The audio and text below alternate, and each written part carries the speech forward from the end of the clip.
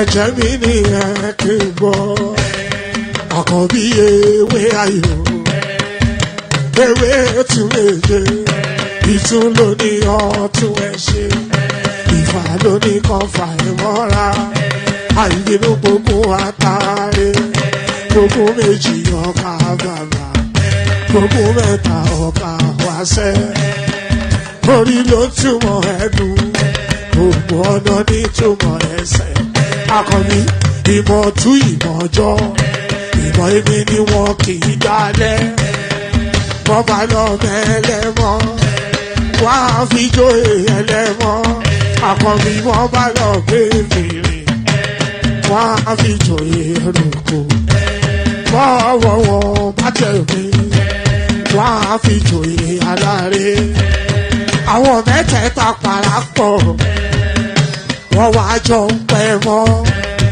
ẹ̀ẹ́mọ́ olóko jẹ wọ́n ń pa Akíntọ́lá ọmọ Ògún wọ́n ń pàdé Ìyọ̀dà ọmọ Àtàràbọ̀bà Àkànbí wọ́n ń pàdé Ṣàtàdàdẹ ọmọ ọba Ìjẹ̀bú Mèrè Aṣíwájú odò gbólùkẹrẹ ajagun lólòdì ọ̀run tó bá ṣe pé tìyẹ tó bá ṣe pé tìyẹ lọ bá ń darí jọ wí àpérò ní kún gbọ́wọ́ ọgọ́ tí ṣìgìdì bá gbé àgétì ló máa ń gbé àyàn tí ìlàyàn ewúrẹ́ Ọlọ́run dákun má padà lẹ́yìn ẹ̀ kó má gbàgbé ọ̀rọ̀ tẹ́ Aṣíwájú Ọlọ́run dákun má padà lẹ́yìn ẹ̀ Àkànbí Ọlọ́run dákun má padà lẹ́yìn ẹ̀. Reports that say that something hasn't happened are always interesting to me because, as we know, there are known knowns. There are things we know. We also know there are known unknowns. That is to say, we know there are some things we do not know. But there are also unknown unknowns. The ones we don't know, we don't know.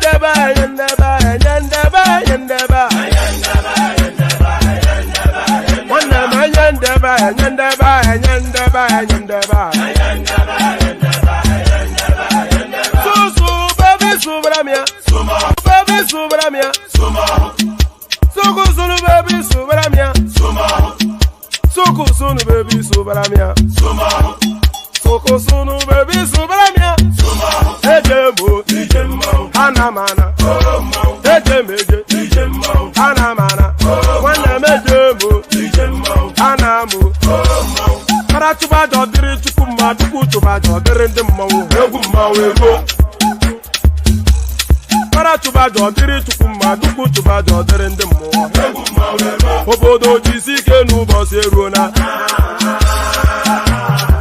oyibo it is everyone be free ayandaba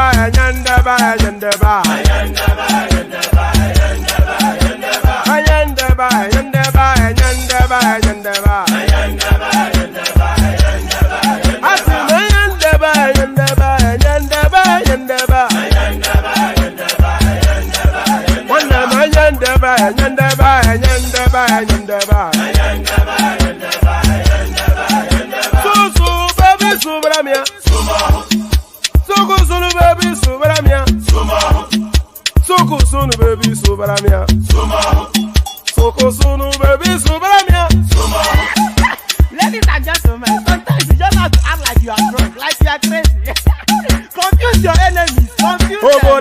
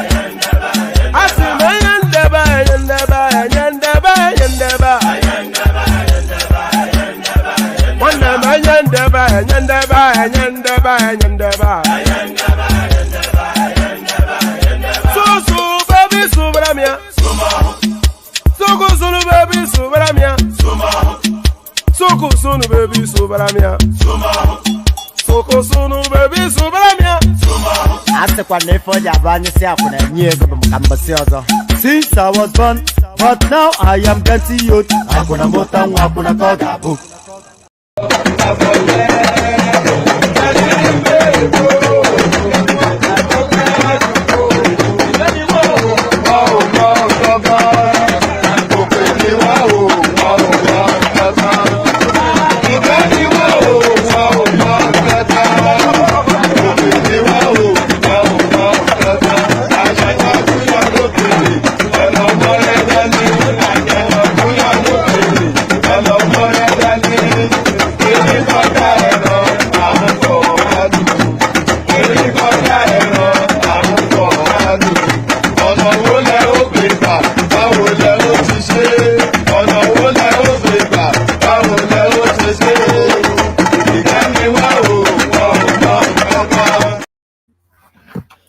All right, so good day to you all. Please indicate in the comment section if you can hear me, because we had that problem yesterday. I was speaking for God knows how long, and nobody heard a word.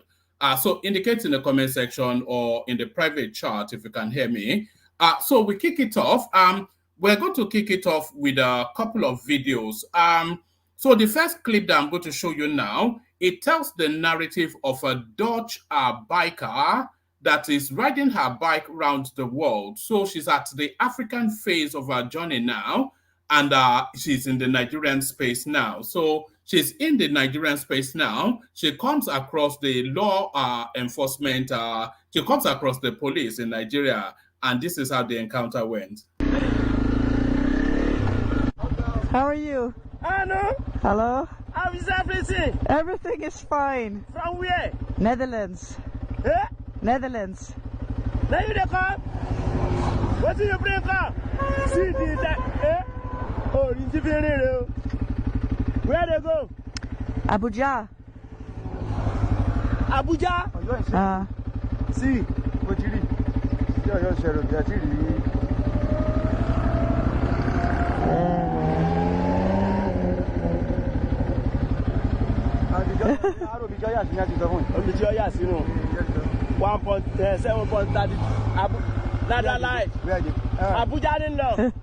How are you? Give me something. How is everything? Everything is fine. Family.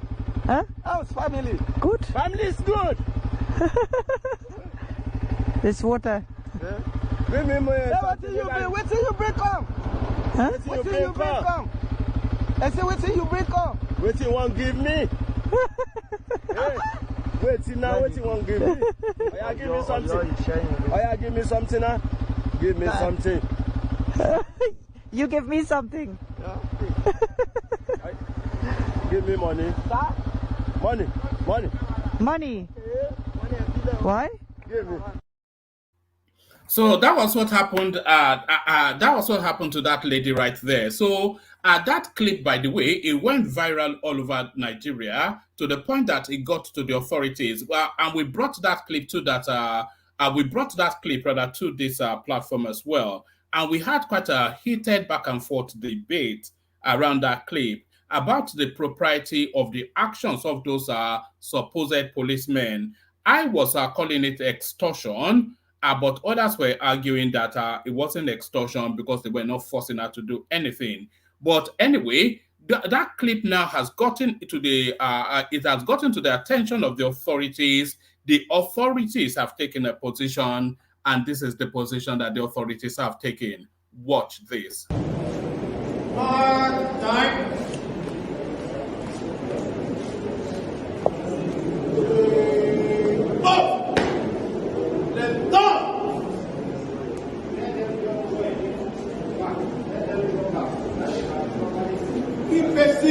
Backward back. They don't know that one. They don't run them back. If you say 2 places, they will go and fall down now.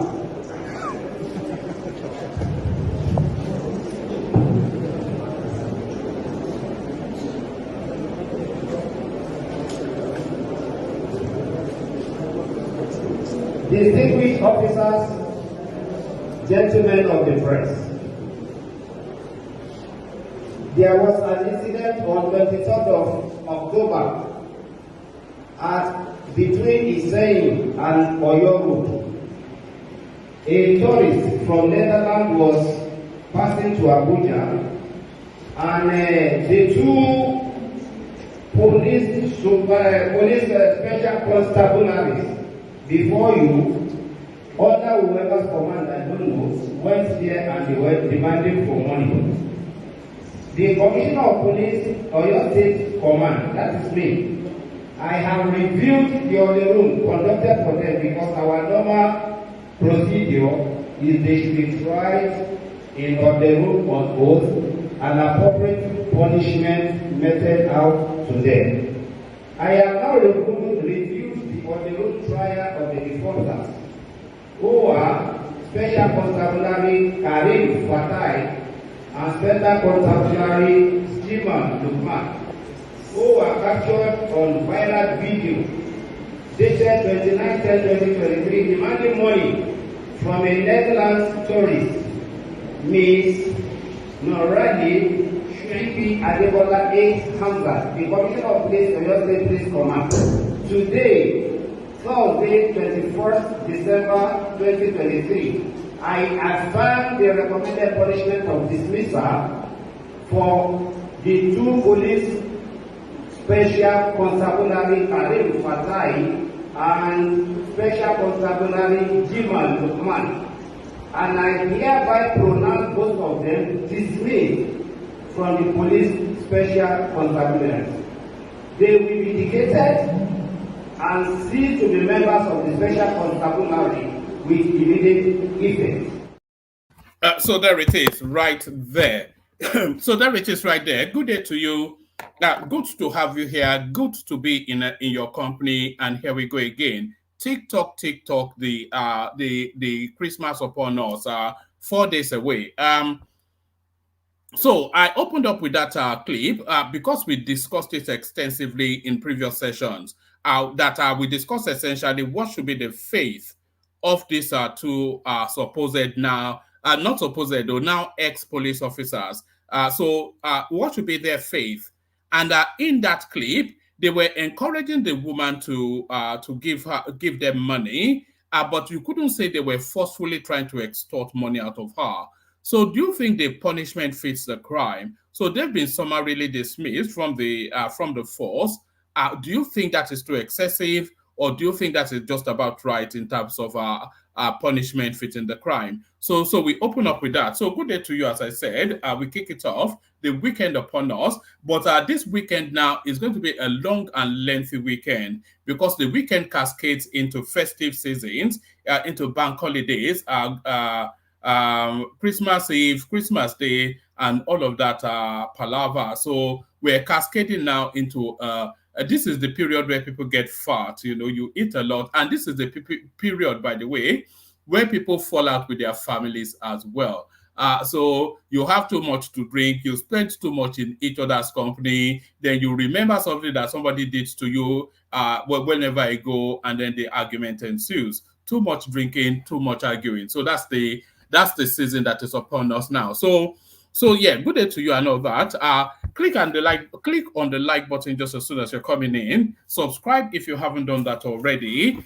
If you want to join me on the screen, this hyperlink right here that says StreamYard, that's your ticket to ride. So if you want to be part of the party, the Christmas party starts here, and it starts on the One Man Wins to Know platform. So your Responde, Civil Play, which to the layman is RSVP, but your Responde, but to somebody like me that likes to be highfalutin, I will call it Responde Civil Play. So your Responde Civil Play, to be part of the goings on here, is this hyperlink right there that says StreamYard. So if you want to hop on, hop on. So if you want to hop on, So let's kick it off immediately and go to matters arising and let the matter start rising from here. So the matter rises from here where, oh, I've still got a couple of clips to play you, by the way, but I'll play you at the tail end of the readout.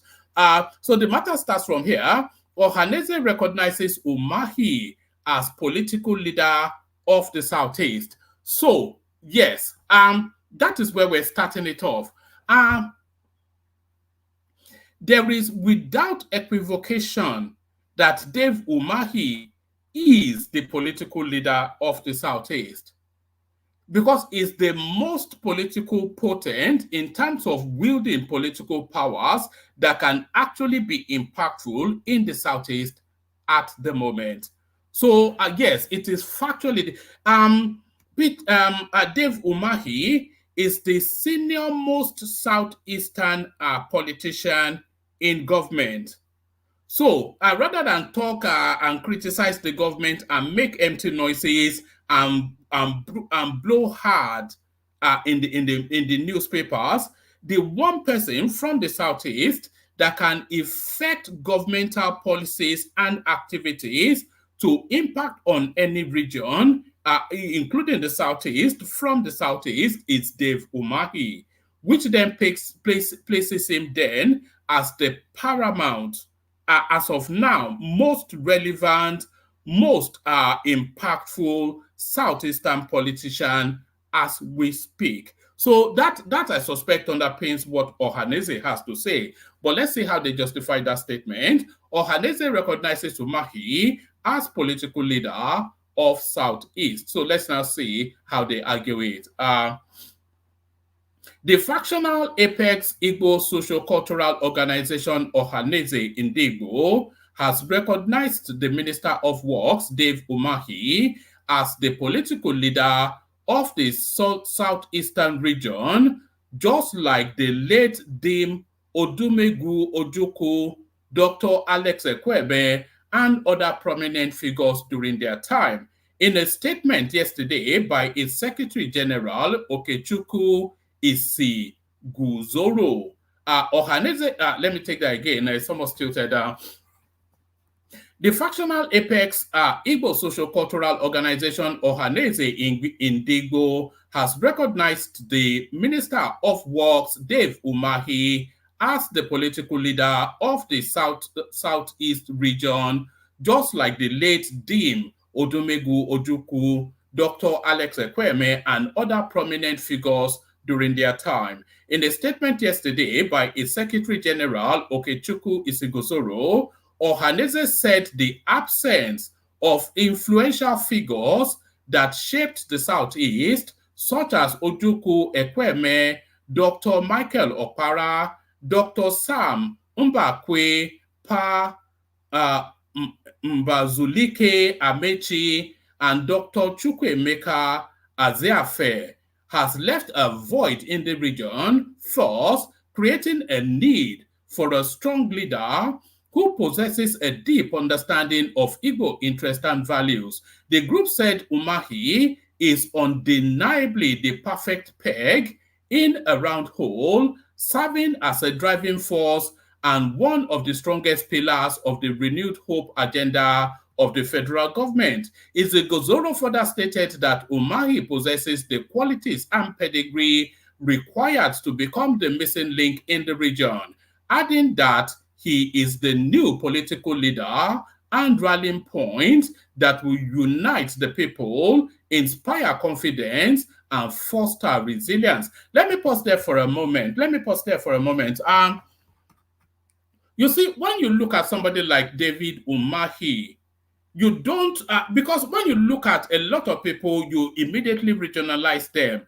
But when you look at somebody like Dave Umahi, you don't, it took me a while even. I thought he was from the South for a long time, You don't immediately associate him with religion because he just seems too busy with work to bother himself with any sort of ethnic whatever.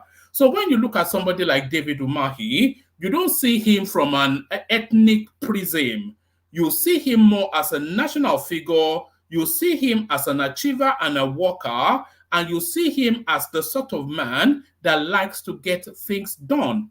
You see, I have never yet heard anybody speak of Dave Umahi with any ethnic undertone, and that is why it's so potent and valuable, both to the southeastern region and to the wider expanse of Nigeria. And I think that also speaks to what Ohanaeze is speaking to there. Isigozoro further stated that Umahi possesses the qualities and pedigree required to become the missing link in the region, adding that he is the new political leader and rallying point that will unite the people, inspire confidence, and foster resilience. The statement reads, after an extensive search for a leader who can guide the Southeast towards better political representation and a unifying rallying point, Ohanaeze is pleased to recognize the Minister of Works, Dave Umahi, as the worthy successor of esteemed leaders like Ojukwu, Ekweme, and other prominent figures who have shaped the political landscape of the Southeast. As a detribalized Nigerian administrator, and that, by the way, was exactly what I was trying to describe.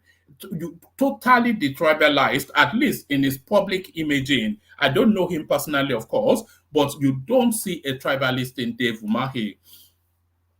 As a detribalized Nigerian administrator, Umahi has demonstrated remarkable leadership by ensuring equitable distribution of road construction projects in all 6 geopolitical zones, employing innovative cement and concrete technology. Ohanaeze expresses eternal gratitude to President Bola Tinubu for giving Nigerians the privilege of having Umahi as a representative. We applaud him for consistently living up to expectations despite facing sabotage and challenges in the line of duty. The Indigo Group implore Umahi to step into the illustrious shoes of Ojukwu, Ekweme, and other revered leaders to address and alleviate challenges faced by the people of the region. So I will implore him not to do any of that. I will implore Dave Umahi to stay on track with the trajectory that is already embarked upon. Don't allow yourself to be Igbo-nized because you are already a Nigerian icon. So, and nothing wrong with being Igbo, by the way, but of course, you know, it can get heavily weighted when it becomes ethnicized. And we all saw it with Peter Obi, and so it can become, it gets messy when it gets too ethnicized. But yes, I agree with Ohanaeze Indigbo that the preeminent, most prominent, most relevant, and most important Southeastern politician, as we speak now, can only be Dave Umahi. He is the one that wields the most potent power in the Southeast. So in terms of political power, he wields in terms of actually being able to ignite an action something. So I'm sure you get the drift of what I mean. But yes, I concur with Ohanaeze Indigbo. Dave Umahi indeed is the most, is the preeminent Southeastern politician as we speak. So let's move on from there to this. I think this is a clap back. This is a clap back against the Pope, who opened the window for, what is it, Catholic or whatever it is, the denomination that the Pope stands for. He opens the window then for the Catholic doctrinal line. I was going to say Catholic faith, but let's say the Catholic doctrinal line. He opened that window then for them to start now blessing same-sex marriages. So that same-sex ideology, that same-sex movement is really, I was going to say, I wanted to use a wrong metaphor there, but I'm not going to use that. But it's really, there's no metaphor to use that would not come across. But that same-sex narrative is really embedding now within mainstream culture. And if the Pope now accedes to it, then that tells you then that a big hurdle has been scaled. Same-sex marriage, not biblical, says Kumuyi. So now let's now say the clap back then. The General Superintendent of Deeper Life Christian Life Ministry, Pastor William Kumuyi, on Wednesday, said same-sex marriage is at variance with the command of Jesus Christ to Christians. He spoke at the Deeper Life International Conference Center, KM48, Lagos Ibadan Expressway, during the opening ceremony of a joint event of Global Crusade with Kumuyi and the 2023 National December Retreat tagged Emmanuel. Correspondents reported on Tuesday that Pope Francis had granted permission for priests to bestow blessings upon same-sex marriage couples. But Kumuyi, in his address, asserted that the command of Jesus Christ was for a man to get married to a woman. He said, "The Lord Jesus Christ told us before he left that we should go to the world, teach all nations, baptizing them in the name of the Father, the Son, and the Holy Ghost, teaching them to observe all things whatsoever I have commanded you." He even says heaven and earth shall pass away, but his words will not pass away. We stand in obedience to Christ and submissive to him, and we carry on the work of Christ that said a man and a woman should be joined together in marriage until death do us part, Kumuyi declared. Speaking on the essence of the Yuletide, he said it was a period to celebrate the impacts and sacrifice that Jesus had made on the whole world. So it goes on to that space, but so the Pope now somewhat acceding, conceding, accepting, and even endorsing same-sex because he's now invited that the Catholic space starts blessing it. So that now opens up a whole plethora of a back and forth, religiously and morally. So let's go on to this. Tinubu threatened Fubara, imposed resolution on him, says ex-Rivers commissioner. So that fight's still ongoing. So we just leave that at the headline. And by the way, plenty of space in the studio. Anybody that wants to join, come join. So I'm picking up this story, really nothing to do with Nigerian politics, but it's just really a narrative of the goings on. Imagine this guy's life. U.S. court frees man after 48 years of wrongful conviction. So look at that. 48 years of wrongful conviction. So how is restitution done in this instance? How is restitution done in this instance is the question. How do you make good to put him back in the position that he was before that injustice took place? So this essentially is a death penalty. How do you... Anyway, U.S. court frees man after 48 years of wrongful conviction. Let's just take a few paragraphs. An Oklahoma judge has acquitted a man who spent nearly 50 years in prison for a 1974 murder, marking the longest wrongful sentence served in the United States. Glenn Simmons, now 70, regained his freedom in July after a judge sanctioned a new trial. However, a county district attorney stated on Monday that insufficient evidence existed to justify a retrial. In a recent ruling, Oklahoma County District Judge Amy Palumbo officially declared Mr. Simmons innocent.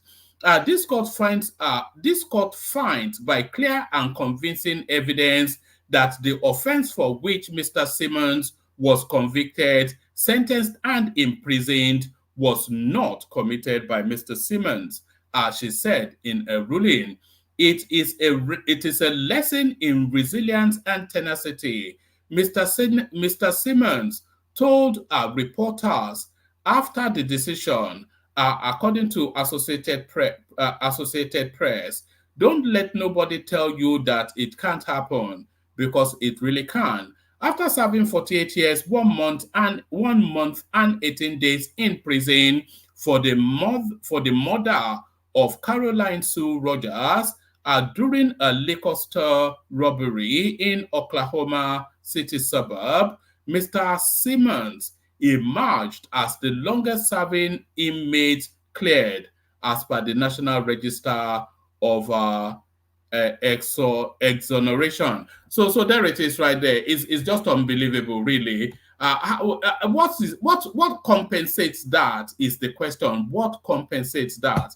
What compensates that? So we're back in this territory again. 2 refineries take delivery of 75,500 barrels of crude. So this is Edo State, pretending as though they know what is going on. Edo operators of Oza Oil Field, Declar Resources Incorporate, and its co-venturer, XYZ, have said they have delivered a total of 75,500 barrels of crude till date to 2 modular refineries in Edo State. So Edo State pretending as though they know what is going on. So Edo State pretending as though they know what is going on. Imagine, who knows anything about anything? Is that just a bunch of Osages over there, just about Tokwe in everything about Tokwe?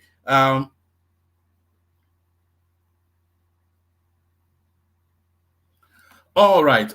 Reps propose a semester-based fee-paying system introduced in tertiary institutions. So I'm not quite sure what that means. We'll only do a couple of paragraphs on this. The House of Representatives has called for the introduction of semester-based school fee payment system for tertiary institutions in the country as part of efforts to lessen the financial burden on students and their parents.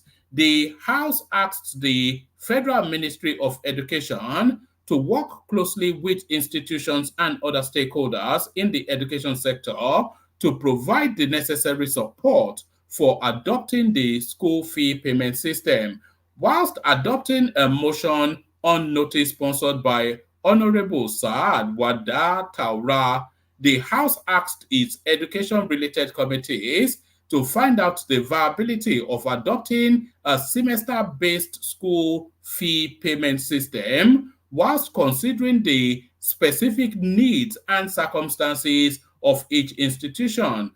Honorable Taura said there was an increasing demand for cost-effective and efficient education financing models in the nation's tertiary institutions. According to him, the current annual school fees payment system in Nigeria presents financial challenges for students and families, given the recent subsidy removal and single window forex policy. He said adopting a semester-based school fee payment system for tertiary institutions has ultimate benefit to both the students and their parents. So I'm not quite sure what this actually means. Because you pay for, so rather than paying for a schooling year, you pay semester by semester.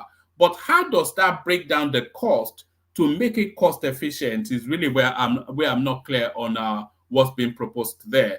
So I'm going to give you this as a headline. This rounds off a particular narrative. Final victory for Nigeria as London court throws out P&ID's plea to appeal 11 billion judgment. So the Badwe comes to an end there. Tinubu threatened Fubara, imposed resolution on him. I think we already came across that. So this month now, the last readout. And by the way, plenty of room in the studio. So if you want to come join. Otherwise, I might end up speaking to myself. This now the last readout.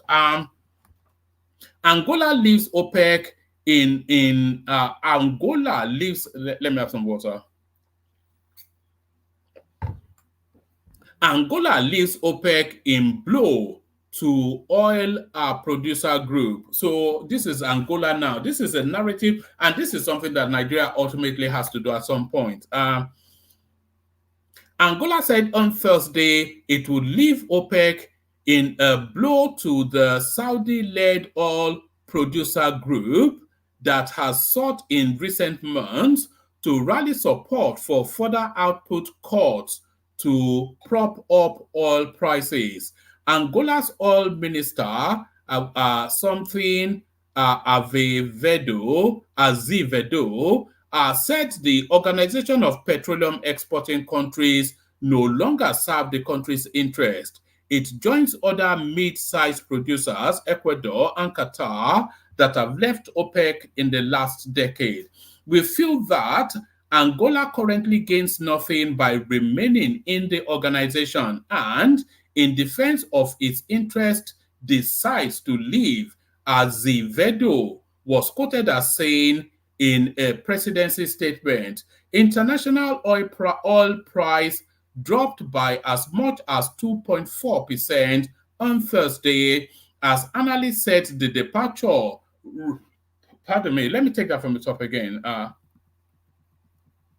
Right. Angola said on Thursday it would leave OPEC in a blow to the Saudi-led oil producer group that has sought in recent months to rally support for further output cuts to prop up oil prices. Angola's oil minister, D. Azevedo, said the Organization of Petroleum Exporting Countries no longer serves the country's interest. It joins other mid-sized producers, Ecuador and Qatar, that have left OPEC in the last decade. We feel that Angola currently gains nothing by remaining in the organization and, in defense of its interest, decided to leave, Azevedo was quoted as saying in a presidency statement. International oil prices dropped by as much as 2.4% on Thursday, as analysts said the departure raised questions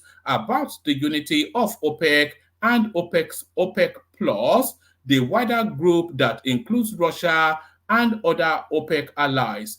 OPEC Plus implements a new round of oil output cuts from January to try to strengthen the market.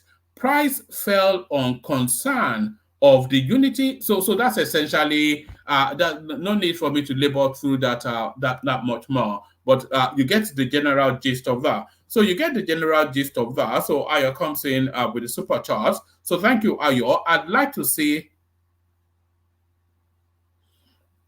Right, I'd like to see other names are actually super chatting outside of Ayo. As much as we are appreciative of Ayo super chatting, it cannot be the only one super chatting to the platform. So other people do that. The dollar sign there for you as well.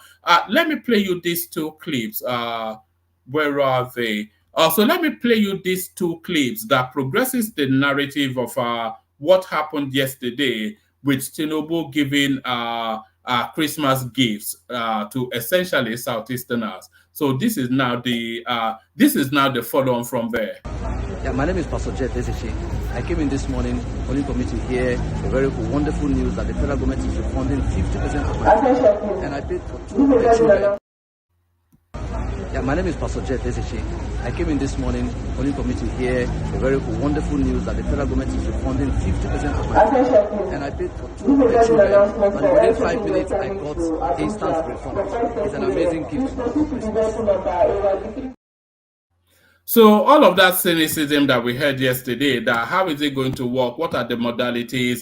This man had already bought his ticket. When he got to board, they gave him instantaneously half of the money back, telling him that it is a gift from his friendly neighborhood president, and on it goes. Presently, I'm in GIG company, and I'm so excited with the 15% discount that the government is giving to us in the season of Christmas. It's sharing love to everybody. Yes, I'm aware of the 50% initiative by the federal government. I got refunded as soon as I got my ticket. I had booked earlier on, and I got a refund for 50,000. All I had to do was at the counter provide my name as matching with the name on the ticket and bank account details, and almost immediately I got a refund of 50%. So I'm aware of the 50% initiative by the government. I think it's quite beneficial to the citizens because we save a lot, because the prices that initially that we paid were quite high, But with this now, it's more efficient for everyone to flow with. Yeah, it's very nice. Mostly nowadays, mostly this December to January, the economy is just somehow. So this is the right time for this. It's very nice. I appreciate. Kudos to the federal government on this. Kudos to GIGM. I think all travelers today and probably onwards will be very happy, and they will return back to GIGM or the various transport lines they have traveled by. More of this is needed to better the country as a whole. Nothing more to say than to say big thank you. At least it's just a way for people to go to see their families, people that don't have much. So I really appreciate it. It's a good one. I want to thank the government for the 50% cashback. I really appreciate Christmas gifts came early. Thank you, federal government. Thank you, JIG, for the love you're sharing with the season of Christmas. I really love it. I really appreciate it. Thank you. So there it is right there. So just as early as yesterday, I was saying that this initiative is essentially a 30 to 50,000 naira gift for Christmas from the government to the people, 5 million of them. So that man now, he got an instantaneous refund of 50,000 naira. So that buys the chicken, it buys the ororo, it buys the atarodo, and then it buys the rice. So that's Christmas paid. That's Christmas dinner paid for, courtesy of your friendly neighborhood president. But that won't stop them from still tongue lashing him, because of course it wouldn't politics, would it, if he doesn't still continue to get his tongue lashing. But people querying how it works, and I did say just as earlier as yesterday that we will know instantaneously if it is working or not, and we can see that it is working. Let me just add. Let me just do this for the purposes of having an audit trail. So I'm just waiting for it to load up. So just for the purposes of having an audit trail. So let me, what's going on here? Hold on. Hold on. I'm just logging into something. Just give me 1 microsecond.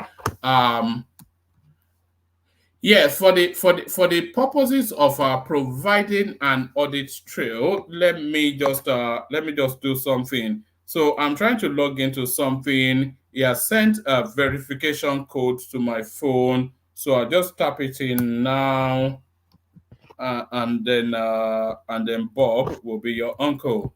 Is that it? All right. So let me put this up just to provide an audit trail. So now our initiative, is that up? Let me see. All right. So yes, our charity initiative, raising £1,000 to impact on families in Nigeria. We did more or less succeed in raising the £1,000. We raised £955. So now we're in the process of withdrawing that money. So you are seeing 855 here, and I did say 955. An anonymous donor donated privately. He doesn't want to be mentioned. He just says refer to me as Don. So Don donated £100. So we have £955 to come through. So now this is now the money in the works of making its way to us. So £1.70 is still being processed. £826.95 is being transferred. £26.35 has been taken as transaction commission. So now this money is in the process of being transferred, but it has not yet hit the account. If you click on the information bubble here, it tells you then where you are. It says transferring to your bank account will take 2 to 5 working days. So we initiated that process on the 19th. We initiated that process on the 19th. That was how much was already processed then. And then it picked up this other sum on the 20th. So given the festive season, more or less, it should hit, tomorrow is not a working day, but hopefully it hits by tomorrow. If it doesn't hit by tomorrow, then I wonder, well, whenever the money comes through, I'll notify you. But that is where we are in that process. So the money in the process of being withdrawn, and they've told us is 2 to 5 working days. So that is where we are in that initiative.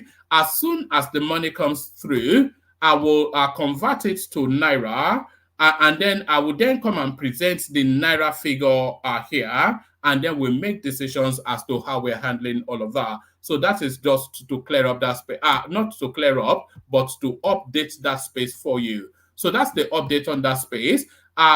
So the studio, like I said, plenty of spaces. Anybody that wants to hop on. I'll play the Kegite music, and hopefully the room starts to populate quite aggressively. Only water,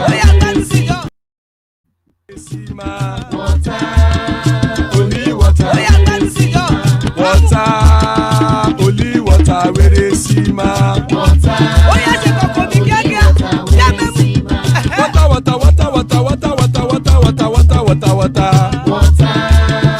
Only water, where they see my. Hapa o naido. Hapa o naido. Hapa you don't come o. Hapa o naido. Hapa o naido.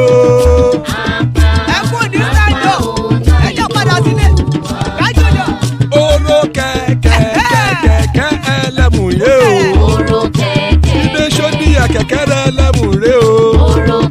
Bobby master kẹ̀kẹ́ ẹlẹ́mù ré o. Chief Wáìlà tí kẹ̀kẹ́ ẹlẹ́mù ré o. Eruku lẹ̀lẹ̀ ẹlẹ́mù dé.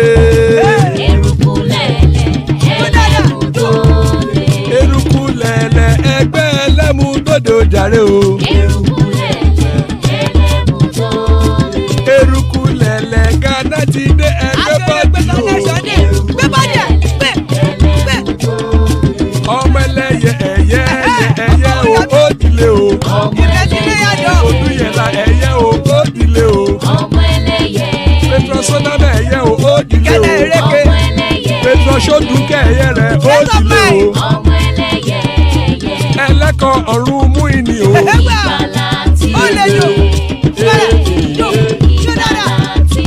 Àkùkọ ọ̀run méjìkọ.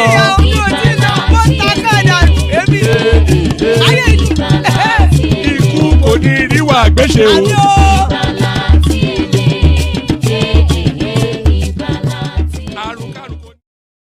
And there it is right there. Ikuko Neru Agbeshe, may death have nothing to do with us. Amen to that on behalf of myself and you, my friends.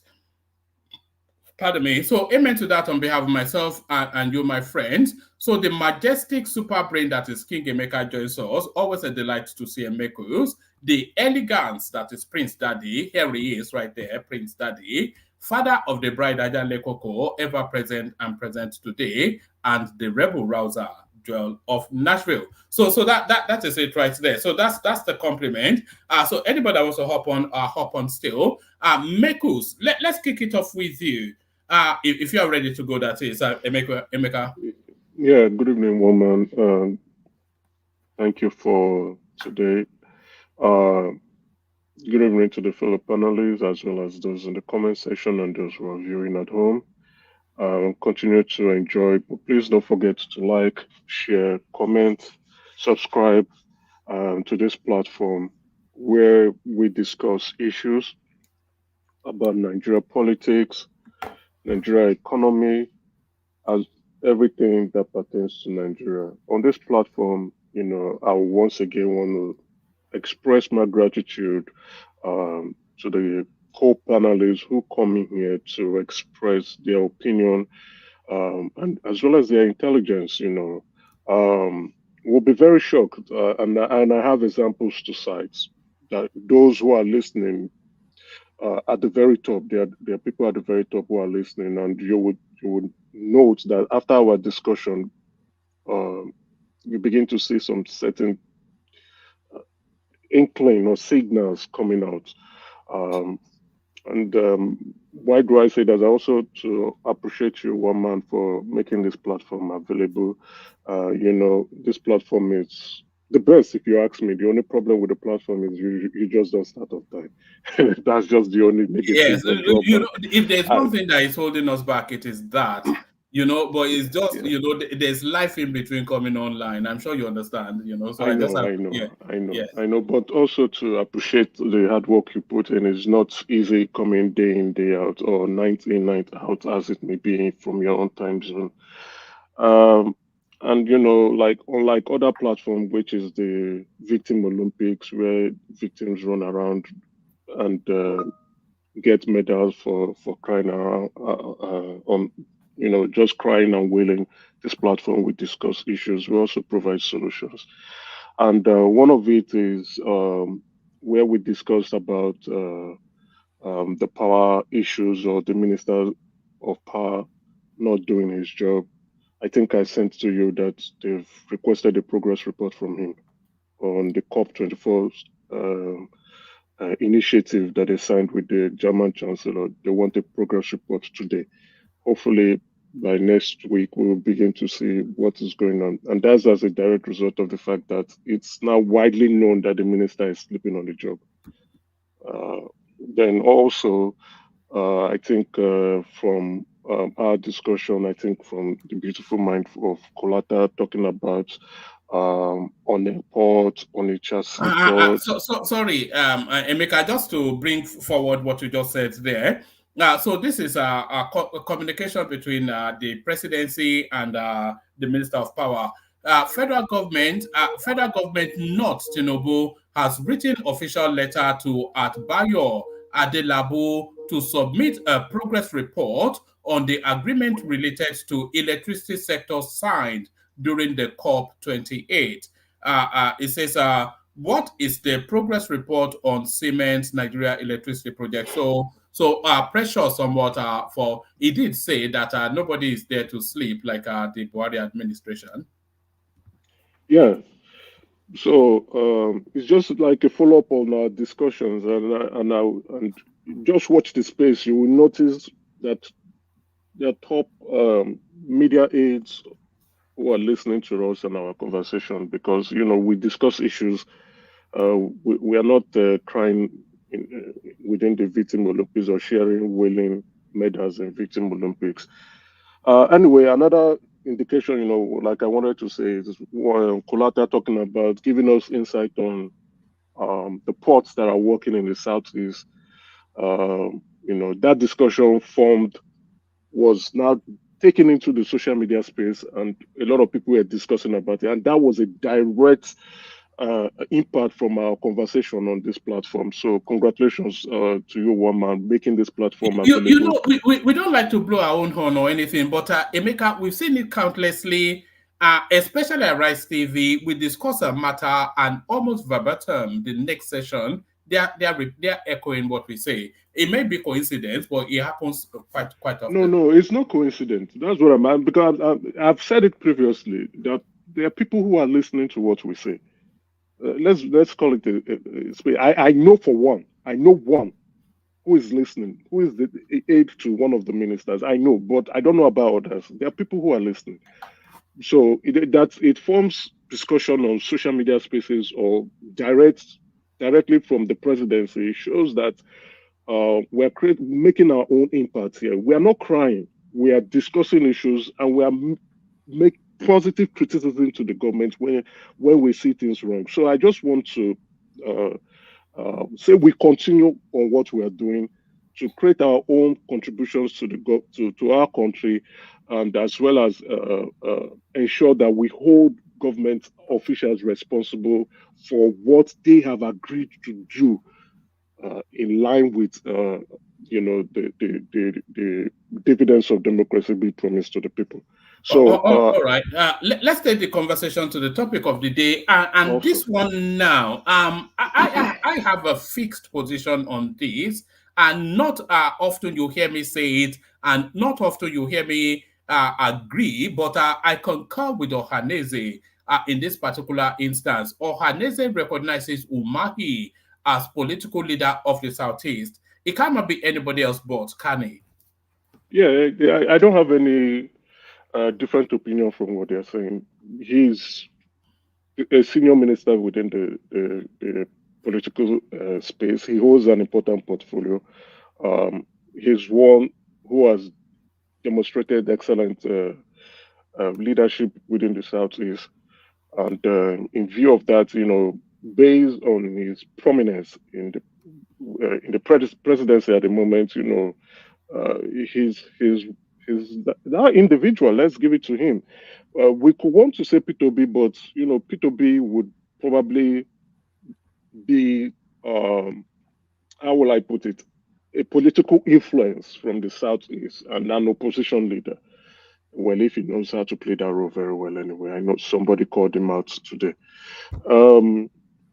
But Dave Umahi, yes, I agree completely. And then with his portfolio, if the Ohanaeze and all prominent leaders from the Southeast, lobby him effectively, he can, try as much as possible to bring in more infrastructure into the Southeast. So he's automatically, in my viewpoint, number one, because of the influence and the power, and as well as the portfolio he manages at this moment in the country. So I have no other. Are we reading into this, Emeka, that Ohanaeze, they're slowly trying to move the political narrative from the toxicity of that obedience sort of a thing and move it more mainstream, which is Dave Umahi, because it has a limited shelf life that it can't carry on for too much longer. Election is over, right? Election is over. For 4 years. I mean, yeah, election is over, and it's been over for quite a while now. I think it's now high time that the Southeast, as well as the leaders from the Southeast, of which the social political organization called Ohanaeze belongs to, can now pivot into coming towards the center, and they have to do that so that there would be progress that would be beneficiary to Southeast residents.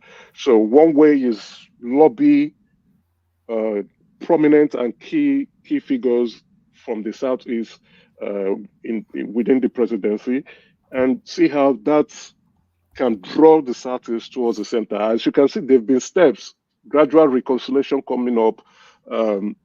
They're trying to say, "Oh, we want to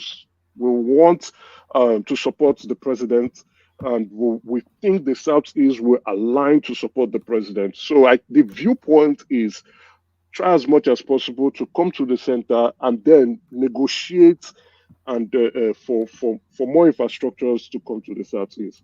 I like that position. I think they should be thinking towards it, and they should expedite action on it, and also try to convince those in the Southeast to change their mindset.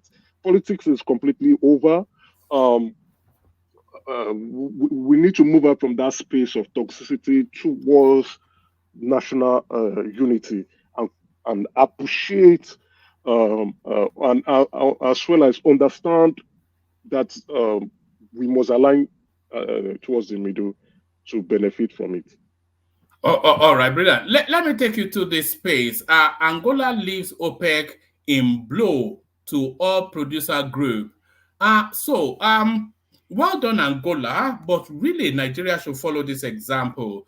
We can't be held hostage by that organization because what actually ties us is more the religion than actually them being beneficial to. We need to be able to pump as much oil to get us out of our poverty. Why can Saudi Arabia, with half our population, be pumping out 10 times our oil something? So what are you mocking of Angola's exit from OPEC, and would you recommend it to Nigeria as well? Well, I don't know. But in terms of Nigeria, I think OPEC has done more good to us than them. And Angola, they are still a new kid on the block, right? Now they are saying they want to leave. I'll watch the space to see how it goes for them. But I think for the cabal, the OPEC cartel rather, controlling supply as well as indirectly controlling price brings enormous benefits to us. when you leave that cartel and you go out into the market, you are not the one going to try to shop for buyers. It could be beneficial to you. It depends. But again, if you're within the cartel, you have your daily outputs. You also have those regular customers that will want to buy from that cartel, as well as once the cartel studies the prices of oil, the way it goes, they can indirectly, control the supply of oil to see that the price meets the objective of the cartel. Our problem is that we are not meeting our daily output due to crude oil theft, probably the shenanigans going on there. But we should try as much as possible to meet that daily output. It also it helps us with planning too, because if we meet our daily output and we're able to meet it on a consistent daily basis, our planning, revenue planning, will be very seamless and easy. We can predict how much we'll be able to make within a specific fiscal year, and thereabout know how to do either our external borrowings and where we can put funds in. It helps us with planning. But if you are out of the cartel, it means, there might be some benefits you trying to go negotiate with other countries that will buy your products, but I think it benefits us. But I'll watch this space. I'll see what becomes of Angola. If Angola is benefiting more from it, then there's something for us to learn. But I have a slight doubt anyway. Let's see how it goes. All right. Do you have any thoughts on this same-sex controversy going on within Christendom? Next topic. I don't want to discuss this. All right. Let me take you to this space then. I'm not quite sure how to get my head around this one. Reps propose a semester-based fee-paying system for tertiary institutions. What are you making of that? Awesome. I think this is good. It shows we are now seeing the practicality of implementing this student loan program. Right? It's no longer discussion anymore. We are now entering the realm of practical implementation. So the implementing a semester-based system is good. That way, instead of doing a year, it shows that we have to hold the students accountable. So for your fees to be paid, you must be in school. So every semester you get some certain amount, then you make your payments to the school, which means in the next semester, if you are going to make payment again, you are still a student. Now, what we probably would be seeing, like some others, even in the West, some people would take the loan and probably just bounce out of school. So I think they are learning from the mistakes happening in the West and restricting it to semester based. So if your school fees is probably 100,000, and for each semester, for a year, for each semester is 50,000 for first and second semester, you'll be given 50,000. You make that payment, or they pay directly to the school. I don't know how they intend to implement that, and they hold you accountable to show that you are still a student during the program, in the course of your program. I like the idea, and I like the way the reps are thinking. It shows our reps are trying to take this seriously to implement the vision of the president, you understand? And if it's done likewise, kudos to them, and goodbye to ASU strike. Yeah, but is there any savings there though in terms of for the students? Is there any? What's the financial angle to it? Well, the financial angle is to ensure that students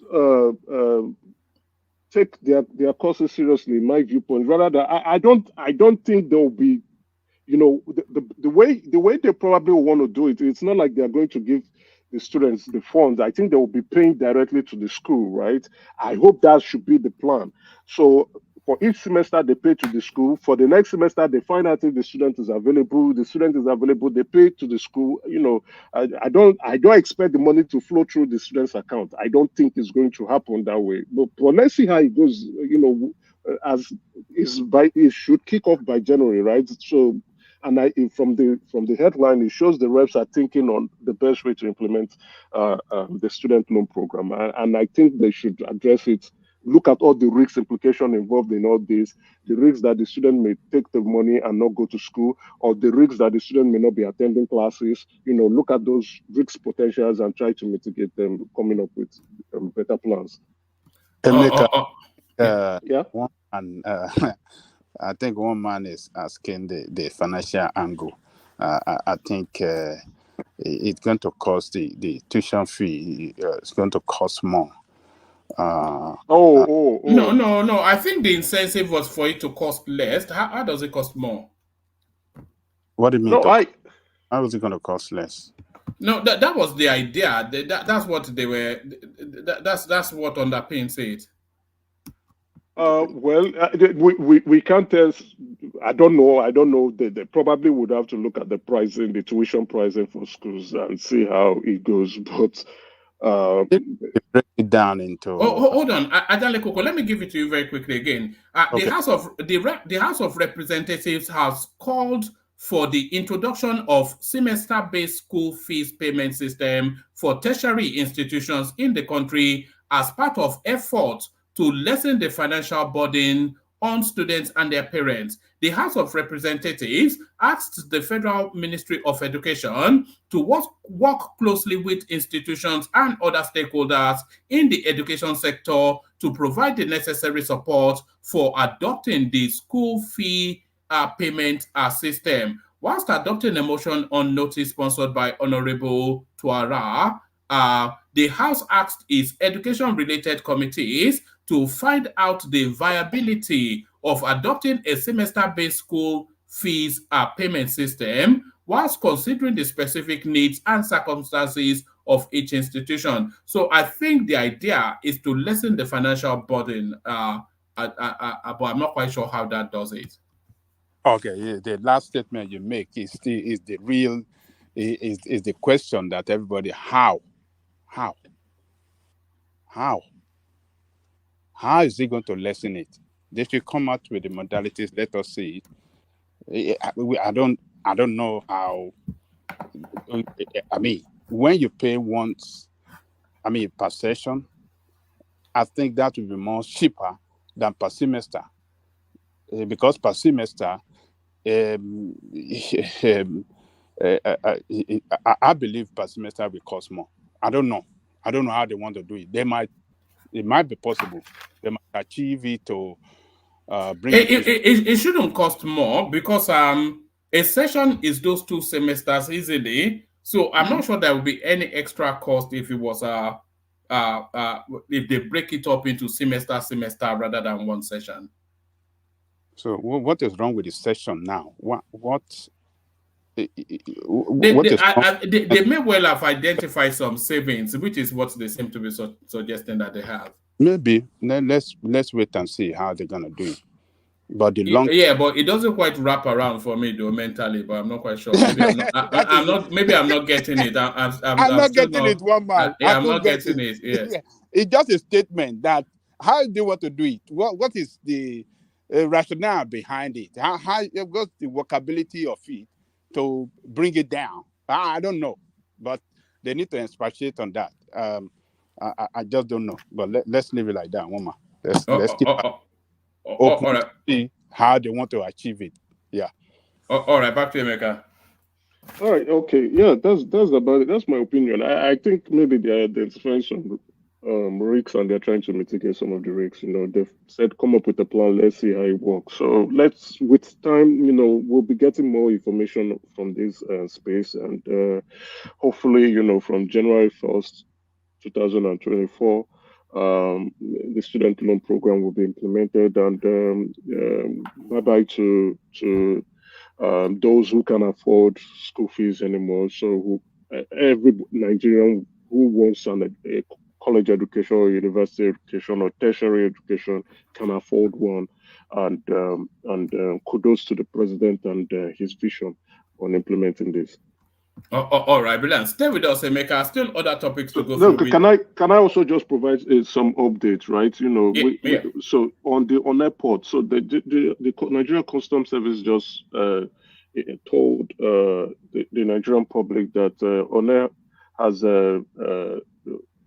received revenue of 300 1 billion naira from January to date. So that's about 90% of their target. So it shows that the Honor port is actually working, and there's no anybody who's not using it and for excuses means they just don't want to use it. But if you want to use it, it's working and they're making money from it.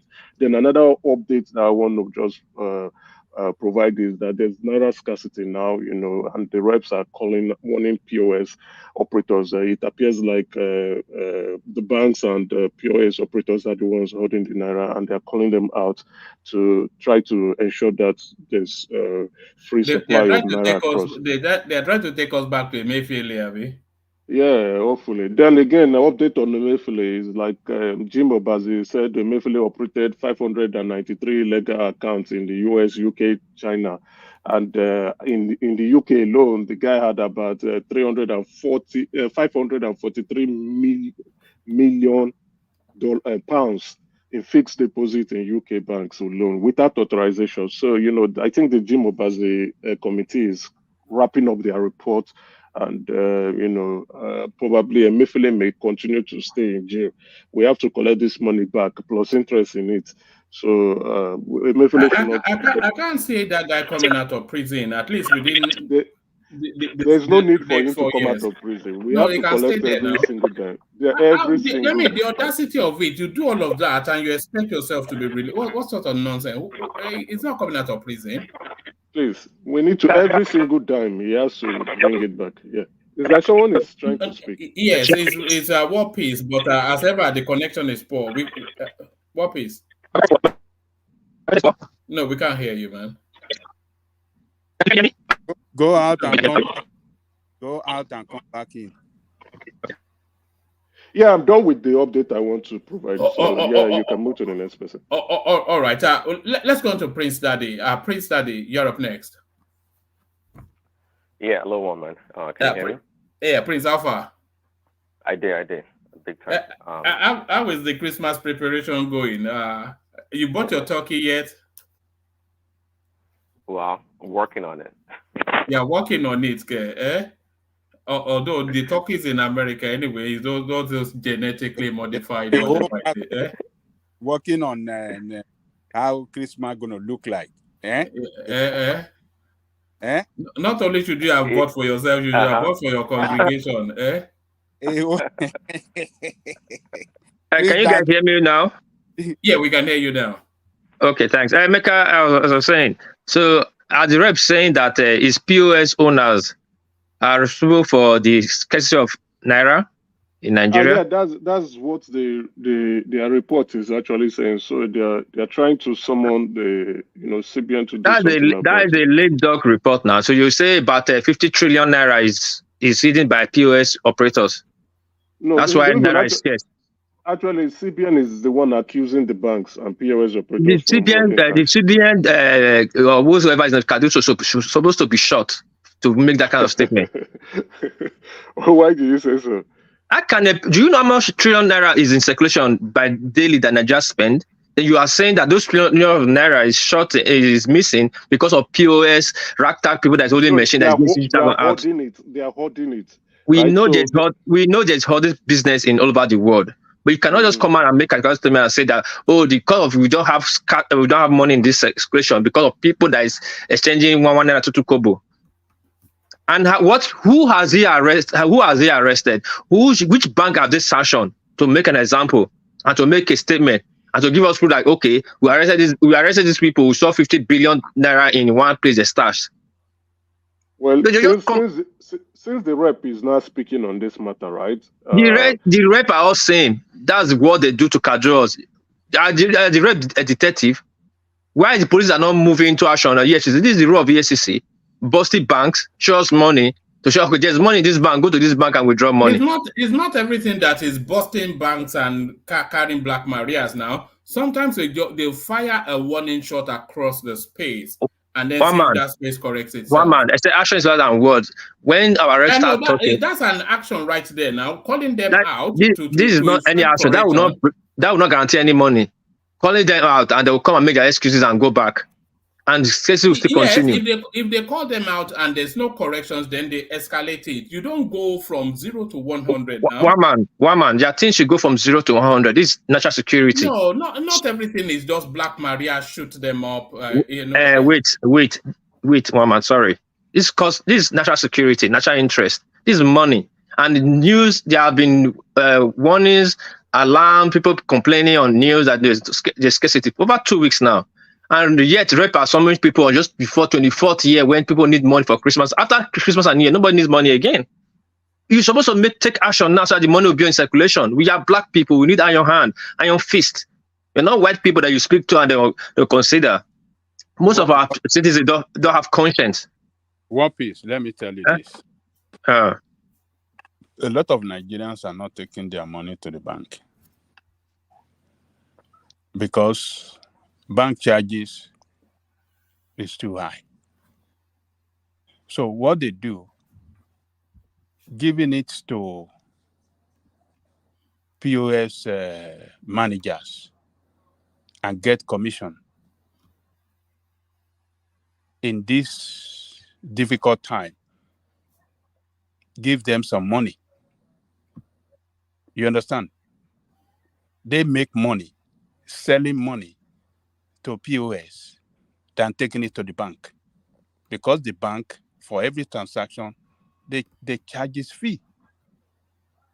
So the bank have to, the central bank have to do something, and particularly, let me say, our representative, the Senate, must do something by checking these excessive charges by the bank. If they don't do something on it, bank is going to be unattractive to people to take their money there. So what is happening now, you see all those conductors, all those people that sell goods and make money in cash, they take it to POS, sell it to POS, make more money than take it to the bank. That is why you see a lot of cash outside the banking system operating between people operating it, using it to make money among themselves, than taking it to the bank. So there's nothing until something is done to all these banks by checking them for these excessive charges. The situation is going to get worse because Nigerians are going through difficulties and they want to make money by all means. Ajaliko, so that's what you're saying. Hold on. What my friend told me, because look, I send money home to get cash to go and buy some things for celebration for Christmas. They couldn't get money in the bank. And what is responsible for that is people are taking their money to POS and get some commission on it. So look, a lot of things going on in that country. We have to reform a lot of things. One man, sorry, Jagoko, I understand what you're saying, but it's not difficult for you to agree with me what I'm saying. I live in a civilized country. I've never seen in TV that the government will be throwing a warning shot. The warning shot government throws in TV here comes with an evidence, with action. I remember one time they get some Pakistanis were busted here in Japan. The guy they had, no, the money was too big, but in yen it's big money. The guy they had like 2 billion yen in the house. They built the house and started their money because of they were doing auction, the illegal way of keeping the money. They don't want to take it to the bank or pay tax. We just saw it suddenly on the news. They were busted, money, evidence, proof, and that day they give a warning shot with evidence. But in Nigeria, we keep giving warning shot on empty mouth, and we know that Nigerians are knuckle-headed, coconut head. What are you expecting them to do? What's this? There's a lot to do, like you just said now. Expect them to be carrying Black Marias. Yes.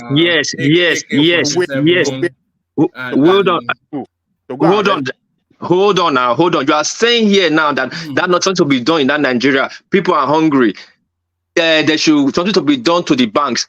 Why are they not doing the thing to the bank? How many banks are they sanctioned since? The bank doesn't have the cash. What are you talking about? No, okay, now bank does not have the cash. How can you go and tell people like SC Olumo boys that come and bring money to don't cut me short, please. This is important to us, everybody. We're all looking for money. Everybody's looking for money. No, money is scarce. As people are making money from making profit from it. How can you go tell this Agberu that don't understand anything? That all they understand is on your hand. You say, okay, take your money to the bank. And if you don't take your money to the bank, I'll let you tire. You have to prove. You have to take action. Government is about action. There must be action on the street. Which action? Action against who? Arrest people that's holding this money. Which people? Which people? Now you are saying people are holding this money. Then you cannot prove that people are holding this money. Why are you complaining about people are holding the money? You people must show proof. They told me. Yes. Hold on. Do you want to listen? You know, conductors, it is cash. They don't do transfer. They take cash. What they do, they take all their cashes to POS. They sell it to POS. If they sell 100 naira, I be 10,000 naira now, and they make 300 naira or 400 naira, it's still in this difficult time. If they take it's money for them. Than taking it to the bank that withdraws that charge that imposes charges on money they take to the bank. So the bank is not attractive anymore due to all these excessive charges. So people are taking the money to POS and get something in return. What are you talking about? Okay, now I'm not arguing about what you are talking about. Hold on, Jalikoko. I guess we must move on. I understand, but let me say this. Yeah. You must pass a law and take action for people to deter people not to take money to POS. And banks are there. You are saying it. You know, you are just one person. You have this information. Government are bigger than how they have multiple information and they have the tools to fight to implement their action. Now, if banks are not accessible to people, why is I've not figured that out to come up with policy to give banks give bank a warning shot to reduce their charges. So people will see that. That is it. The legislator have job to do to in such a way that bank won't be charging too much, thereby making it attractive for people to bring their cash to the bank. That is what our senator should do. Okay, yes. Anyway, let me leave it here so one man can move on. We still have a longer day ahead of us. It's okay. One man can move on. All right, brilliant point. Let me take the conversation on then to Prince Daddy. So Prince Daddy, let me bring you in. We still want to know how you spend Christmas, but as you think about the storyline to tell, I don't even see you as a Christmas person anyway. You sound too dour a personality. Are you a Christmas person? Is there any Christmas cheer in you, Prince Daddy? Yeah, one minute. One second. Hello.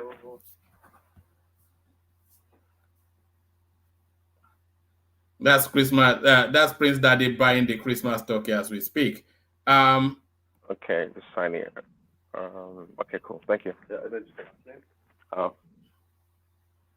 That's Uber Eats. So this is it. The life of a bachelor. Yeah, he can't even go to the kitchen and prepare a meal for himself. Look at no, one minute. It's no bachelor. Somebody. Oh, it's a delivery. Okay.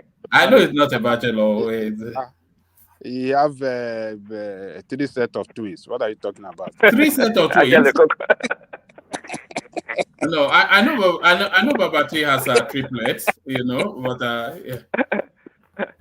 I don't have 3 sets of twins. Anyway, okay. Sorry about that. No, that's all right. Yeah.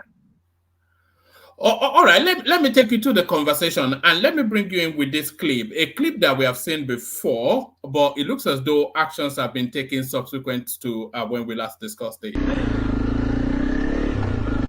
How are you? Hello. Hello. How is everything? Everything is fine. From where? Netherlands. Eh? Netherlands. Now you dey come? What do you bring up? See that? Eh? Oh, you very. Where they go? Abuja. Abuja? See, what you read? You're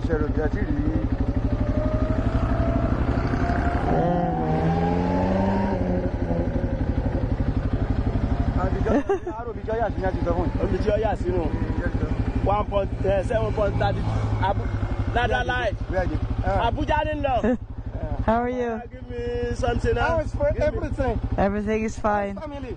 Huh? How's family? Good. Family is good. This water. Give me money. Wait till you bring come. Huh? Wait till you bring come. I say wait till you bring come. Wait till you won't give me. Hey. Wait till now. Wait till you won't give me. Oh yeah, give me something. Oh yeah, give me something now. Give me something. You give me something. Yeah. Give me money. Money. Money. Time.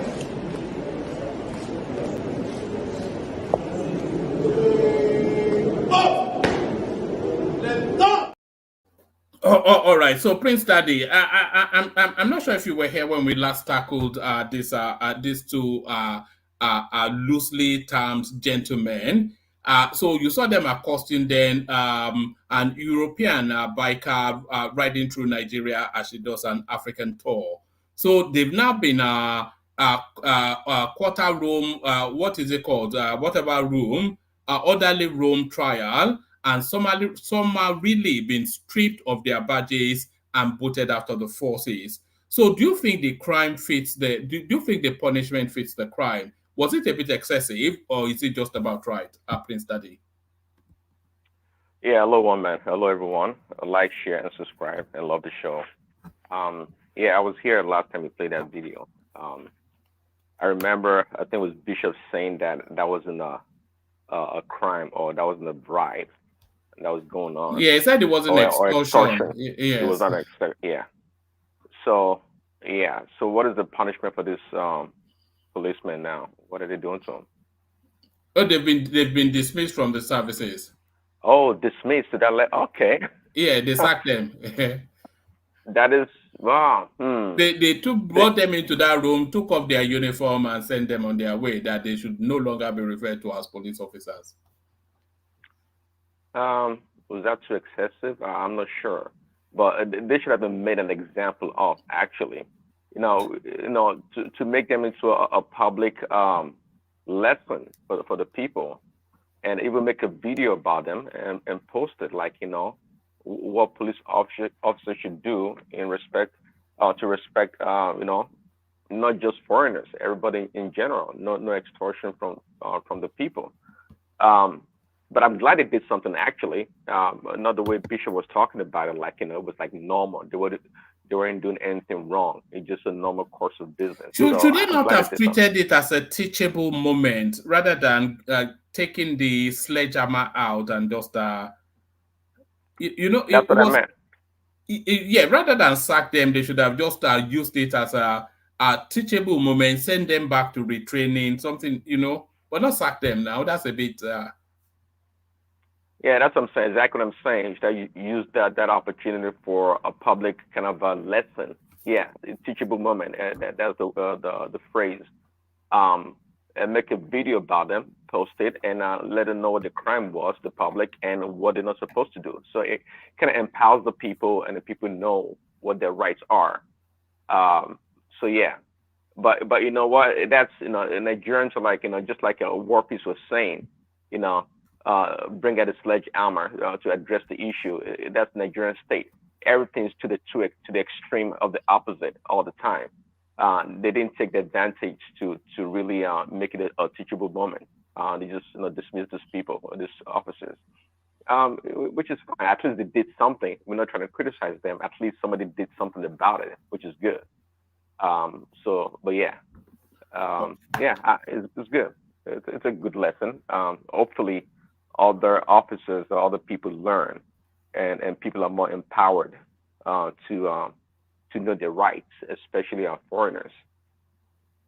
All right, brilliant. So let me take you to this space then. Ohanaeze recognizes Umahi as political leader of the Southeast. I concur with that. Do you? I would like, again, maybe someone like Joel or Emeka speak on that, what they think should be the the leader of the of Southeast, or however they phrase it.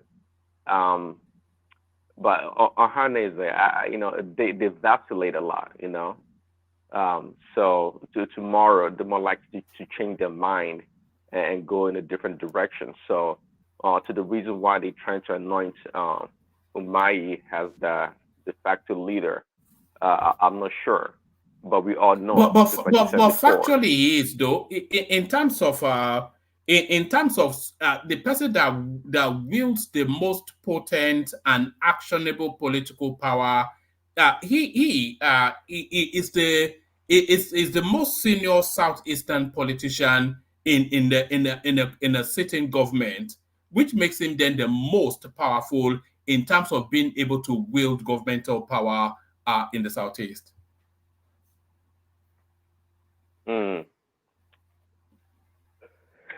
I don't think I buy that. That's their own definition.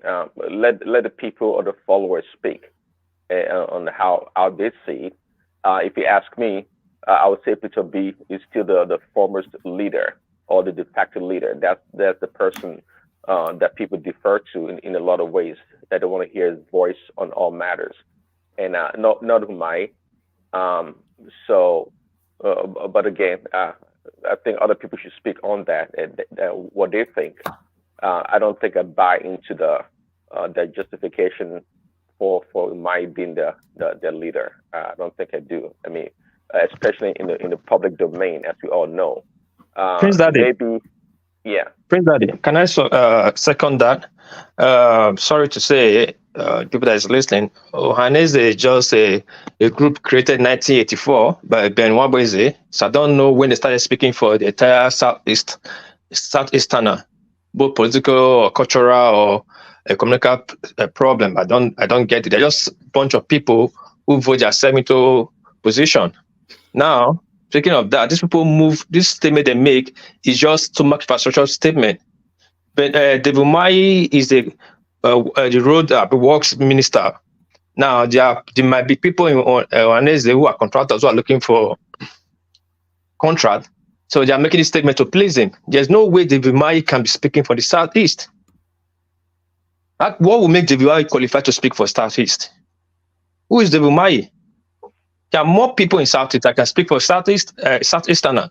In short, I'm supposed to be hearing in the news that Southeasterners are choosing David Umahi, not Ohanaeze, because they are doing it for their stomach. We all know this is just stomach infrastructure. Making statement to get a contract. How is it that statement a statement for the all Southeasterners? Where did they hold that meeting? They now decide like, okay, David Umahi is not the leader of the Southeasterner. The Umahi that was locked in his own office that could never make any headway. I wonder how to miss the outside that will follow. That's true. That's a Thank good you. point. Yeah, I think obviously there's Umahi has can we call it a juicy portfolio. It commands a lot of money based on the default of being in so there may be an issue of contract or money to be made. I don't think it is the Ohanaeze's conclusion on that, of how they came up with it. I don't think I buy it either. I don't. It's so. Yeah, I mean, what has it done to that level to have warranted him being chosen to be the leader? There's nothing out there that's really done. And in fact, just like the War Piece just said, it's been undermined somewhat in a ridiculous way by just civil servants. So what kind of leader is he? I don't think so. I don't think so yet. But anyway, yeah. All right. To the headline on the screen then, this fight brewing within Christendom. So the Catholic Pope now has opened the window for same-sex couples to be blessed within the Catholic faith, which is essentially to recognize that as a legitimate relationship. So now the Pentecostal space, narratives from characters like Kumuyi, same-sex marriage not biblical. So it looks as though that chasm now about to open up. So the traditional faith versus the newfangled faith, in terms of doctrinal interpretation, a chasm there as well. Yeah, it's always, apart from Kumi and Pentecostals, that may oppose the same-sex marriage. Even within the Catholic faith, there are a lot of opposition to it, a lot from within. But this, I'm not a Catholic, but this Pope is the most woke Pope ever, if there was ever one that was woke. This Pope is, I don't want to, I'm not the one to be insulting people or their leader, but this Pope is Argentinian, isn't he? Is he Argentinian? Yeah, he's Argentinian.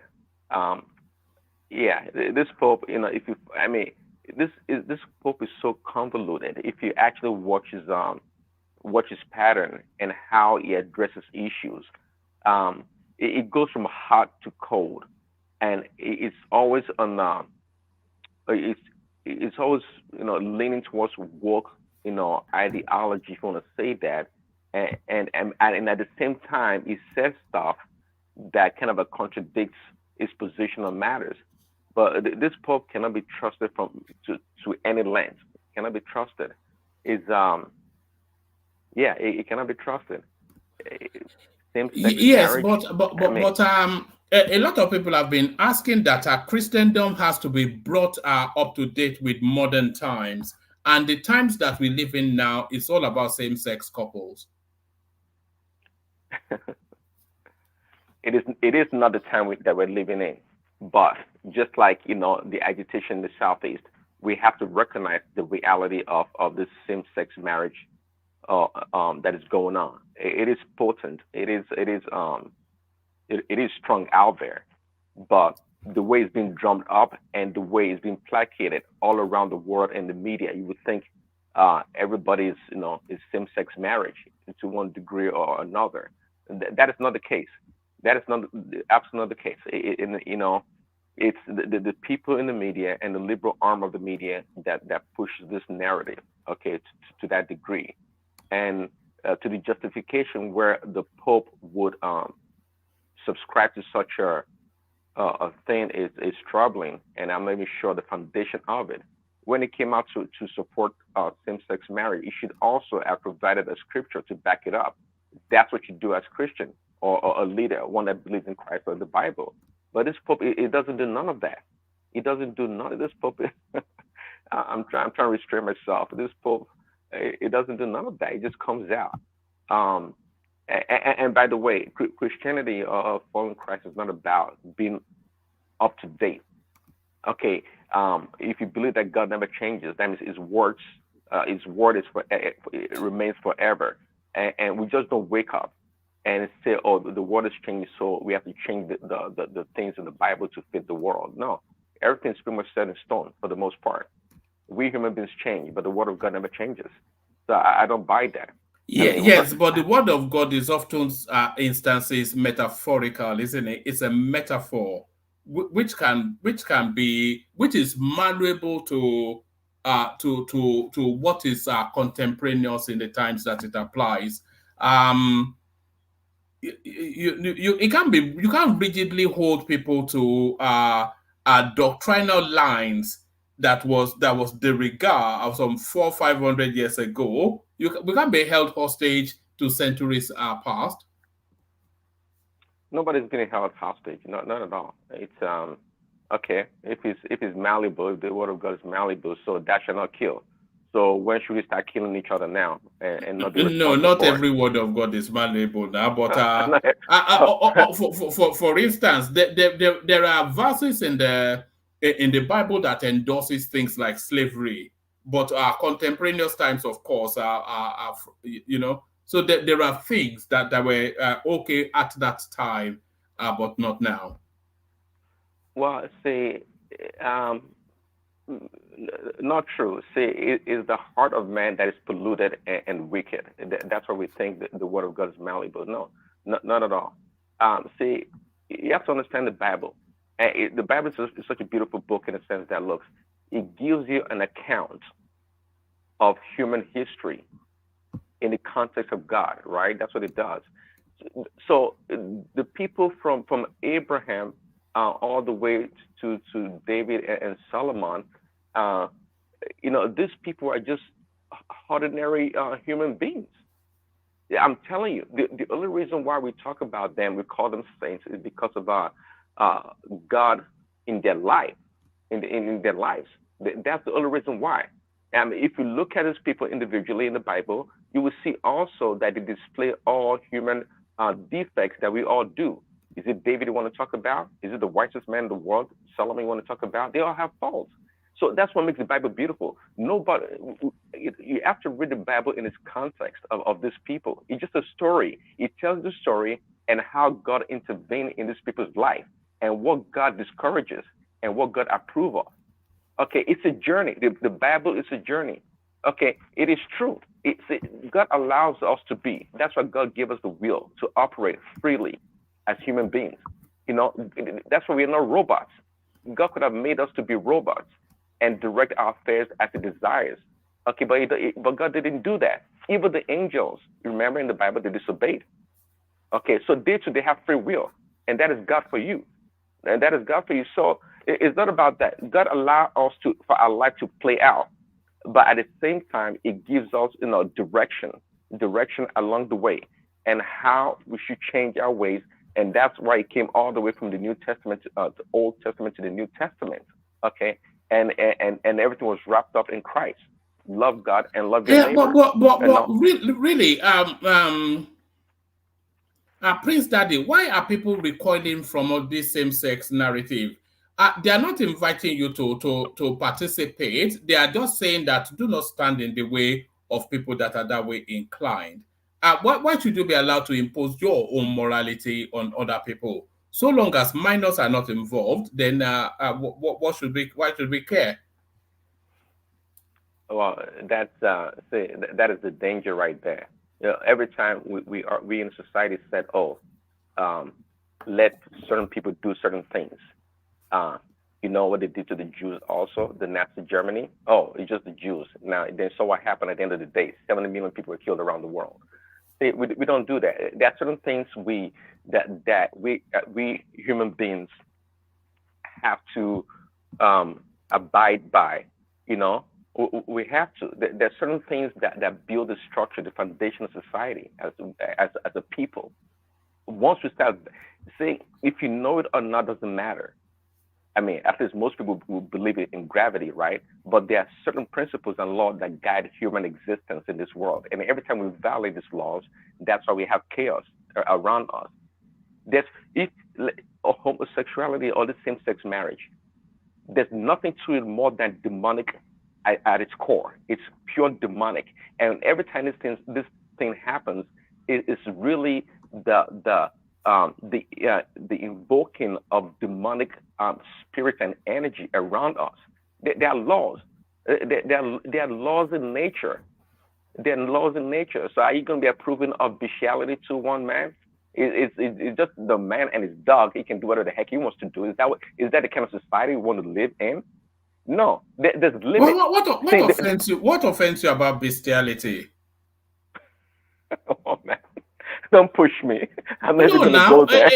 It's superimposing your own moral stance on other people's lives, isn't it? This is really is it a control thing? If two women feel as though that they gel as opposed to one of them being in a male female relation, what skin of it is? It's no skin of our nose. I mean, I don't understand why people recoil from it so much. It's not my first choice of anything, but I'm not pushing hard against it. Well, man, what we're talking about is beyond us. That's what I'm telling you. There are laws, there are spiritual laws, and there are principles guiding this world. Even the law of nature. You don't have to be spiritual. Just look at nature by itself. I mean, is it two men or two women that reproduce? If that been the case, what is going to be left of human being, the human race? See, there are things that God has put in place. Okay, just like the entropic principles that hold this universe together. There are laws of nature. There are laws of nature that exist naturally, if we know it or not. So these laws, they apply to human existence also. There are certain things we can't do. We should not be doing at all. It's not a matter of choice. It's not a matter of choice.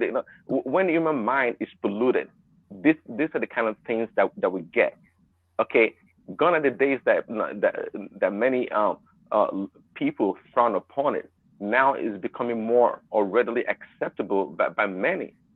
I mean, what you talk? I mean, bestiality. I mean, same sex. No, this is not good. You see, every time we turn, we turn a blind eye. So what? It's those people that do it. No.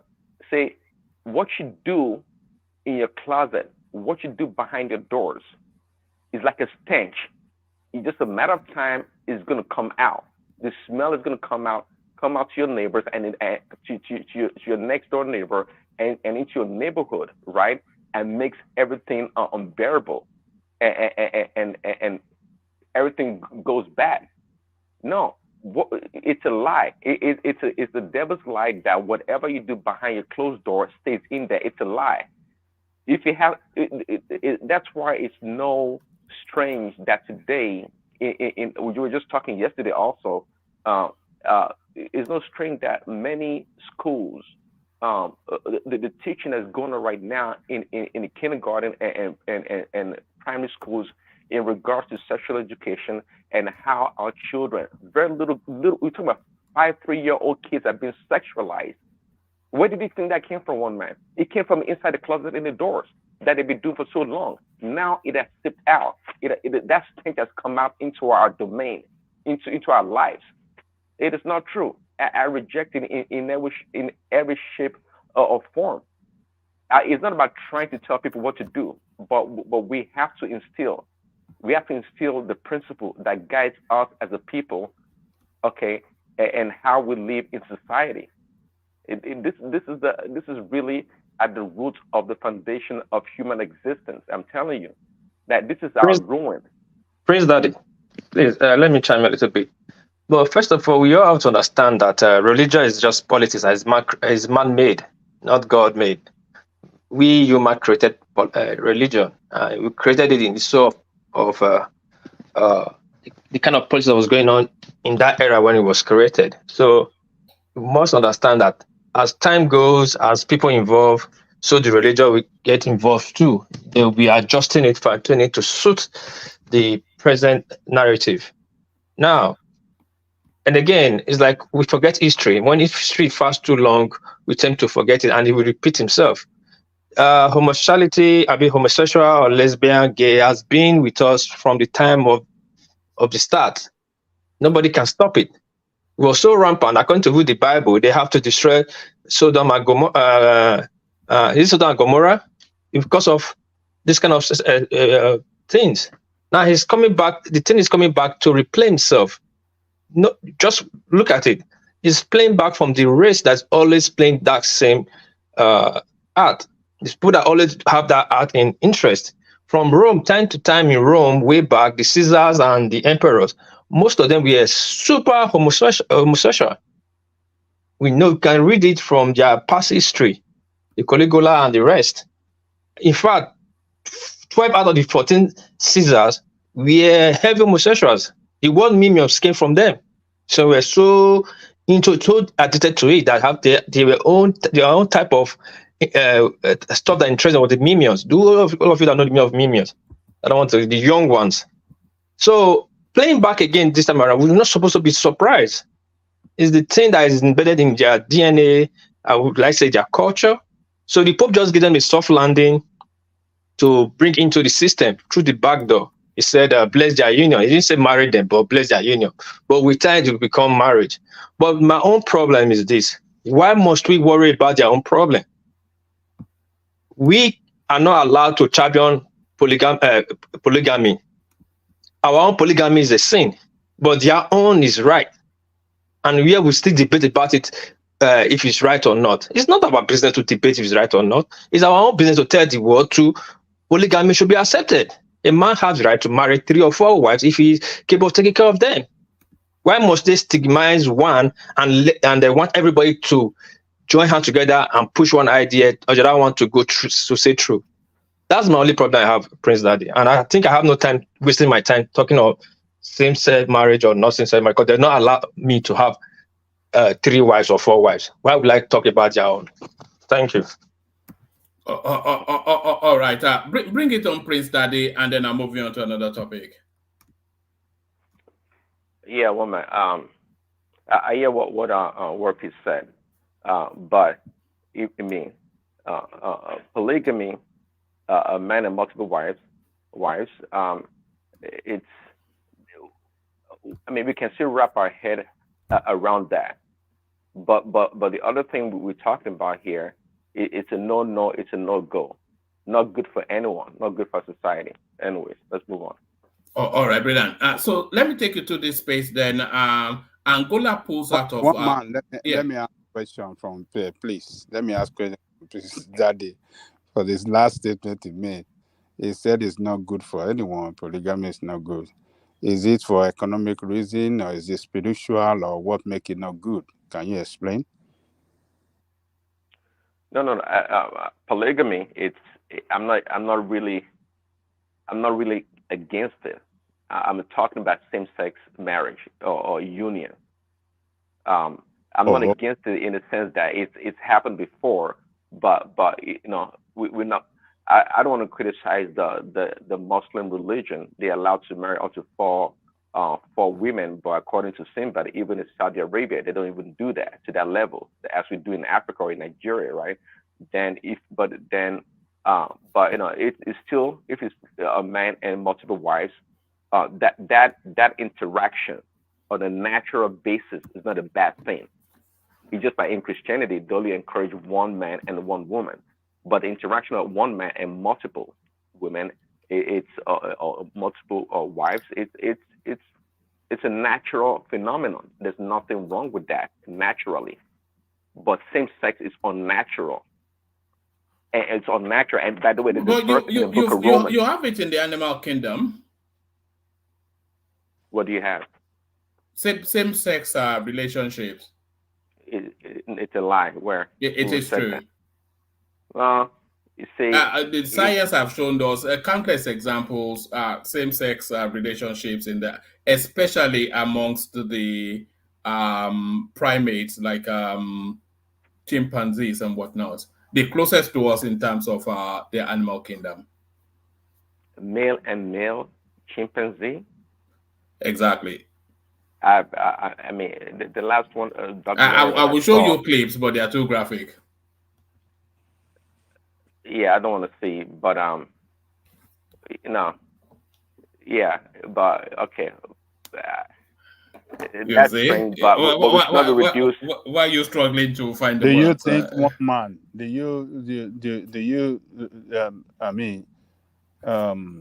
Don't you want to think that those animals might be trained by some people? No. I think it's unfeasible to imagine that in all of what is the world and humanity, there are not people that are naturally inclined towards their same gender. I don't think we can say it's a fashion or a trend thing. There are people that are just wired.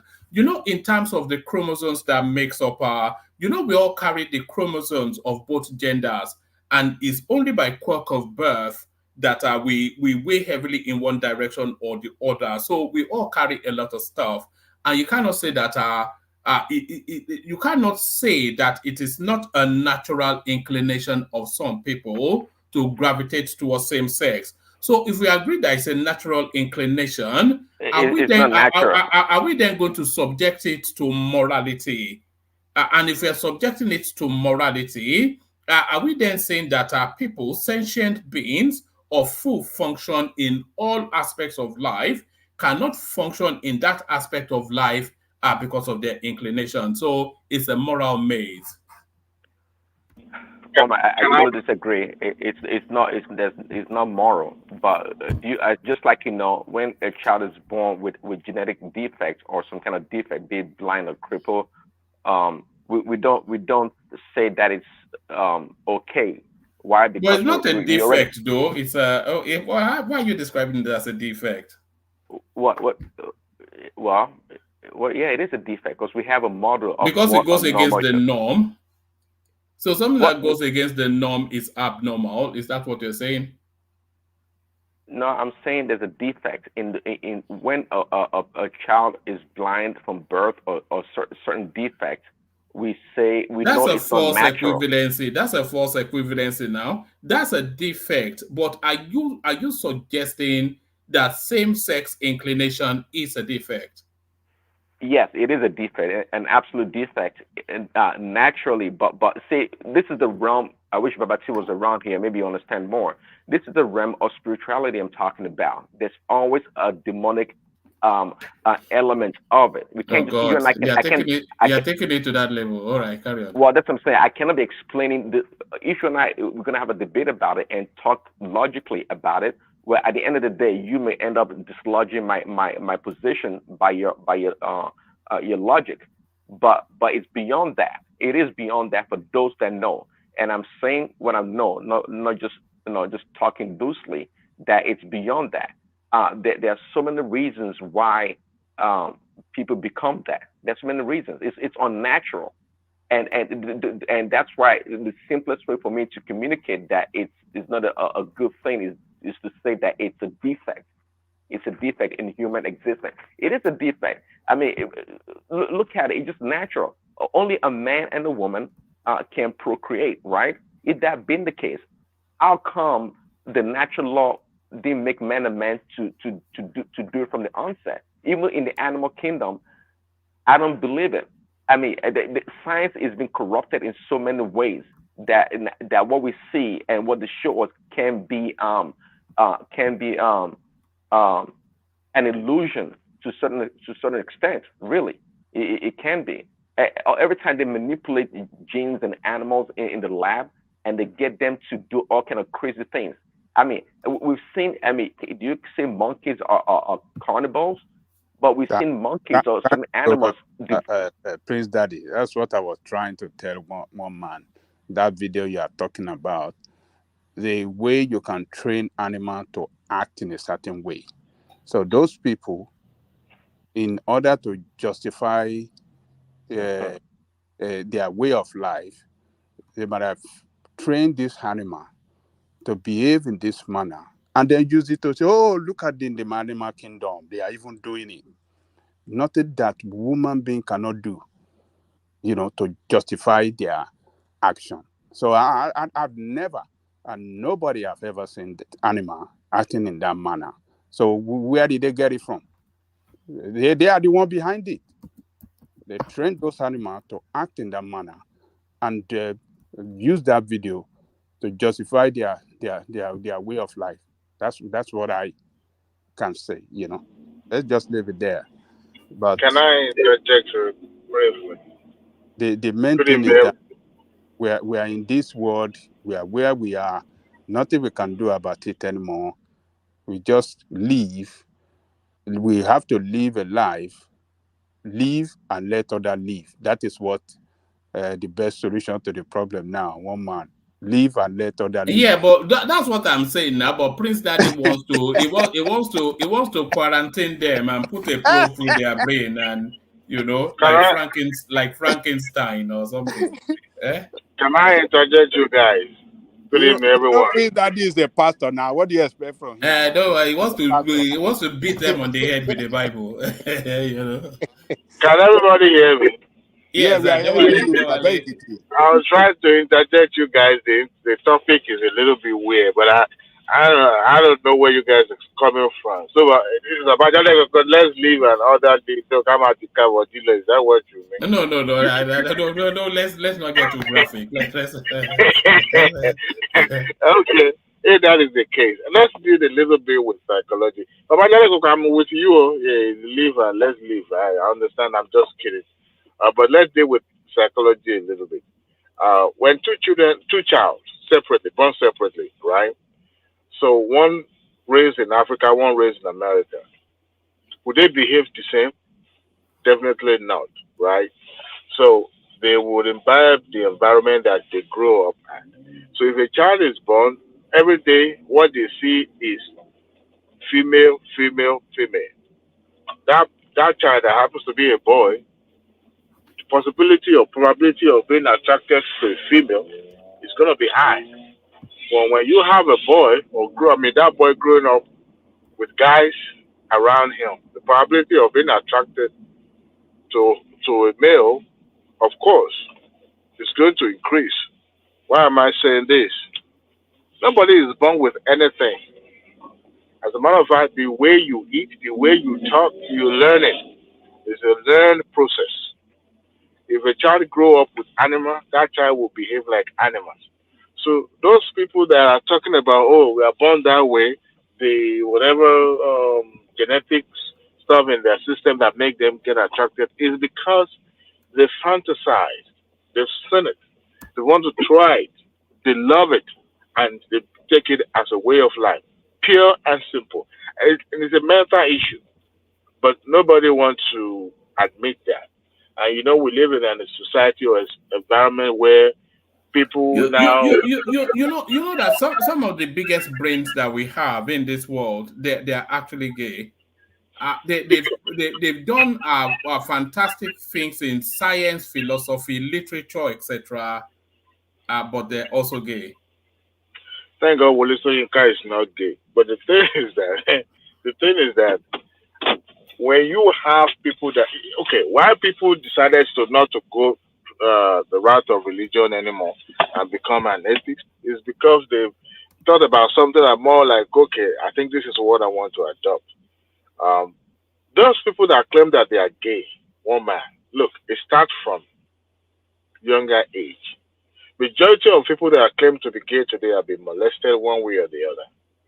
And that fear, I don't know if you've come across rape victim before. Yeah, careful with those words, but yeah. Okay, those victims, I beg your pardon. Okay. Those victims, if you ever come across them, they are not just guided, they are very much protective of themselves in such a way that you can't find them in a compromising environment. And not just that, when it comes to the opposite sex, it takes a lot of, counseling and, working through their mental status for them to be able to get themselves stabilized again, to even go to the dating world because of the trauma they've been exposed to. So in that situation, you will find that some of them would vote against the opposite sex that committed a crime against them. So, by and large, like Baba Jalekoko says, it's all about, don't ask, don't tell, live and let's live.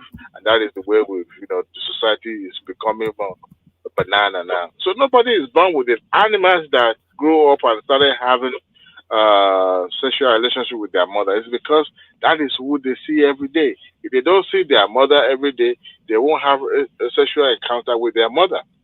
And they don't have the capability of the thinking that we have as human beings. Yes, we get compared to the chimpanzee and the rest of it. They don't have that capability that we human beings have. The way we formulate ideas in our head, they don't. That's why they're animals. That's why they live in the wilderness. Okay? So when it comes to that, I've seen some videos in that area, that showcase the that kind of lifestyle. But because that is the only way, that is the only animal close to them. That is the only animal that can relate with. That's why you see that happening. And it's not just all the animals. You can't find that in the kingdom of, with the lions and the rest. And by the way, with the West, is not against polygamy. It's just that they make law, they enact law that only recognize only one person.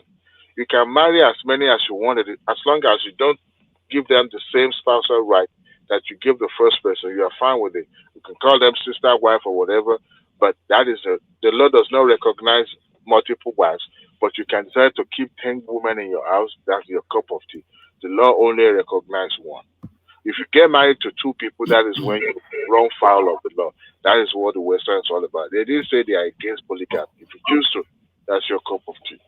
All right, brilliant. All right, brilliant. Let's move quickly on from there. I think we stayed there for too long. In fact, Prince Daddy, speak to us a little bit about Angola leaving OPEC, and a lot of people feel that Nigeria should as well. We should unshackle ourselves from Arab control. Yeah, it's Angola meeting its OPEC capacity.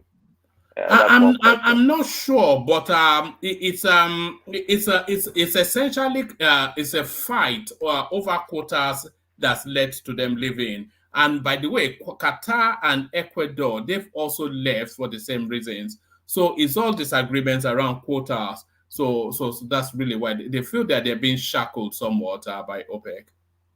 Well, if the quota is the issue, then I guess we can assume that they are meeting that quota, and they have the capacity to exceed that quota, and that's why they have they having the disagreement, right?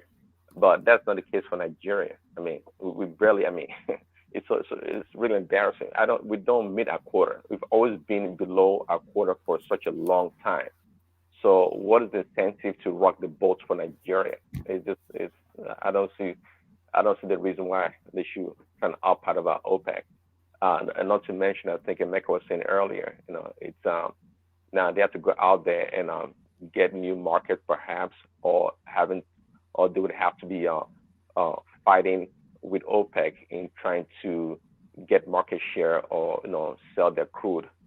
So it sounds good, but Nigeria is not in that capacity to compete to want a higher quota, because again we've not been meeting our minimum demand for it. So if it works for Angola, why not? I mean, Angola's population is not the same as Nigeria, so maybe they have more leeway and they have ways around it. But we are way below expectation, even relative to Saudi Arabia. We're not even the same class. So let's leave it like that. Thanks. All right, brilliant. All right, brilliant. Thanks, Prince Daddy. So let's move the conversation on. Take it to, unless there's any topic you especially want to speak to. Let's take the conversation to world peace. So. Yeah, well, we see you, Richard. Did you want to say something especially, Richard? On mute. On mute. You're muted. Oh, okay. Thanks for the opportunity. Good evening, woman. Good evening, everybody. Yeah, thanks for the opportunity. I would like to talk about the church.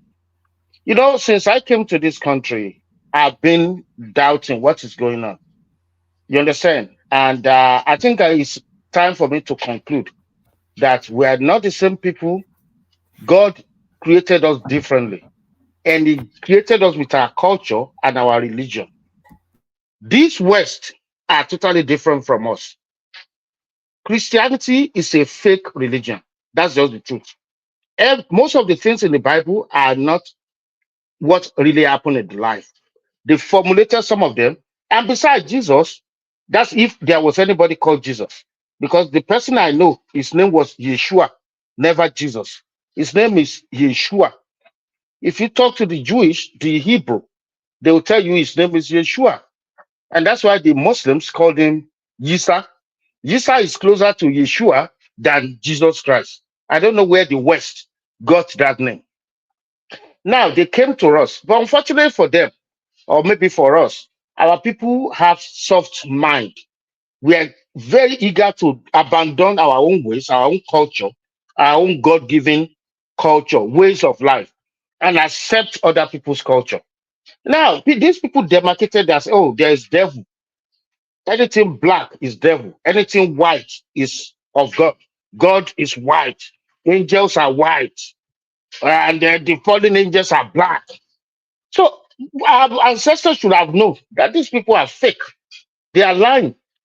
And with what I was born and raised a Catholic, a very good Catholic from Nigeria. But I cease to be one right now with what Francis said.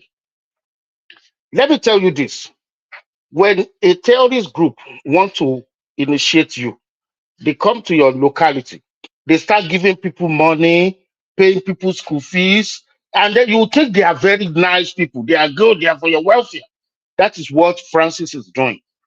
Now he said, you know what? It's not, I'm not saying give them, celebrate their wedding, but bless them. So when they are coming and they are blessed, what's the difference of receiving marital blessing and receiving marital communion? Is there a difference between that? I need somebody to help me out. There's no difference. But because these people have mentality that they can dominate the whole world, they can change any narrative they want. In America today, when I first came to this country, no president ever mentioned anything like, oh, the gay people have the right, gay until Barack Obama. He was the one championing gay right, gay right. I think that's the only thing he came to do as a president.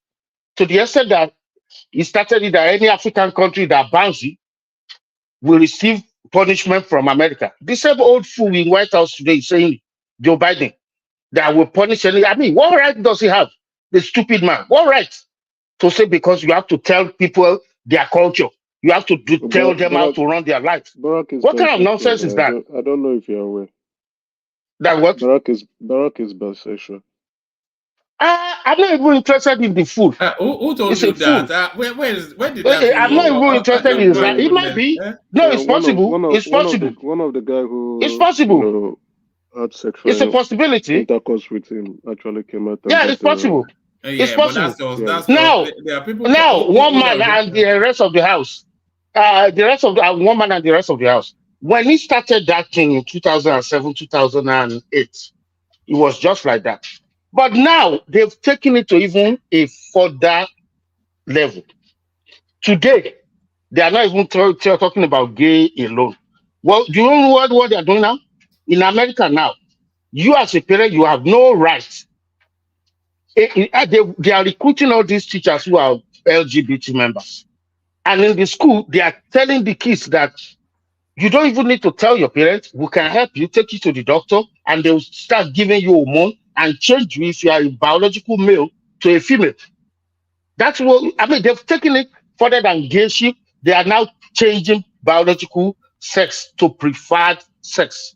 That's what they are doing now. Sorry, sir. Sorry to let me just interject slightly. Sorry to interject on your flow. No problem. The reason why no I problem. don't want to comment on that topic because I don't want to open Pandora's box, right? You see, the way you started is cool, but again, all religion are constructs, right? There's no right, there's no wrong religion. They're all constructs preparing we humans for the next evolution. And if you've been monitoring that spiritual space properly, you'll begin to see certain things that are coming out. We are now in the phase or the evolution phase of Aquarius, which is the information age, right? So you begin to see that information is opening up, and then you are now hearing of extraterrestrials, right? And those extraterrestrials that are trying to come to show themselves to humans, right? And to let humans know that we're not the only ones in the universe, right? The universe is multidimensional. So even the government itself, that's the United States government, who have interacted with these extraterrestrials in the 40s and the 40s. The age of the Aquarius, is that not mamas and papas? They don't need, they say they don't need of the age of, is that mamas and papas? I didn't know you were old enough to know that. One man. This is the deal. If you really I'll round up there. You pick it up. So what religion has done is prepare humans for the next evolution. That's the next spiritual evolution. Now, the next spiritual evolution is opening the eyes of humanity, or the eyes of all beings, to understand more about our universe and more about other entities in different I get you. worlds. I get you. So, I know where you're going. Richard, Hold on. hold on. Let him land. From that viewpoint, when we get there, which would begin to happen in the next 20 to 50 years, we'll begin to see that, we can now, at that point, technology would begin to evolve, that we can now begin to control space and time, that we can move from one planet to the next within seconds, right? And interact with other beings, entities that are there. So religion is just a construct for our spiritual evolution. There's no right, there's no wrong religion. I do just want to talk on that because you don't know more than the Is this the gospel according to Alex Jones? I mean, is this Alex Jones? No, it's not. Hold on. Listen, it's not can I come in now? Can I finish off? Can I finish off? I thought you would just speak for some seconds. Give me 30 seconds. I'm done. I'm almost done. It's not a Alex Jones. These are. If you are into that space, many will understand what I'm trying to say. I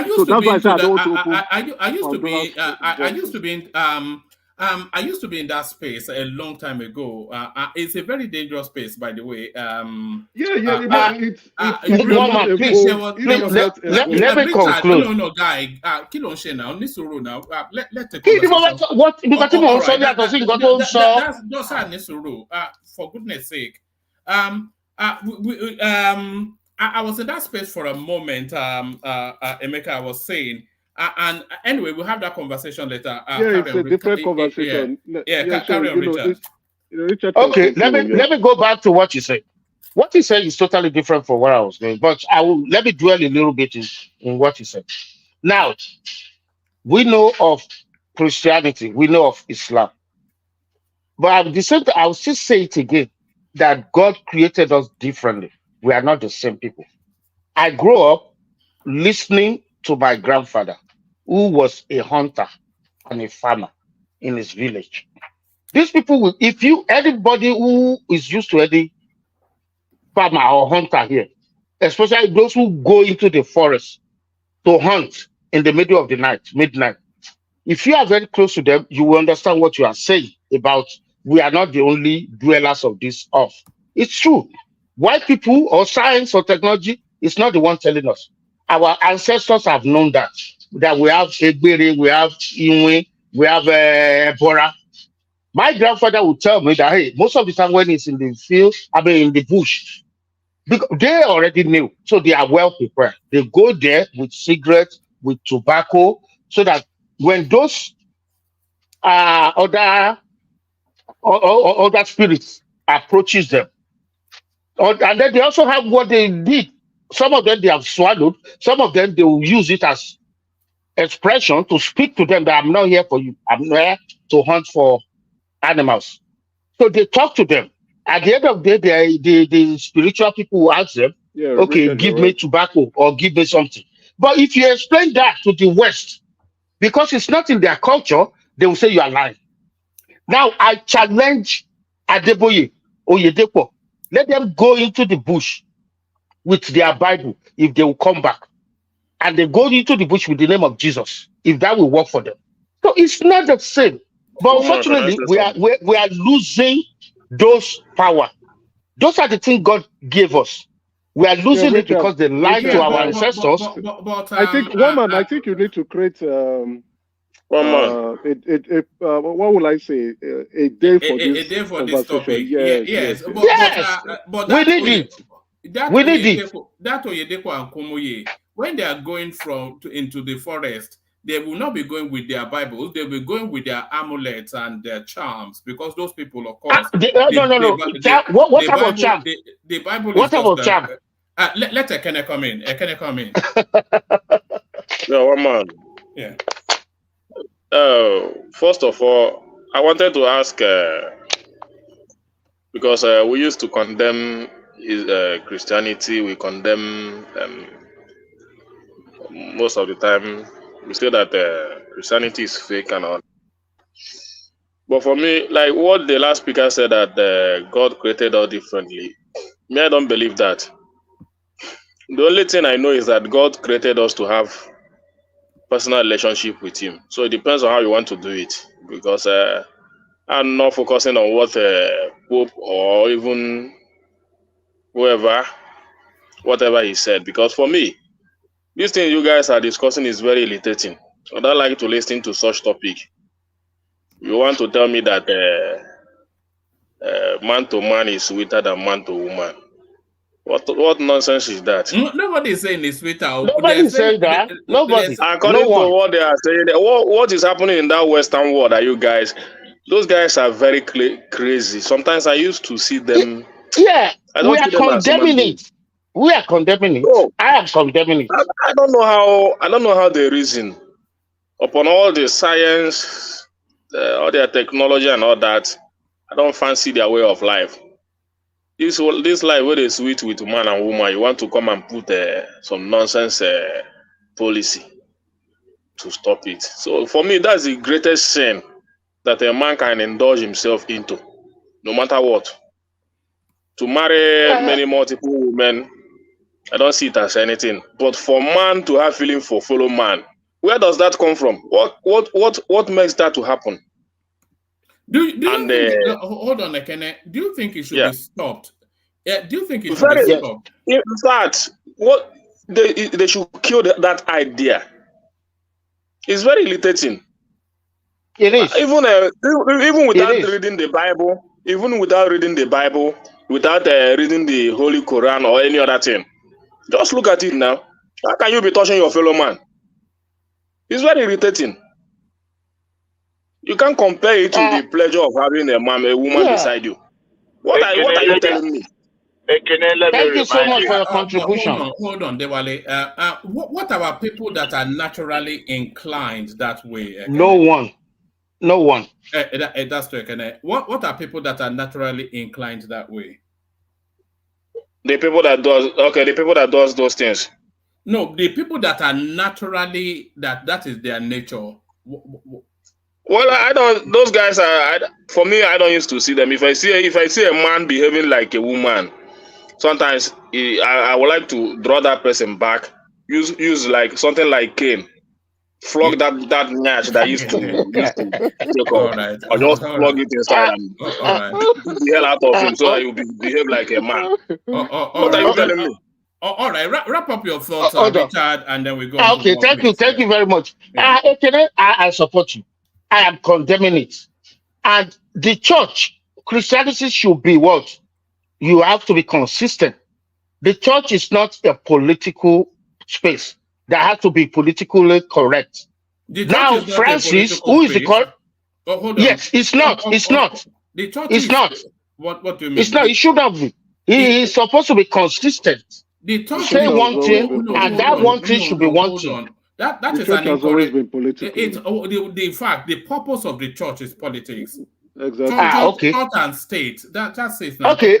But I think they shouldn't be politically correct. And that's what Francis is doing. Now, for those of us that lives in America, and I'm sure the same thing, you experience the same thing in Europe. Now, as a grown-up man, or even if we have a grown-up woman, if I go out with no shirt and walking around where we have kids and toddlers everywhere, the police will tell me, hey, put on some shirt, or a woman opening her breast, they will tell her to put on something. But the same system, the same America or the same Canada or Europe, during the gay pride, what do you see? Naked women with their breasts out, and the system is actually encouraging it. They are protecting them. That is why you see people coming out to say, hey, naturally I'm a gay.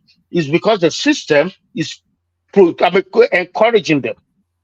So you can see the inconsistency of America, Europe, or entire Western culture.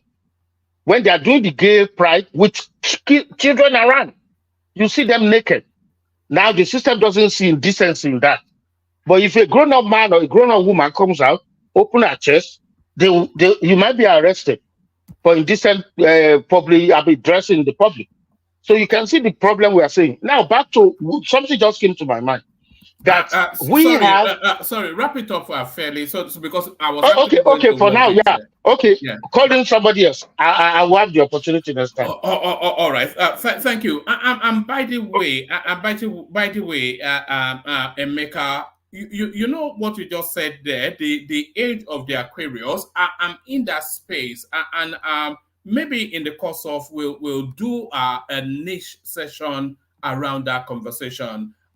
Because I'm not sure even if you know the song by Mamas and Papas. This is the dawning of the age of the Aquarius. So they've been telling us about this, and that was a long time ago. I can't quite remember, a long time ago. But they've been telling us about the age of the Aquarius for a long time now. But what that Yeah, means, woman. I think it will be an interesting section, right? You know, yes, but it will be I a don't know niche if session. Maybe they. I don't know. I don't know if the viewers will be strong enough to want to hear some of the conversation. We'll abandon viewers for that one. It will only 10 people. Maybe only 10 people will watch it, but it's a conversation that we must have. Maybe Can I quickly? hold on. Maybe I'll plug it into Kaizo's platform as well. Because I think Kaizo's platform is the terrorist setup for such kind of conversation. They have more nuanced conversations. That Kaizo's platform is the best place for that one. Yes. You know, where you hear a lot of it's like psychedelic yum. Exactly. Yes. Yeah, there was something you said that made me okay. I just said, I think, woman, you have an idea. You know, we start off as feminine in the womb, and then it not depends on the later stage how you move. You now become either masculine or you go feminine, and you come at a female or you come at a male. So I think in that terms of mutation, some men would have some more feminine traits than others, and some women may have some masculine traits than others. You can tell it from physical attributes and also behavioral traits, right? And then, since you are in that space, you would know that spirits are androgynous, right? Spirit is not like a man or a woman. Is in between. We have that trait in there, but spirit beings many spirit beings in would fact, want to. masculinity is a cultural inflection rather than an innate. You are trained to be a man rather than innately evolving into be a man. It's just woman. Let's go to Kaizo to discuss that. Yes. All right. Let's go on to. Sorry, woman. It sounds like you brought a lot into this woke thing, trying to redefine masculinity and this feminine stuff. No, I don't buy that. There are clear demarcation distinction between the two. It's not a social construct, just like they're trying to make it today's world. I don't believe in that. It's a wrong teaching, one man. No. Physiologically, I mean, it's obvious physiologically the difference between a man and a woman. But in terms of the manifestation of the being, the manifestation of masculinity is a learned behavior, isn't it? No. It is. No, because the way we are made up, the way we are naturally, we exhibit certain traits which makes us masculine. So do the women too, or the female also.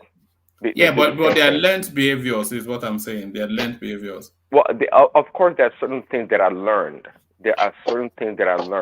But naturally, the way we are made, okay, it doesn't matter where you're born in the world, in Africa, in the jungle, wherever, in ice. If you're born a man, there are certain natural traits that you have that makes you a man, masculine naturally. Yes, sure, there are more men that are more masculine than others, okay, but it's not a social construct. Just like today, sex, our sexual orientation. Are you talking about the physiology of a man? Are you talking about the physiology that there is? What traits are you talking in terms of behaviorally or physiologically? I'm talking about both. Behavior-wise. So you instinctually have behavioral instincts that are masculine without it being learned. Well said. Yes, exactly what I'm that saying. is what you think? I don't think it. It is what it is naturally. All right. It is, and I don't doubt again that there are compromises along the way. Everything about human being is compromised.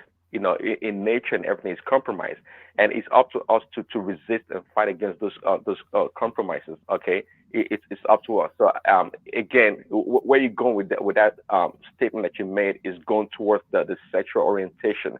That your genitals that you have, even though they may look like a male genital, it's just a social construct. You're not a man. No. I did make the distinction that physiologically the difference, of course, and functionally as well, there are innate functionalities, but the broader scope of masculinity is learned behavior. Yeah, I understand, but I heard you. But what you said, it's really the origin of what is translated into today's world, that your sexuality is just a social construct. That's the beginning of it. Though you are making a distinction, but that's the origin. That's what people, being a masculine is just a social construct. Now, sex, they've gone that far. That's what I was saying earlier. There's nothing you do behind your closed door or in your closet that stays in there. It will eventually come out into the open. All right. All right. Maybe we'll open up that space. That sounds more like a Doopsy conversation. Maybe when Doopsy is back, she'll take that on. Wappies, are you there? Wappies? Yeah, I'm here, woman. All right, brilliant. Wappies. So you said you wanted to especially speak to this list, the travel list by Tinubu. Yes, good day, everybody. Please, as I'm speaking, I want everybody, Jalikoko, I don't know if you're there. Probably I want you to take a look at this list critically, and tell me what you notice. Okay. 2-3 days ago, you've been talking about Tinubu or the president's slashing traveling fare for Nigerians to go back home, which in one hand is good, which in the other hand, I myself condemn it. But this is the same thing we'll be talking about from the past that Nigerians we are used to hand out, But understand the economic difficulties that make the president to make that announcement. Now bring me to the point again. I'm trying to really focus on.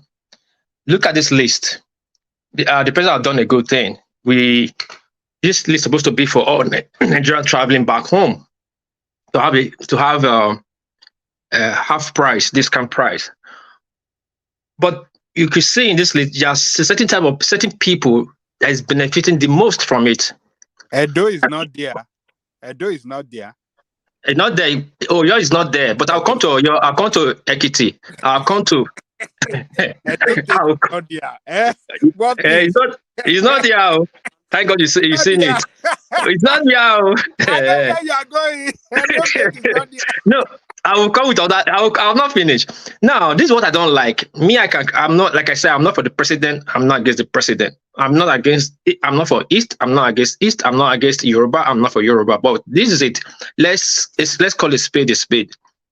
If you benefit from something greatly, you must show appreciation. It's not every time we talk about hate. And the annoying part of it, how much they try to please you, you still turn around and hate that person. Please, everybody take a look at this list. Who the president said for Nigerians, but if you look at the list, the traveling pattern is all going to East. Very few in the North. So that does that mean that the Eastern are more super Nigerian than the rest of us? This is not fair. Like people are saying marginalization. This marginalization. Why don't we talk about this? Now, the list of the transport line that is taking these people. I think there are 4 transport lines that is taking these people. And all the 4 of them are from the East. So are you saying that the rest people don't have transport line that can benefit from this scheme? These are much people travel down to the East. A lot of people travel down to Benin too, do data. So we are left out. Okay, let's assume there's a train system that taking people from Lagos to Oyo, fine, half price. What about Ogun? What about Ekiti? What about Ondo? What about Delta? What about Kogi? So people don't need to go home. They have to pay full price, like the former minister of military affairs that was spending 600 billion, and he came out and said that it's only North that need food, that the South don't need food. These are the things we must look at. If you can criticize and shout you are being marginalized, if you are shouting they don't like you, then when you see this kind of thing, why don't you come out and say it too? Ohanaeze can come out and say Umahi is the best person. Why can't they come out and praise this? What is? Yes, Ekene. I only respond to Ekene because you are my guy, not your other guy. But I'll come to you, Ekene, to treat your own fuck up. I'm coming. Continue. You know, any day you want to treat my fuck up, I then we must not agree every day about this, even though you are my friend. No, now, not like the fuck up. I'll tell you something that you didn't do. But I'll just continue. Okay, for me, you know, I was thinking about this presidential gift to the Southeasterners. You know, yesterday I was a bit like confused because I don't know how this thing is going to work. It's not that it's not a good idea, because if it works, I really appreciate him for that. But the reason why you see this way is because you know who traveled the most during the Christmas period, and you know who benefited the most. Just like during the time of this Muslim something they used to do, you know who benefited. Those are the Northerners. So if you want to join them, you can. If anybody from the East wants to join them, you will go to North and join them. But you see, for me, because I've not seen this thing being effective, maybe, I don't know, from this week up I will see it, but the major transport, I begin to think that it will work if the government really mean it. I think it will work. The reason being that most of the companies they mention here are the major company, because what will now happen is that passengers will now focus. Sorry, 1 second, Ekene. It's not that it will work. It is already working. Watch this. Yeah, my name is Pastor Jeff Ezechi. I came in this morning only for me to hear a very wonderful news that the federal government is refunding 50% of my fee. And I paid for 2 children, and within 5 minutes I got instant refund. It's an amazing gift for Christmas. Presently, I'm in GIG company, and I'm so excited with the 15% discount that the government is giving to us in the season of Christmas. It's sharing love to everybody. Yes, I'm aware of the 50% initiated by the federal government. I got refunded as soon as I got my ticket. I had booked earlier on, and I got a refund for 50,000. All I had to do was at the counter provide my name as matching with the name on the ticket and bank account details. And almost immediately I got a refund of 50%. So I'm aware of the 50% initiative by the government. I think it's quite beneficial to the citizens because we save a lot, because the prices that we paid were quite high. But with this now, it's more efficient for everyone to flow with. Yeah, it's very nice. Mostly nowadays, mostly this December to January, the economy is just somehow. So this is the right time for this. It's very nice. I appreciate. Kudos to the federal government on this. Kudos to GIGM. I think all travelers today and probably onwards will be very happy, and they will return back to GIGM or the various transport lines they have traveled by. More of this is needed to better the country as a whole. Nothing more to say than to say big thank you. At least it's just a way for people to go to see their families, people that don't have much. So I really appreciate it. It's a good one. I want to thank the government for the 50% cash back. I really appreciate Christmas gift came early. Thank you, federal government. Thank you, GIG, for the love you're sharing with the season of Christmas. I really love it. I really appreciate it. Thank you. I'm just waiting for Peter Obi to criticize this and then to see how people respond to it. It won't. But I will not go into that. One man. What is good is good. Just like what I said, and this is the only. This company is one of the most. I think I'm thinking of dumping that private that I will use. I'm thinking of using that GIG to travel, because they're one of my best. You want to collect your own national cake too, Abi? I want to collect. Things I never benefit before. Now, if this is the one I will benefit, I'll go and enjoy it too. This is the problem. The government wants to kill small businesses. Now you've identified only 4 or 5 transport companies that would benefit from this. And that's how small businesses dies off. The government does not control the supply chain of transport workers, and which is controlled by the private individuals. Now you are providing subsidized transportation to 5 companies. No, Emeka, see what happened. See what happened. I don't think what so. Happened to the rest? You know, see, let me tell you.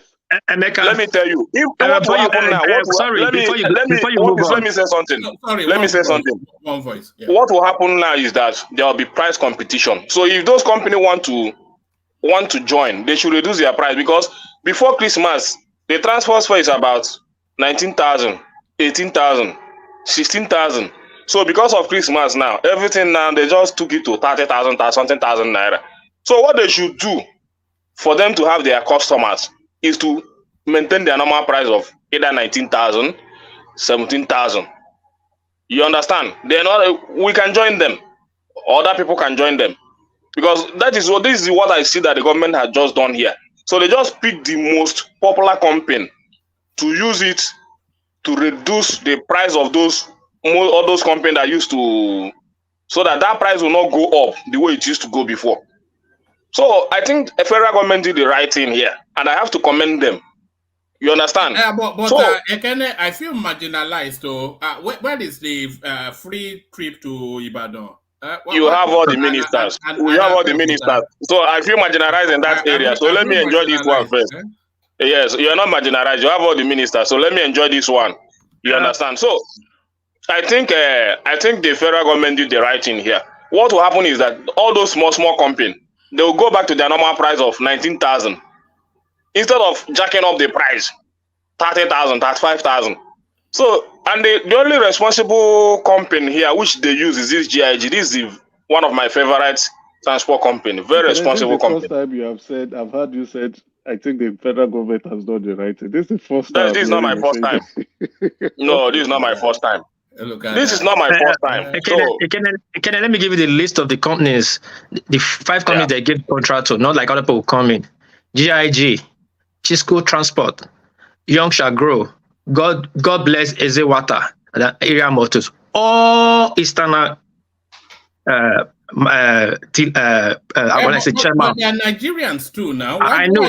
They are Easterners. No. I'm pushing it out now because I'm pointing the finger. The same finger they are pointing at other people now. I start to point at them. No, so they understand. God is good is from Edo. No, may I come in, please? No, let me finish. So sorry, Baba. Let me correct you before you commit yourself. No, I will not. Hold on. No, what happens is this. The other transporters who are not listed is business sense. You go under like G&G because they won't have sufficient buses. So you register your buses with them. So they invoice also in their name for you. Then you become also a beneficiary. I was thinking that just as we were coming in, Baba. Let me finish. Let me finish, Baba. I got your point. GIG is from Edo. I agree. Not Edo man, he's an Igbo man. His son is my friend. Iyari's son is my friend. Kodedosa's son was my senior. Abba was in school. We all went to the same school. These guys I'm calling right now. He's an Igbo man. I think Judge is from Imo State. What is? Yeah, he's from Imo State, but he grew up in Benin. He started business in Benin. His brother kidnapped him in Benin, and he killed his brother in Benin. He's an Imo State indigenous now, so that's what I know. Just as I said, an Igbo man that started business in Benin. He grew up in Benin. His children in Benin. He started business in Benin. Yeah, I understood that. I'm not. He's a good. The kids took the company further, but. What Baba is saying, let me quickly respond to what Baba is saying. Judge is big in Benin, yes, I agree. Yara is big in Benin, yes, I agree. Kodedosa is their own, Edegbe is their license they are operating on. Edegbe had that sole license of them to bring Ayas to West Africa. If they are talking about please. Hello, can you hear me? Yeah, we can now. Sorry. Yeah. Sorry. Yeah. I said. GIG is an Eastern company, but in Benin anyway. Now, if that what Baba is saying, if they are saying that you have to give contract other people to go under go under them so that they can benefit from it. But Degbe, Baba no, Degbe is one of the biggest transporter in Nigeria. You have the sole license in West Africa to bring IR buses to Nigeria, to West Africa. All the this thing you see in this guy you see in whatever they are under the Degbe franchise. Now, why can't they give a Degbe that contract so other people go under a Degbe? If they want to give something to Edo too, why must you give it to an Igbo man in Edo? Hold on, let me land. Some people will feel left out. Let me land. Hold on. During this Christmas period, the people that actually travel the most are Easterners. So the initiative weighs towards that direction. That's just the logic of it. One man, I'm not saying the logic is wrong, but I'm here to speak against how these people take things. How people, they said, how will I say it? They say people that are ungrateful is very bad. If you can get this benefit, I don't see where you'll be shouting marginalization. I don't think where you'll be shouting, I'm leaving this country. I don't think you're shouting, this is Igbo, Yoruba is bad, Benin is bad, this one is bad. But I don't think you'll be shouting, why do you hate Igbos? Or why do you think everybody target Igbos? When you get this kind of benefit, why don't you come? Hold on, let me land now. Let me land. I came for this. I'm making point of. I'm not here to, like, if you don't understand what I'm saying, I'm not here to criticize or support, but I'm saying, speaking to the what is really going on. Let's call it spade a spade. What's good for the geese, good for the gander, or what's good for the gander is good for the geese. If this kind of things is happening, you look at the comment section, they're all quiet. We're not seeing praises there. But it's another thing now, you will see insult on the comment section, shouting up and down. In my own state, only you people enjoy other state allocation. I cannot go and enjoy Imo state allocation. JIJ is in Benin and enjoy our allocation. What do you say about that? Let's stop all this hate. When you're wrong, you admit it. When you are right, you admit it. Can I say something? Yeah, go ahead. What is good is good. You understand? What is bad is bad. When the good thing comes, we join hands to praise it, and that is what the government had just did. They just did good thing. So we join hands to praise them. It's not all the time that we get all these benefits. This is the first. I'm telling you the fact. This is the first time I'm experiencing something positive from federal coming to the Easterners. Because I would say, let me finish. Because I would say this is for the Easterners. There is nothing like. There is no two ways about it. If you come to Lagos now, the people traveling are Easterners. Everywhere, all the park is filled up with Easterners. So how many Edo people travel from Lagos to? Who told you that? Who told you that? Especially these periods. Most of them don't take serious this Christmas. Let me finish one piece. Most of Edo people don't take Christmas serious as the Easterners take it. Who told you that? They don't take it like that. You understand? Because just like my neighbor is from Bini. My neighbor in the shop is from Bini. So when I was speaking with him, I told him, "Are you not traveling?" He said, "Travel for what? My family lives in Lagos. What am I traveling to do? I can travel anytime." So they don't take it serious. He just came back from village 2 days ago, and I'm telling him to travel. They don't take it serious. They see Lagos as their home state also. So the people that are enthusiastic about this travel are the Easterners, and the government know who they are targeting, and the target they have hit that target, and they have gotten what they want. At least I cannot criticize the government in this thing they have done. So even myself, I'm thinking of I'm reshaping my traveling plan. And that private, I just drop it and go enter. God is good. At least it's convenience for me. Very good. I commend them for that. So there is nothing much to say. Yeah. Okay, one thing I know about you, one thing that is good about you is this: you don't know how to lie. But this is the first time I really seen you lying by saying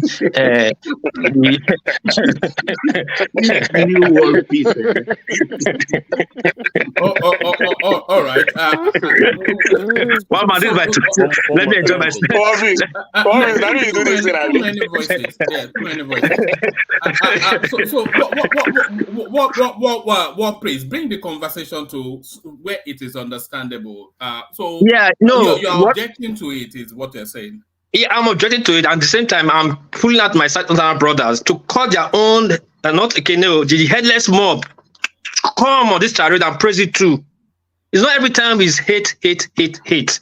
Look at people that sacrifice. Our state, 36 states, or let's say 31 states, sacrificing for the only 5 states so that they can enjoy their own Christmas.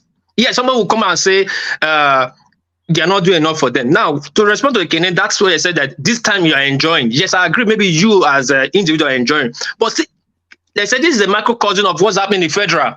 Your federal senators, your big elite are enjoying same thing in federal. All those federal projects, you are shouting that there's no federal project represented in the East, is being issued to the Easterner too that not carry out that project. They'll eat the money and hide under the suggestion of IPOB or separation if you want to probe them. And you think the federal government hates them. Go and look at the people they give federal contract to in the East. All are Easterner name, Easterner company. So just make it, you should understand that whatever you are benefiting now, they are still benefiting at the top. And you people should stop this hate that nobody hates you. Everybody are suffering. Every normal people that is not in the national cake are suffering. Let's take it like that and stop. We should stop hating ourselves. And can I say if you treat your fuck up? You see the other day, your friend, the headless mob in Tennessee. Just one point before you go. Just one point. You know, when I called my father today, I told him, my father said, sure, this thing will know how to play politics. He just want by you, but just like this, so. Just like one by you. Now my father talking like this. I just wonder. If they listen to ABS, Anambra Broadcasting Service, the news was just popping up, and everybody in Anambra State and the other part of the Igbo people, they were rejoicing. So we no go pay high transport again travel. He said, this man only politics inside. You know how to play politics. He want back. He just want to use the opportunity to buy Igbo people. By Tinubu's name. Yes, man. Anyway, hold on. I want you to dance to this. Ekene, you must dance.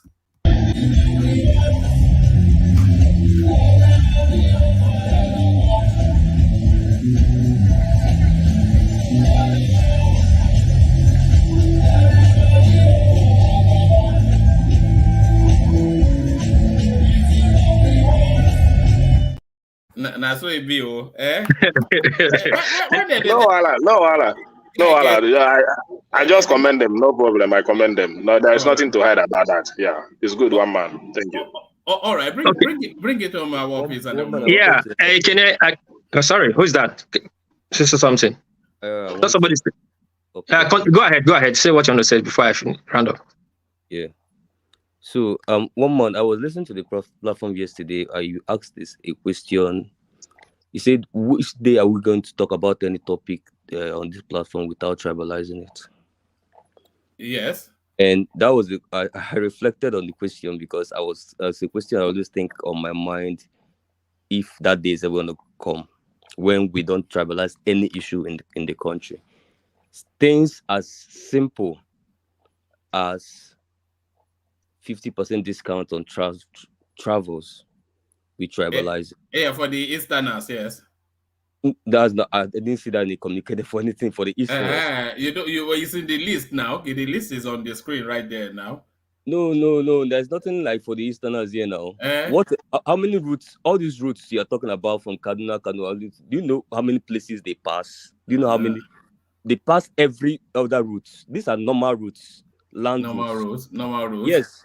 Do you want us to do this? Okay, hold on. I'm coming. If you go from, I've done a lot of road journeys, actually a lot. If you go from Onitsha to Kano, do you know how many states that bus stops? Because Kano is just a final destination.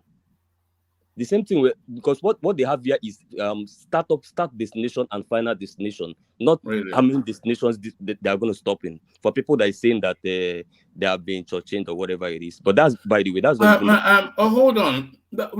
This whole list is essentially moving the Southeasterners around the country. Lagos Enugu, Lagos Onitsha, Lagos Owerri, Lagos Aba, Lagos Abakaliki, Lagos Nzuka, Lagos Uyo.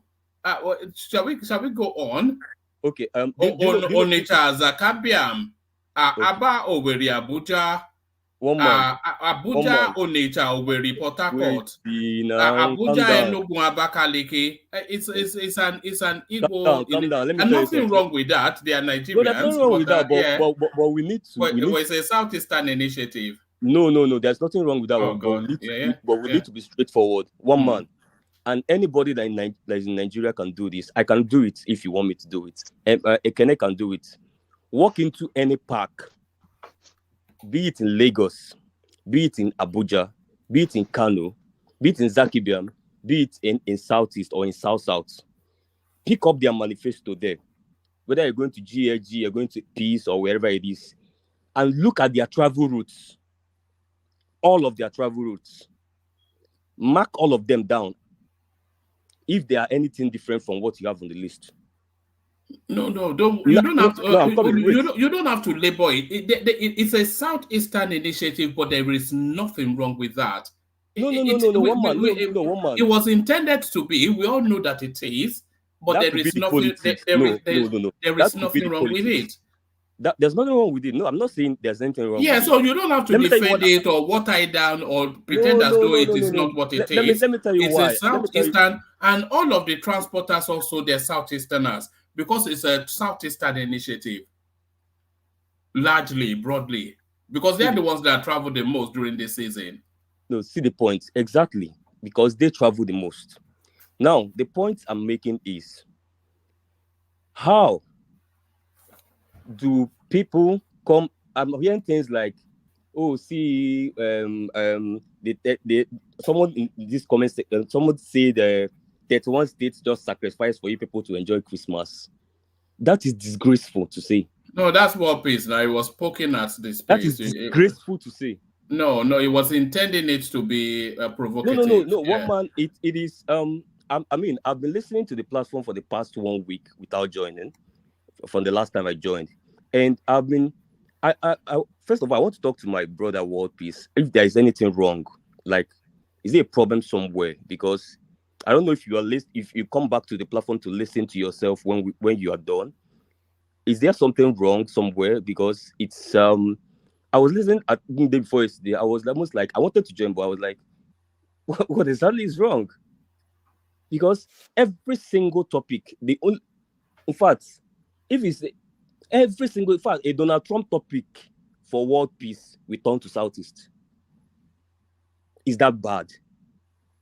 And I've known world peace in the platform for a couple of months. I'm like, what happened? What's wrong?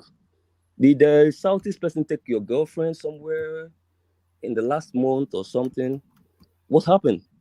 Because, and I'll give you credit, one man. Yesterday or day before yesterday, I saw you making a lot of attempts to try to calm these guys down. Hey, let's talk about the meat of these issues. Don't tribalize it. They kept pushing you there. Please, too much tribalization of issues here is making these politicians get away with a lot of things. Because now we are not discussing, okay, how are we going to monitor? We are grateful that, and again, let me make this point. This initiative is a very good initiative. If I was an advisor to the federal government, these are the kind of advices I would give. These are the kind of things that touch to the heart. You'd advise them. You advise them to bribe the Southeasterners with their Christmas dinner. No. I'll advise them to keep bribing the citizens of Nigeria. Anyone, whichever one that will favor north, east, west, south. Let's start listing them and start doing them immediately. We need to quickly get the masses on our side. That is why government is in place. So let's not make it Asuwaju, wherever this came from, we need 100 more of it to come. Playton, sorry. One man, can you highlight my daughter? Wait, let me see her comment. Can you highlight it? So that will be my answer. King's daughter's comment. Highlight it on the screen, please. Oh. The King's daughter, highlight her comment, make it bold on the screen, so that that will be my response to her last comment before Oga. All right. Okay. Continue. Go ahead. I hear the floor. I'm waiting for you to finish. One man. It is funny that in the same country, where we know a lot of government policies that favor some other regions, Whether you're talking about school feeding program, we know a particular region favors more. Whether you're talking about some military allocations, or whether you're talking about even the quota system, the all-famous quota system of gaining admission into unity schools, we know people it favors more. Nobody tribalizes these things. These are things that cause divisions. Every government policies will favor Nigerians, favoring more regions than others. But what we need is more of the policies to come. The more they come more often, more regions benefit more often. The problem we have and we complain about is that these policies comes once in a blue moon. The government is serving themselves more than they're serving citizens. But some of my fellow citizens are busy here, taunting their fellow slaves, because we are all slaves here. The only masters are those 10% gathered in Abuja, and they are well represented from every region. There are Igbos there, there are Edos there, there are Yorubas there, and Fulanis there. They are the only masters. You and I are the slaves. Now, fellow slaves will gather every day and be taunting themselves, saying, oh, see, the master dropped 2 bananas for you. They didn't drop 3 for you. That's very, very annoying. And somebody come and say, hey, Southeastern has these Edo people. Wasn't Edo people part of those that was against Asuwaji in the last election? Or should I start quoting what many Edo people are saying online against Asuwaji? What are you saying? Can I interject 1 minute? Why are you always trying to, hey, Yoruba people did this, hey, Igbo people did this, and we are here, we are the magnifying glass, we are putting oxygen, we are putting air every day, and we are supposed to be grown-up human beings, and we want a united nation. Can I interject? Can I interject? Please, Baba, you can. But World Peace, I think you don't. What World Peace is saying, you are not really showing understanding of his point. What he's saying is that what is good for goose is good for gander. All the transporters, according to him, that are given this favor are Eastern transporter. Where is the major transporter in Benin? They are not benefiting from this government cake. Where is the route to Benin? It's not there. Are you telling me that what is complaining about is not justifiable? Yes, it is. Yeah, but the Benin, they are just a tiny little. It's where it has the most impact now. It's just a tiny little hub. They're just. I mean, how many Benins are there? Even? What is the name of the major transport companies in Benin? I want World Peace to tell me. In Nigeria, mention big transport companies in Nigeria. He mentioned a name. I was browsing into my other device to know where their terminals are in Lagos. I've not found one. Okay, hold on. I'm checking where the terminals are. So because if a place like Benin have one of the biggest companies in Nigeria, I think they will be among the list. So, but when you come to Nigeria, you talk about big company. Cisco is Africa, connected in Africa, not only in Nigeria. GIG is connected in Africa, not only in Nigeria. Yonsha Gray is connected in Africa, not only in Nigeria. Most of all these companies in water is from Obagogo, connected in Africa, not only in Nigeria. You even have Edison here that is even more well known than any other company in Edo. You have many of them. You have GUO, well known, one of the best. You can Google them. You see them online. GUO. And you are aware that they restricted it to luxurious buses only. So when government is dealing with when they come up with policies like this, they go with major companies, well known, well registered. Well, hold on. Connected all around Africa. So I've not seen any company that is well recognized in Africa than all these companies mentioned here. So that is the World Peace. So don't is what the government see and the people that have invested in that area. very well that they're making use of. The point is Agaja Lekoko, sorry, hold on. Agaja Lekoko, you see the point I'm making, and they have showed their hand. Yeah, let me land, people. You see, because it favor you people now you are defending it. No, Baba, don't do that. Let Don't us do that. land now. No, I won't allow you to do that. What we do all the time. You are misinterpreting. Hold on. No. I didn't defend anything. You are interpreting what thing. You are not. No. Wapi spoke for himself, sir. And I knew what he was talking about. Yes. Look. He was taunting. He was saying that, you see what was done for you guys now, and you people are doing this and doing that and doing that. What he's doing is gaslighting, sir. Let me tell you, sir. When this policy dropped, I didn't see anybody that was saying, Asuwaju thunder fire you for doing this policy. No. And again, if you come and look at this policy and say, okay, there are certain travel routes which are normally on the manifest of travelers and like road travel. If you're popular road trip taker, and then you will be very famous with the travel routes. Now, and you say no, there is a famous travel route that is not here, or there is a famous transport that is not here. Why is it this thing? That is what I want to discuss. Then we can query federal government and say, Mr. Federal Government, this transport system is not here. Why did you take them out? Those are the kind of arguments I want to have. Or these travel routes are here. Why did you take them out? Is there biasism in this thing? Not just coming and saying and blaming it. Was it Southeasterners that came up with this policy? Is Asuwaju an Igbo man? Is this how you would have behaved if Obi was an Igbo man? Every single thing will be tribalized. And that is why I don't even want Igbo presidency. Even at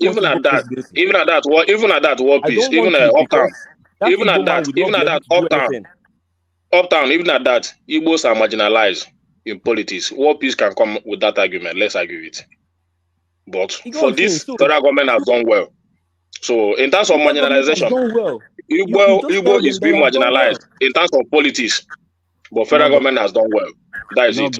And there are other. They are marginalized.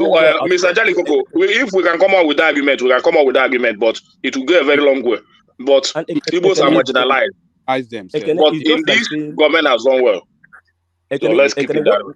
What they're doing is just like saying, the governor of River State just signed 100K as Christmas bonuses to civil servants in River State, and the guy at Ebonyi, the quiet guy, also signed 100K for their staff. There are many states that are not signing that. Let me bring you this. These are the top transport companies in Nigeria. So this GUO transport company, and they are not on that list, by the way. Yes. This is one of the best DGUO. Best. Right. It's an Igbo man too. So God is good. He's an Igbo man too. ABC Transport. So they are not on that list. Peace Mass Transit. PMT. Yeah, so he's not on that. The Young Shall Grow. So yes, there are top richest transport companies in Nigeria. And then Omark, which is also one of the which is one of the biggest. Adeku, is it Adeku or Adeku? Number one, yeah. So they are not on the list. Ilorin Golden Motors, they are not on the list. IBOM Global Transport and Logistics, they're certainly not on the list. New Link Transport, the IBOM is owned by Akwa Ibom government. Yes, they're not on, they're not on the list. Calculox, they're not on the list. All Time with God's Transport, they're not on the list. So essentially, they've just cherry-picked the southeastern. No, they will all network themselves. It's normal. They will network and join forces. Yes, all the 5 ones picked are southeastern ones because, of course, it's a southeastern initiative. Now, big soup. That's what 100 billion naira. Big soup. 100 billion naira to the southeast. Can you finish before let me take it? You see, this thing, like I was saying yesterday, that federal government is Oh, where is that source is coming from? I don't know. I think it's it may be. Let me mute everybody. Yeah. Carry on, Ajale Koko. So, federal government now spending public fund to support people that are going on Christmas traveling.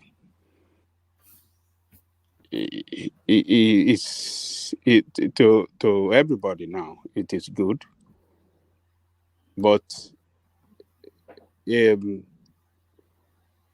under the constitution, it is wrong. You don't have to use public fund to support any festivity that has anything to do. Baba just like public fund is for public use. This is for public use. Baba, how will you say you can't? This is for public use. Well, I don't buy into that argument. Public fund is for the betterment of the public, not for political class. Hold on. So whenever the fund goes to the public, it is serving its purpose. Listen, to do a subsidy on I don't buy that argument. To do a subsidy on transport for your people, for your citizens, hold on. And to say that's not what public money is meant for. What about the governors that are signing off 100K allowance to it is wrong too. That one is wrong too. Oh wow, nice. That one is wrong too. Your father has spoken well. That one is wrong too. This is Christmas. Okay, Baba, my father has spoken well. Just to celebrate Christmas. Really old man sense. Christmas is meant for it's a religious festival. Government fund must not be spent to support any religious festival, and that is what we are doing here. But everybody is jumping up.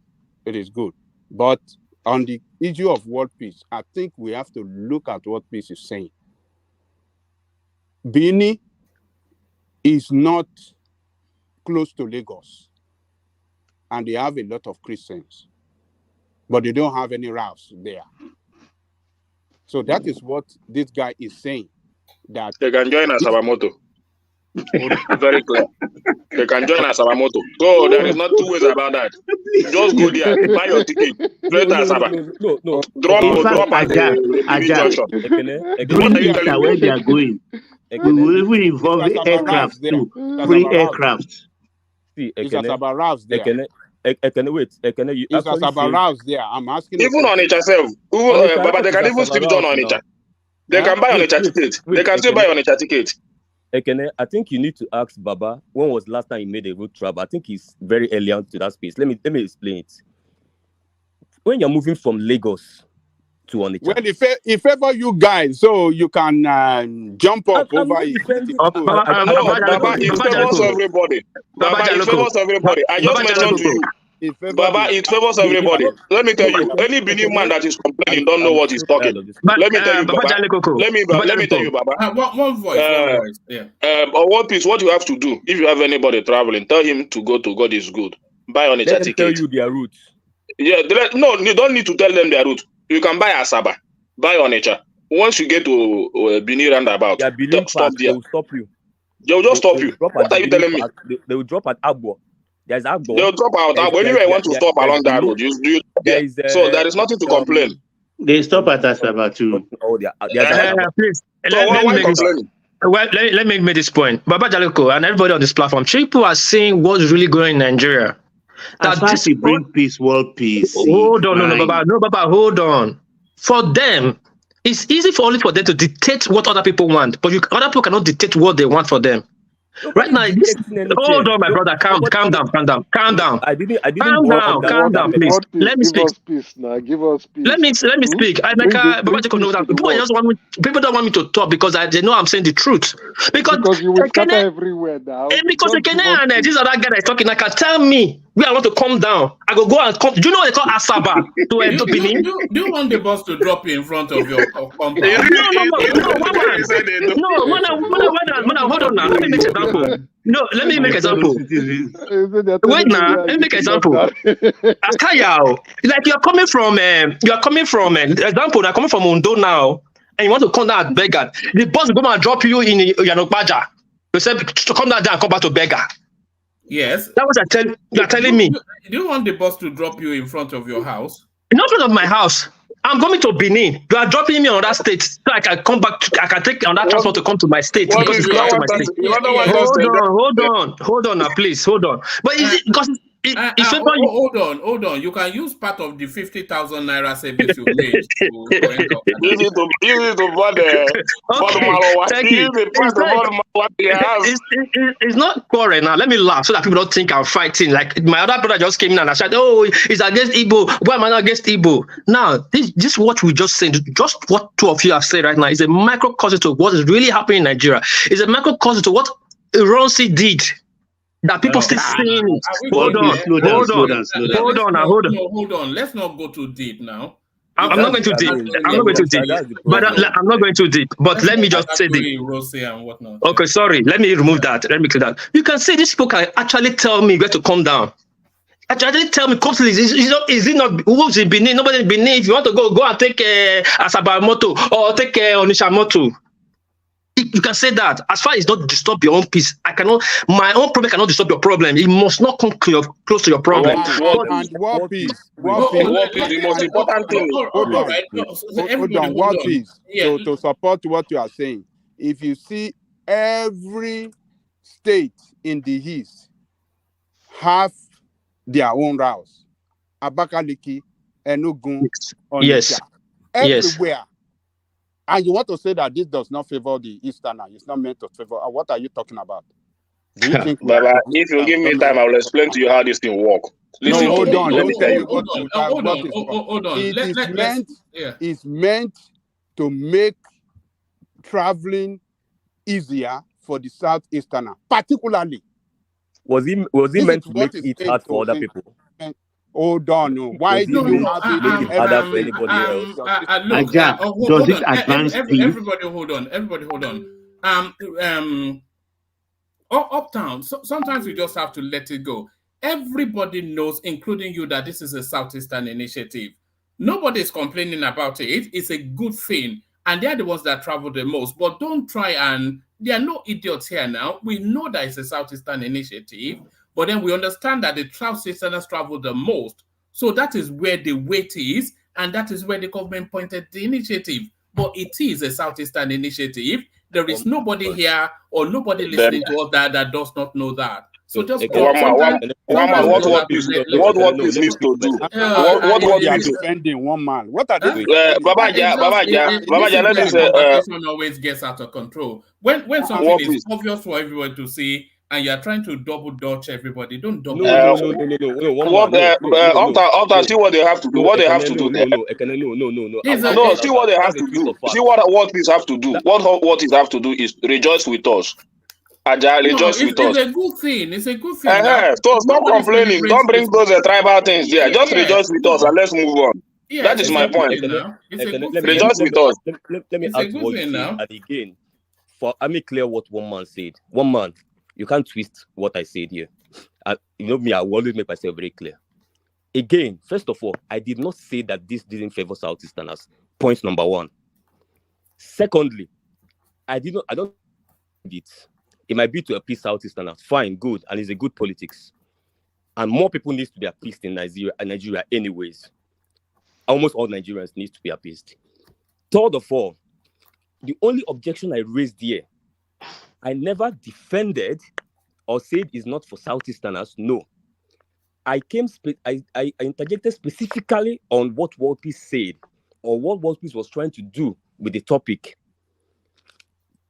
which was he was using it to gaslight Southeasterners, which is very wrong, tribalizing it, because if you start tribalizing it, then people might now want to go back to all government policies, which we know every government policy will always favor certain kind of people. For example, even if you give 100K now, like they're doing now for this thing for civil servants, what happened to businessmen? What happened to MSMEs? What's happened to private work, to people that are not in the government civil service? So it favors more of civil service. Every policy will favor a particular people. But when it's just like me now coming to gaslight civil servants of a river state, say, oh, now I've given people 100K. Let me see any day that people will talk about Fubare again. That's gaslighting them.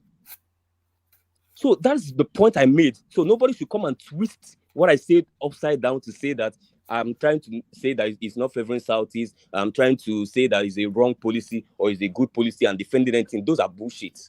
Sorry for my language. But the point I was making is very clear, which I'm making clear again, that don't use government policies to apply certain segments of the country.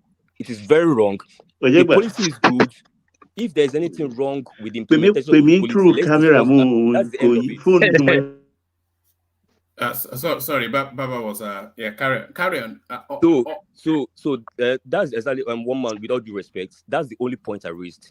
That don't use it to gaslight anybody. It's just like me coming to gaslight Northerners now. Hey, school feeding program. People are benefiting. People are chopping our money. Our children. That is so silly to be heard from a citizen. Even though I know it's benefiting them, but there's other policies that benefit other regions as well. Do you know where the money is coming from, by the way? The removal of the fuel subsidy. But our war piece, bring it home, and then we move the conversation on. Yeah, thank you, one man. I like everybody to interject to have their say, because if I keep talking when they're talking, I don't think they will make their point. But they enjoy that they make their point. But if I allow them to make their point, does not mean I have to accept it. But they will not do that in return when I'm talking. They'll start jumping on my tongue, try to correct me. I'm not here to be corrected. I'm just here to hear my opinion. Then you can take it or you can drop it. It's just like that. Anyway, Baba, I want you to look at today's Japan. I want you to round it up. I'm rounding up. So don't invite Adan Lekoko into go on. No, I'm just telling to keep note. Today is 22nd in Japan. 11:07 a.m. precisely. I want you to keep this segment. Keep it, because we'll use it again. We'll use it again and show these people when they are start shouting, when something go the other way, that see, we are tribalizing. Now it's tribal now. When we are saying that it's tribal, but when it gets to the other turn now, maybe at the time is not favoring them, they will be on the one singing this tribal issue. Then I will remind them with this clip. Mama, thank you. Let me drop, because if I want to talk, I will talk so much that I will not leave. We don't settle our different. No, hey, your fuck up for your own fuck up. Like one more time, just give me 2 seconds of treat his fuck up. Me, I respect. I don't do things in the hidden. Yes, I respect you. Like I said, I respect you. Respect reciprocal. When you talk to me that the private chat, you notice I left the floor. Can you notice that day I left the floor? You notice it? Yeah. I left, because if I stayed, I would have said something. Probably somebody will say something that will still provoke me. I'll come and say something. That means then I disrespect you. That's why I step out. It was a very good show. I step out. That is sacrifice. But you are here. Your friend, that guy in Tennessee, he thinks me. I'm a Benima. I don't have no personal friend. I have no steady friend. I have no steady enemy. You could see our first one man, Ajalikoko, everybody here, and I friend with everybody. I don't take things personal. You were here. That overgrown babu with Cocoyam was saying that he was not his father. You did not say anything about it. You did not say anything about it. You kept quiet. But you came to me private channel and told me, leave your man alone. And I respected you, and I pulled out from the platform. This is why they say they can't trust people in the Southeast. Because what your elder do matters. Not you that made the action, but what the next person will do matter. How the next person will react. Sometimes you see something's going on. Jaco will come out and say, no, it's not like this. That's why people really have respect for Jaco. Now, that respect now goes to his region. But you kept quiet that day. But Wapis, you can't hold the whole region to. I'm not. One man. There's a way. Hold on. Wapis, you've been here long enough to know that Joel of Nashville is an instigator and sometimes can be a hothead. There's he loves a quarrel and he likes what I'm actually saying is a good thing. It is a good thing for them to learn why they think people don't trust them. This is just making example why people. Yeah, but Joel is not the. Let's leave Joel. Let's leave Joel alone. But his reaction will go a long way. You think where people are liking Alajekoko, liking other people. When you like somebody, it's like a girlfriend. This is like girlfriend. Let me put a conclusion to that. Let me put a conclusion. Ekena is not responsible for Joel now. I'm not saying responsible. I'm just talking to my friend. Even if I'm responsible for Joel, you made a particular statement that day. You called us. You said something that we are dumped. We don't have brain. Just the whole Southeast and us. But I leave it because you are my friend. Because if I come on you the way I used to come with enigmatic, we'll have quarrel. I don't want us to have quarrel. We are very good friends, so I respect you. So, but you sometimes you watch your own language. You don't criticize people of what you also indulge yourself into. You understand? Just in the national platform, you call a whole region that you say they don't have brain. You look all the Igbos, how many millions we are, and you say we don't have brain. You see, it's a very ridiculous statement because I will not do such. You know, I always say it in this platform. I don't want to have any problem with Edo man. I love Edo people so much. I don't know why. Honestly speaking, I will never, and I cannot have any problem with an Edo man. Any other Igbo man can have any problem with them, but not me. I will not argue anything. Instead, I will just leave it. But that statement that have they... problem with me, Ekene. No, you, I will fight yourself because you are my brother. For you, we have a suspicion, no? You know, Ekene, you know that I say a lot of people, they contact me on Instagram. There's somebody that insists that Emeka is actually an Ondo man, and is putting together proof to establish that so Emeka will be exposed over the next few days. No, please. Is actually he has been exposed. One man he has been exposed. His real name is Boyega Adamu. He's from Ileoluji. No, one man he has been exposed. You know why I said he has been exposed? There are some certain things Emeka. There is a certain statement Emeka make here. I begin to wonder. Is this man from Igbo land? So the other time he was describing his village Umahi. I was this guy, he don't travel go Umahi before. This Umahi no get light. Umahi no do this.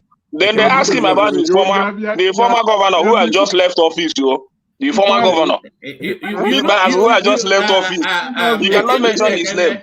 Do you know where Emeka first said about Umahi here? It was from Things Fall Apart. He just watched the movie and he ended it and he said, I don't know Umahi. He doesn't know Umahi now. Emeka don't know that. Emeka don't know that in the entire Nigeria. Let me tell you, Emeka, you don't know that in the entire Nigeria. Abariba City is the best city. Abariba City is the best city. Even in Africa. When you don't say it, I would not say, okay, you are not from Igbo. You understand? See the way you are calling Abariba. You see? No, you are from that state, but you don't know. You don't know that Abariba City. You don't know that Abariba City is the best city in Africa. When I'm speaking from your state, when I'm speaking, you see, you come to the national platform and say that your village don't have light. Your village don't have this. Your village don't have this. No, you're not getting the point. What are you telling me? Go and Google Abariba City. Google Abariba City. Oh, Ekene, when you need to distinguish between generalized statements, right, and specifics. Like I can go and I say, in the entire Nigeria, we do not have light. It doesn't mean there's no electricity, but we have interrupted power supply. That's what I was trying to make the statement. And then when you're asking me, my former governor, when I'm busy talking an important speech, and you're telling me to be calling somebody who is very useless, because who didn't do anything, and you expect me to remember a useless governor. Why should I remember a useless governor? I should be forgetting a useless governor and be remembering people who are working. Emeka? Yes, someone wants to speak to you. Come down. Who wants to speak to me? They should leave me. I'm not the topic of the Hold on, Emeka. Let's Emeka, no, my girlfriend wanted to speak. Oh, is she in love with me? How can your girlfriend be in love with me? Since when did you start? I don't go carry Binigir. Are you old enough to be having girlfriends? When did they start having? Are you old enough? Well, all right, Ajale Koko, check this young man for idea. Okay, let me respond to the kind. Let me use the floor. I wanted to pass a message to Emeka. Emeka, you are the only person my babe knows here, and she calls you the Yoruba sounding Igbo man. Yes, his name is Boyega. That's why she's a fan. I like it. She's a fan. And she's not Igbo. She's from Northwest, North Central. Yeah, she's a fan. I appreciate her. Let her continue to great. In short, she's subscribed and shared it with her friends and enemies. Tell her to subscribe to the platform. All right. Thank you. All right. Let me round up. Yeah, this is it. When people want to justify their action, they only pick the part that suits them. And I remember that statement very well that I made. And I stand I stand on that statement. Yes, I said it. I'm not denying it. But you forgot when your brother when we were talking something normal, talking about the insecurity. I remember that we were talking about the insecurity of that state. That ESN is doing this. Even this guy that's calling his girlfriend now said, who asked me a book question, how do I know it was ESN that is doing it? That was one. Secondly, that guy, the headless boy, that overfed Cocoyam boy there, came out to say, when will I start talking about the prostitute in Edo State? You heard it clearly, and you did not say anything before I responded to both of them. Now you are taking that, my response, as what anger you. But you forgot what your own people said first, when it has nothing to do with topic on the ground. This is what we are saying. I can stand on my own, but you cannot. You want to justify your own action. No, don't respond No, to him. I'll end it. Otherwise, You don't respond. I'm just telling you, go and play it back. Go and play it back. One man, I You want go to and go play it next. back. Bro. We don't have light in Nigeria again. No. I want Okay, to you go next. there. But go, can you play the back and learn from it? This is how you have to see people's view from their own standpoint if you want to solve issues. And when other people are having issues with your own people, first of all, look what that person don't like. If your own person says something that that person don't like, first of all, come in. Even though you will not support anybody, at least balance it first. Say, no, my guy, this is not good. If you want to go against this guy, go against this guy. Don't go against this region. But when you say nothing and that person starts going against your region, you start getting angry. It does not make sense. Thank you. All right, brilliant. All right, I was going to go to Ajale Koko next, but Ekene, One man, you please have to be, prioritize us, please. all right, Ekene, you Ajale Koko, with your permission, Ekene, you're up next. Okay, one man, thank you very much. I don't have more. You know, what piece is my guy? If you notice, there was a day he was just too excited about your free trip back home. I hope your family kept their ticket, or maybe you can claim a refund even. Anyway, that one is gone, Cha. That one is gone. But I will enjoy this one. So you know, do you know that over the course of this Christmas in the Southeast, Tinubu will be the #1 topic, and they will even be talking about him in favorable terms. When they are ordering that bottle of Guinness, bring Guinness. My president don't give me 25,000. Bring it. You know. This will be anyway, one man, let's not too much exaggerate this issue because honestly speaking, I don't want to put it in a way that I cannot criticize the government again. But for this one, I will just give him an applause. So there is I cannot just. Let's keep it that way. I'm happy. I just appreciate him for that. So, what piece? You are my guy. Forget about those issues. But you know, there was a day you were talking, you are shouting about Igbos. I come to the private chat. I told you, what piece, calm down, and you listened to me. I respect you for that. So we are friends, and just recognize my region. I recognize your Benin people so much. That's what I want to. Just love me the way I love your people. One man, love me the way I love Yoruba people. You see, and Hausa man here, love me the way I love Hausa man. Then we live together. There is nothing too much about that. So that's how we build a nation. So, but most especially Edo people, I recognize them so much. Honestly, I recognize them so much. It's from my heart. So anywhere I see them quarreling, so you recognize Edo people. You will not so never much. have quarrel. Hold on, you never have quarrel with them because they voted for Obi. Is that why? No, it's not only that. It's not. I like their characters of Edo. I love their character so much. Edo people are the only people that speak the truth in Nigeria. Honestly speaking, they speak the truth. You can follow them very well. You can follow the argument, everything. They don't support Obi because Obi is an Igbo man or because they wanted to vote for him. So Edo people has that. If Edo worry, these two people, they speak the truth. They are very outspoken, and I love people that are very outspoken. So they don't care. I follow them so much, so I respect them for that. So you love what do you call that guy? One man, that guy from Body. What's the name?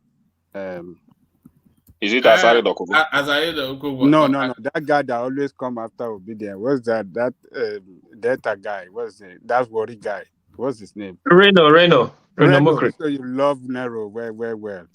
No, forget Reno. Even Asari Dokubo. Even Asari Dokubo. I recognize that. You know, we're working on getting Reno to come here. Maybe if we get lucky, we'll come. Let him come now. Please, That one I don't please, recognize please him at all. bring him here. Even Asari Dokubo, I recognize Asari Dokubo more than some people because you know when you offend Asari Dokubo, you must hear his voice. Even Tinubu has offended him. You have heard his voice so well. So even when they tell him to support Obi, he said no. No, even though Tinubu disappoint me, but I will not support Obi. So it's good that he speak his mind and he recognized that even the presidency offended him. That's I think I commend him for that. The same thing with Edo people. So it's not there are things you must see in people to love them. I love Edo people so much because I have family there. I know some people there. But I follow them almost all their social media handle. I follow almost all of them. But I know how they react to it.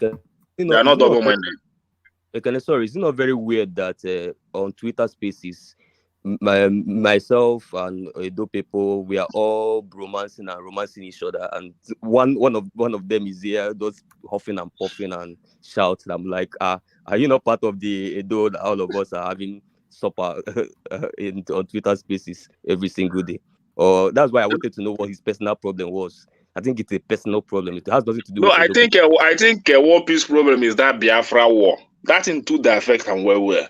That Biafra war. But he was not there in the war. And why is he? I don't know, but it into the verse and whenever you speak about the Biafra war, it is I record. You know, when I follow people too much, I understand their character. I know where they push them. In the past, like I don't know, even if you were in the war, I mean, come on, come on, God, Jesus. They do that. Even the one where the first War Peace, we say they don't fight the war in Igbo land, they can't fight them in Papa land.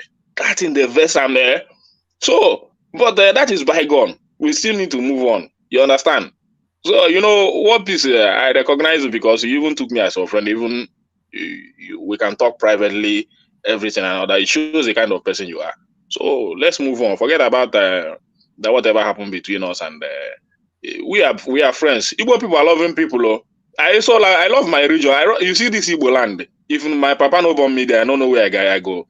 I don't want to be born any other place than Igbo land. I too love Igbo people. Even if we misbehave, I will only speak against our misbehavior. But that's my Igbo. That's my East. I too love ourselves. From everybody actually loves Igbo people. I certainly love the culture. I think I say that all the time, and you even see from all of the music. Uptown will tell you it's always Igbo music that we use to introduce anytime we start.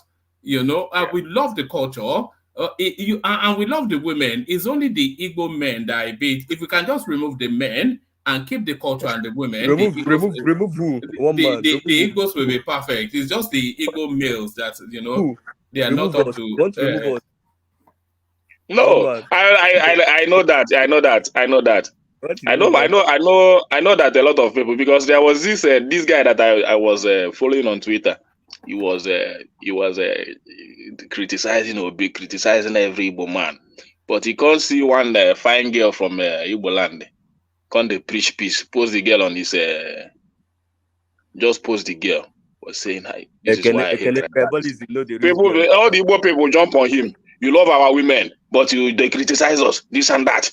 Why they always love our women? All the people, they love our women, but they always criticize our people. You see, that's the hypocrisy of it. You know you love that way. You know you can go there, find love. Many things has bind us together. My uncle, one of my richest uncle, married an Asa woman, born 12 children with her. The woman just died last year. They live together. If you come and visit him, you will not know that he's married to an Asa woman.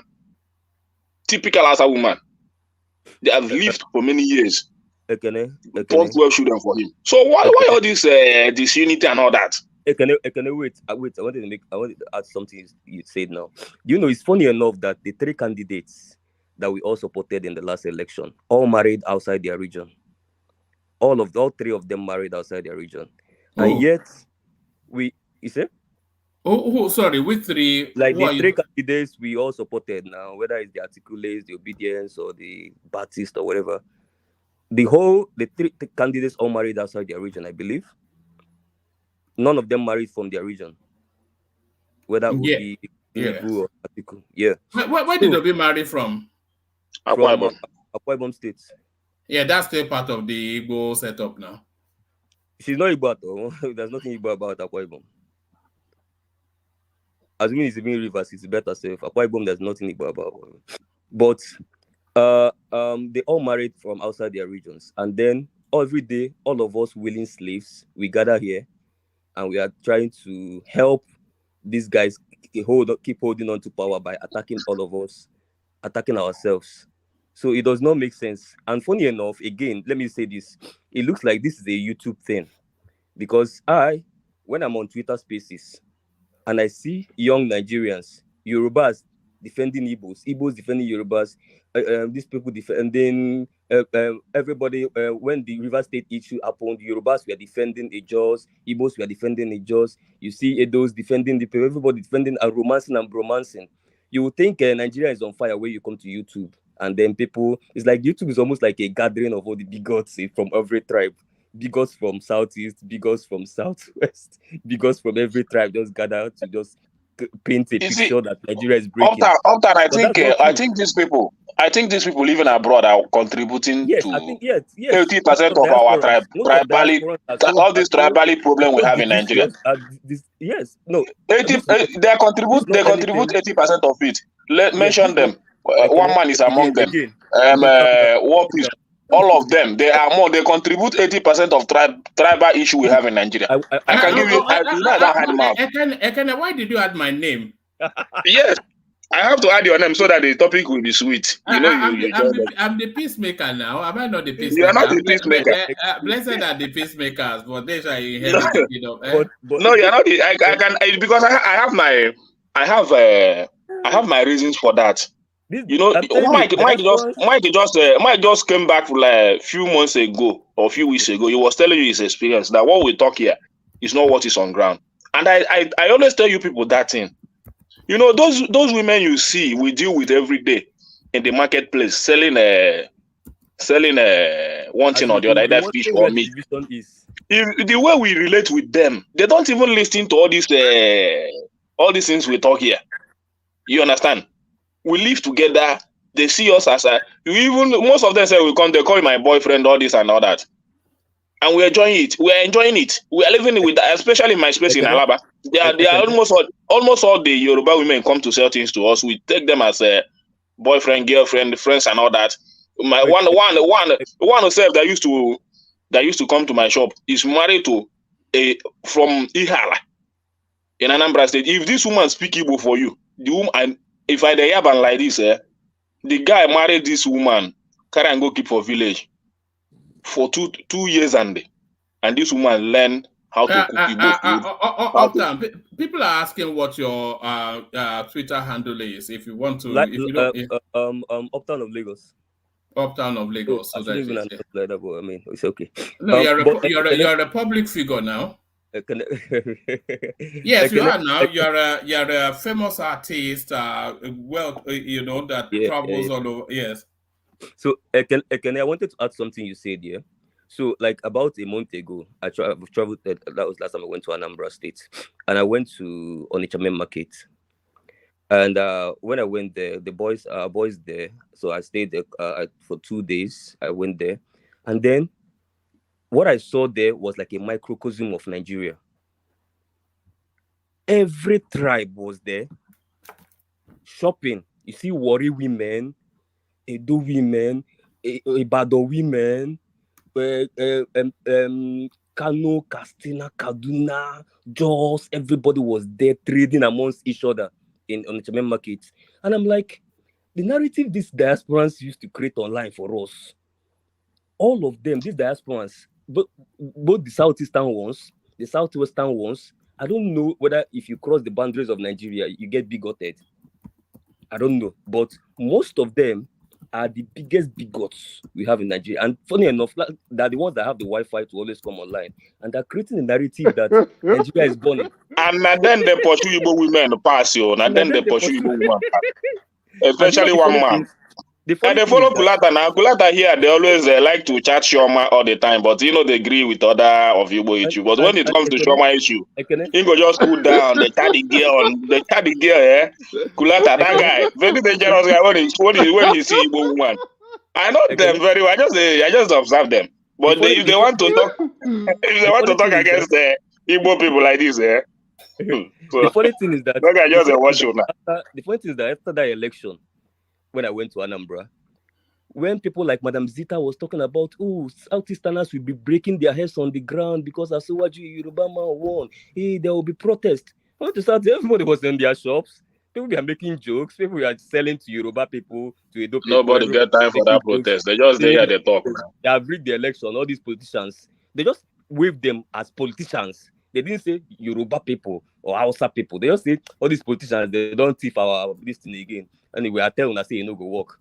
They say everybody was moving on. Everybody was like, this is us against politicians. But when you come online, hey, it will be like Igbo people are gathered in Opiweka, insulting Tinubu or swearing with Tinubu's name. Hey, they want to go and do protest. No single protest happened anywhere in Southeast. In fact, the only protest that happened was in the Southwest. And the protest happened in Kano because of NNPP people. So these diasporans should calm down, especially these ones on YouTube. So, now for YouTube, make una calm down, please. Now then they spoil Nigeria. Now then they spoil. I stand to be corrected. One man and they spoil Nigeria. No, be me. They pull Nigeria together. Look at the Wazobia platform that we're on. We have Asan and Ribadu. We have yourself and Uptown.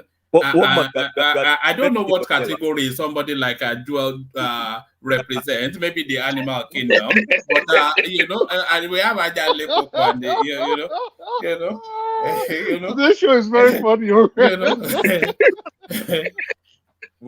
It's our Azobia now. Everybody come and say your own. That's what we are doing here. Everybody come and say your own.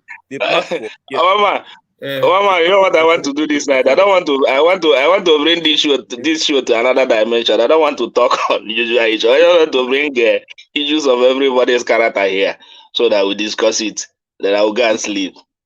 So. All right, let's discuss your character. You know that we remember when you first came here, when you were trying to hide your identity. You don't think we remember?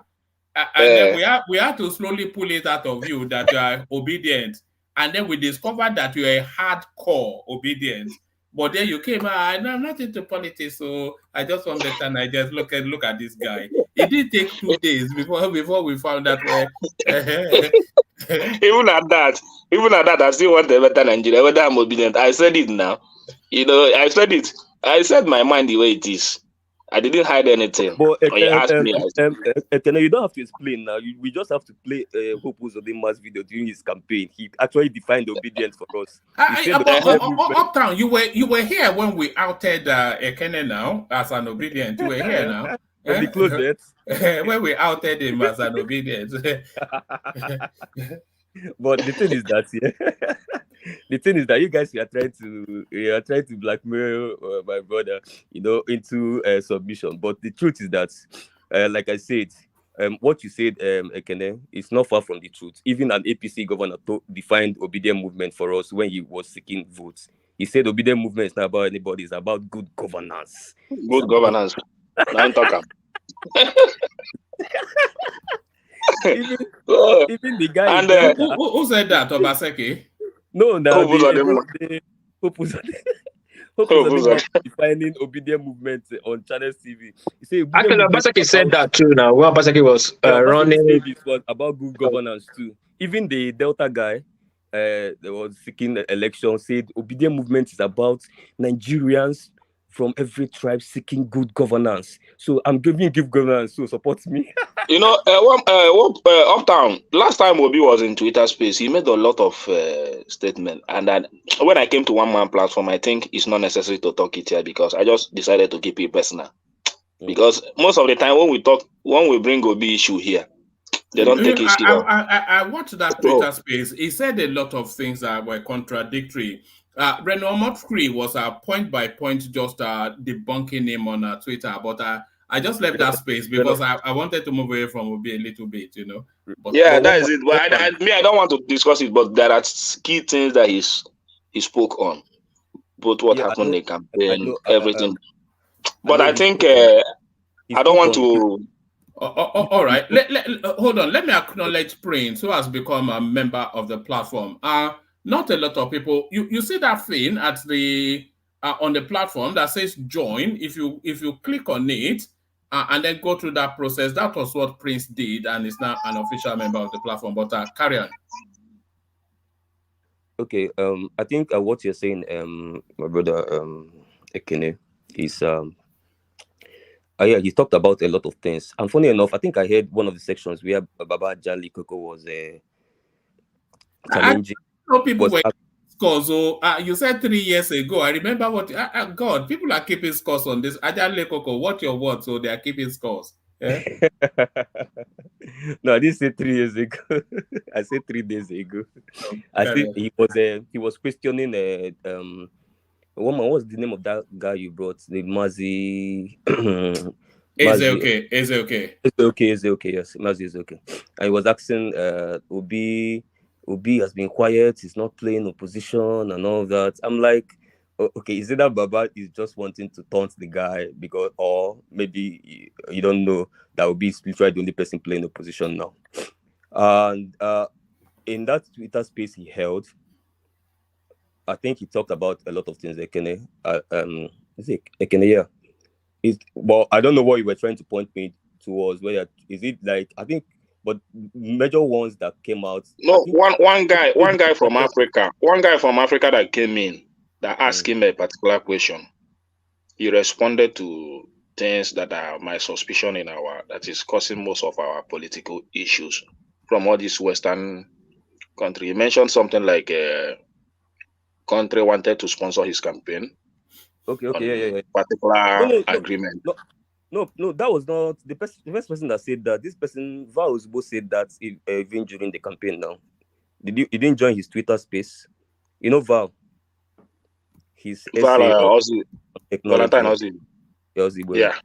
You know, he hinted something like that. Now. Yeah. Follow their Twitter. No, I didn't follow Val Twitter space, but it was what the Obi confirming it himself, because that African guy was asking him. The guy was like, "How are we going to be free from all this Western?"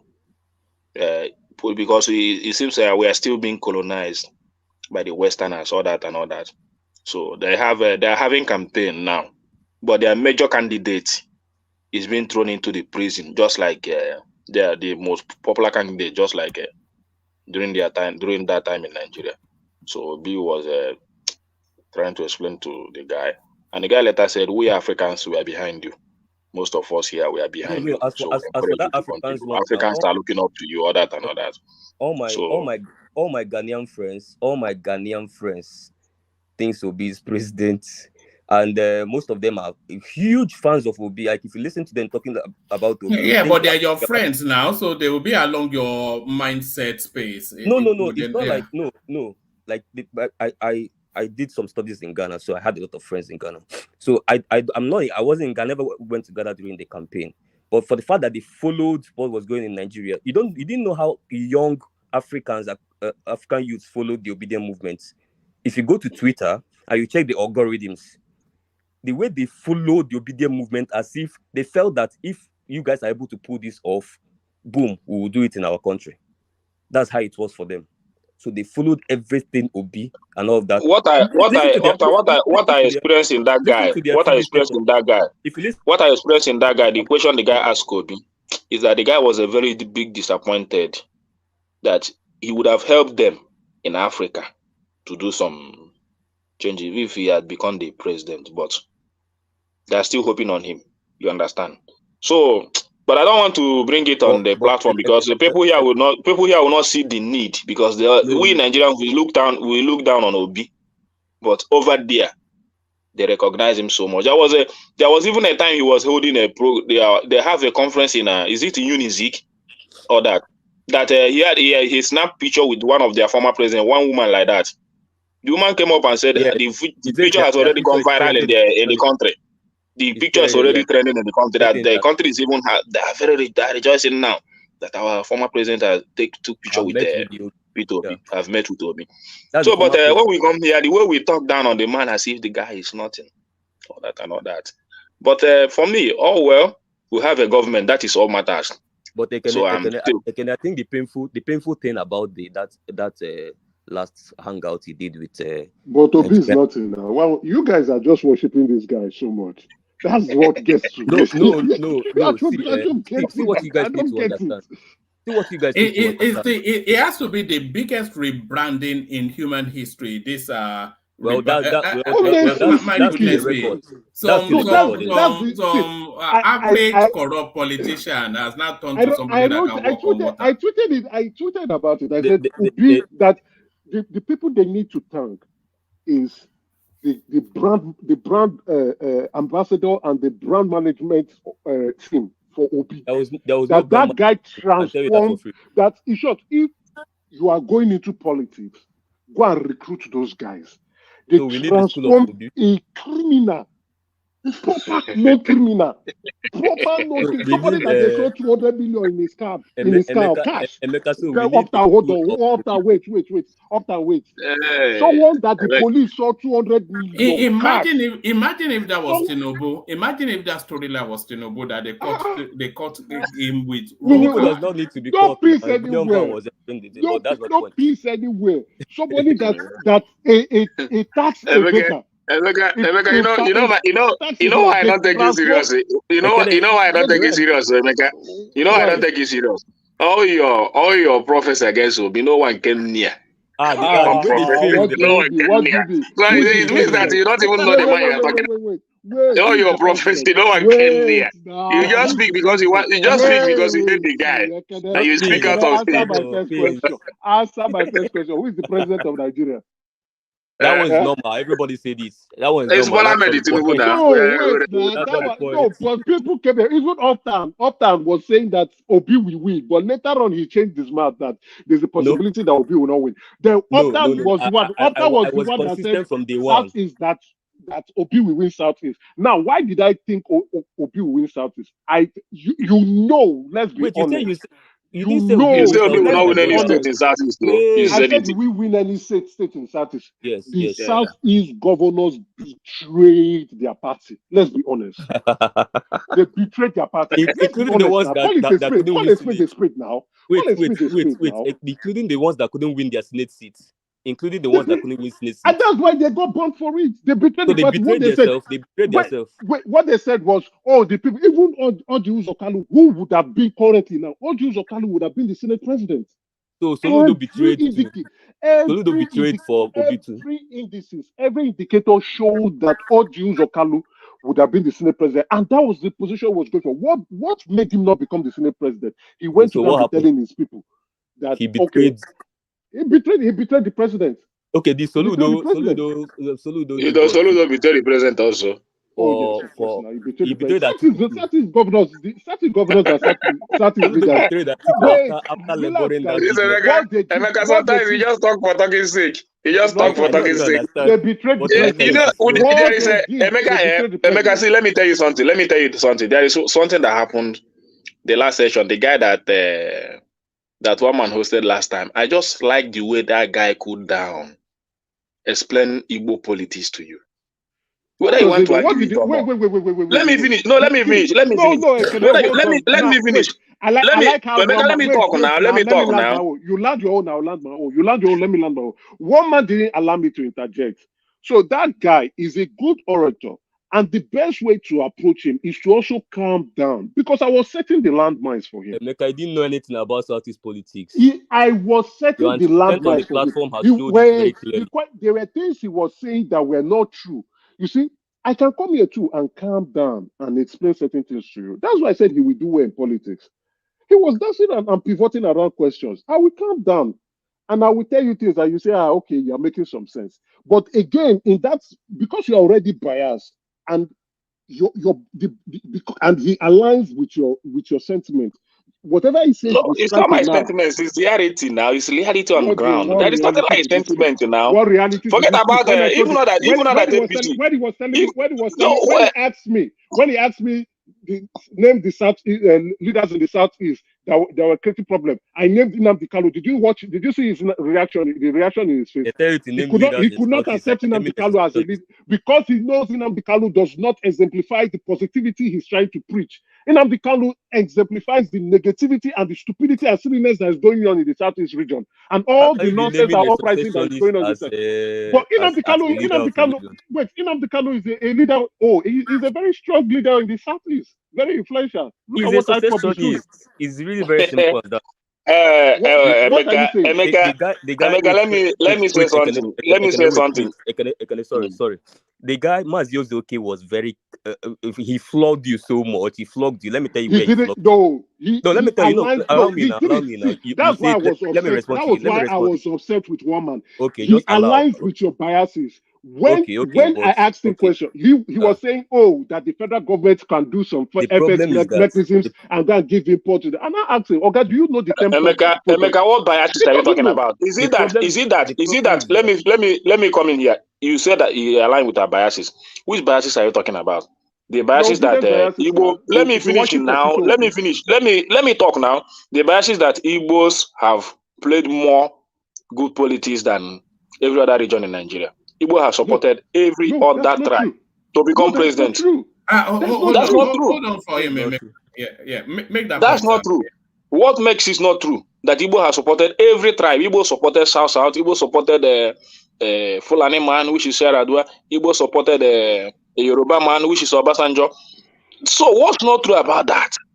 Now, what he's saying, even when their own people, let me finish. Even when their own people, Ojus Okalu contested, is it against Yaradua? Nobody listened to him. Ojuku contested against Obasanjo. Nobody listened to him.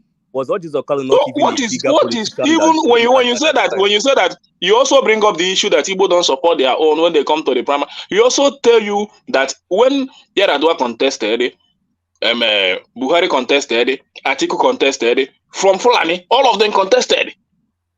Now I asked him, what is your analysis? What are you trying to tell me that Igbo don't know how to play politics? Okay, now give me a chance. Let me come in.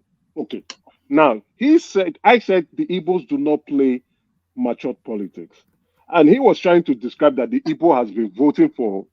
He brought it up to tribe, right? But if you look at the scale of things, the Igbo has been voting for one political party since 1999. The only time they changed their course, even till now, national parties, they keep voting for PDP. That was what he was trying to explain. And I said, no, that is not the politics. That's immature politics because you are throwing your eggs into one basket and you are not getting the desired result. How many parties have Democrats in the US? One man did not allow me to push. He called them. He was talking. And wait, Emeka, do you know that this PDP? Wait now, I hope Mazi Eziogo is listening. Now, let me give you an example. When Ekweme, who's from the Southeast, was running, their brother was running against a Southwesterner. Who did they vote for? They all went to go and vote a Southwesterner. That's what that is democracy now. That is to show you that we're not Nigerians. All right, gentlemen. About 4 more minutes, and then let's get him voices that have not. I think Baba is still with us. I suspect. Three of us is not allowed to speak anymore. We have actually hijacked this show. Actually, we're enjoying the conversation, but So now I mentioned the equipment to him. He didn't answer properly. Now, what about P2B? P2B bought form in PDP. P2B bought form in PDP. Are you hearing?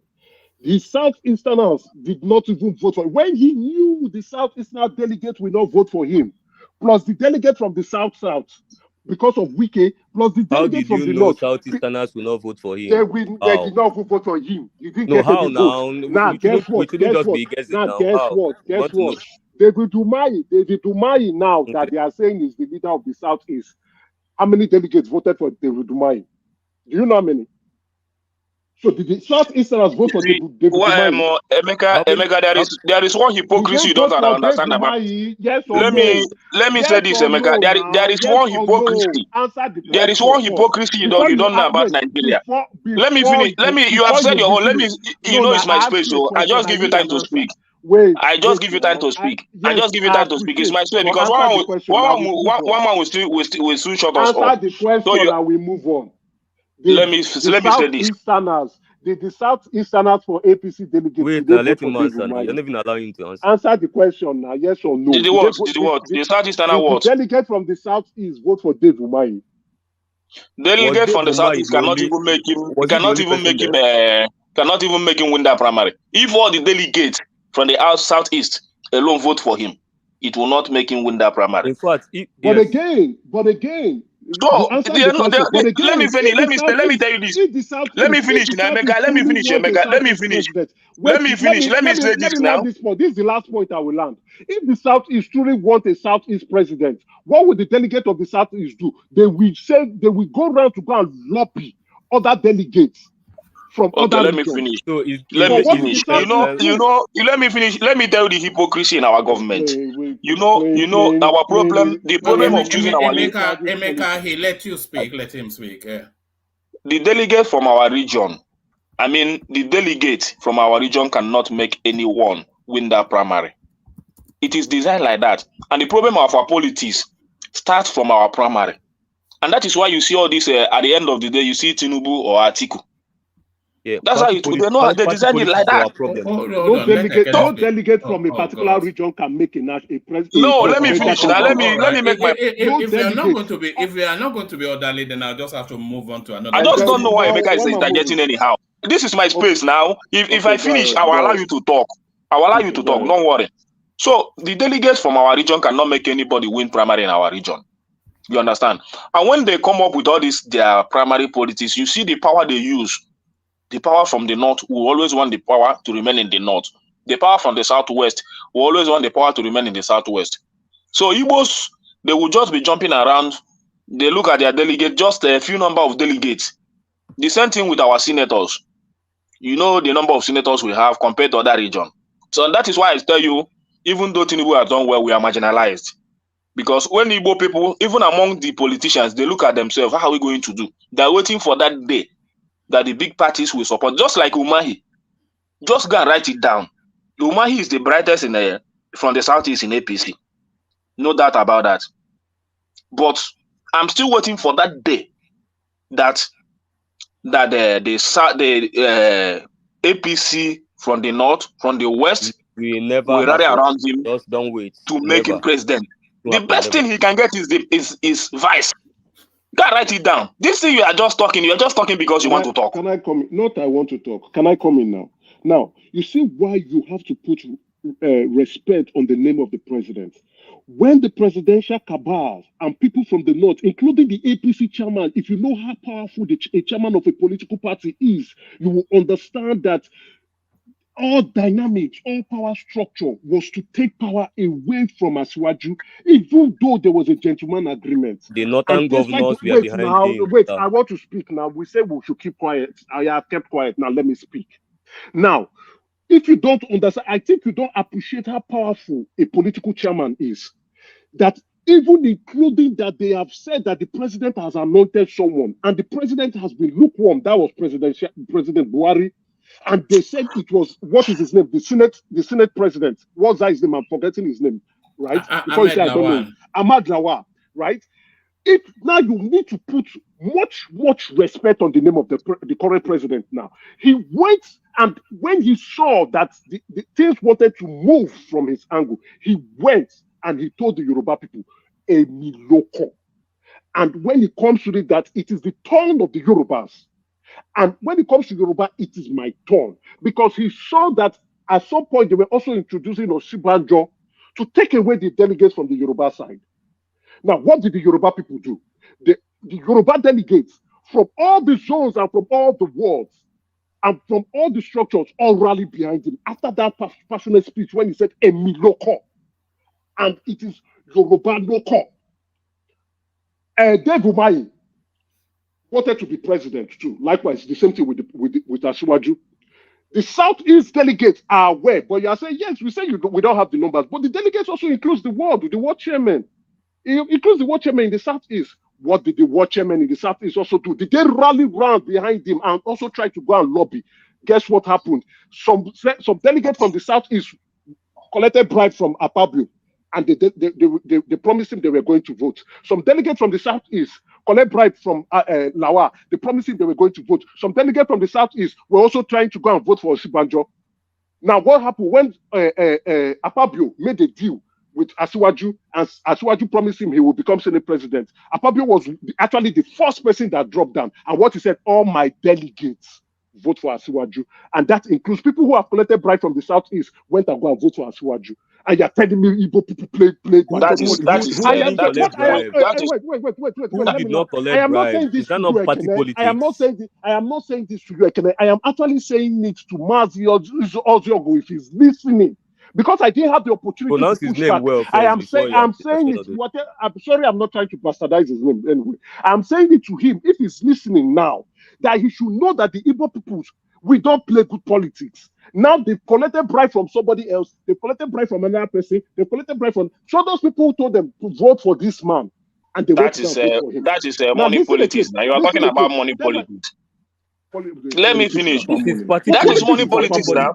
But politics is about money now. That is money. Everybody knows that Asiwaju played money politics now.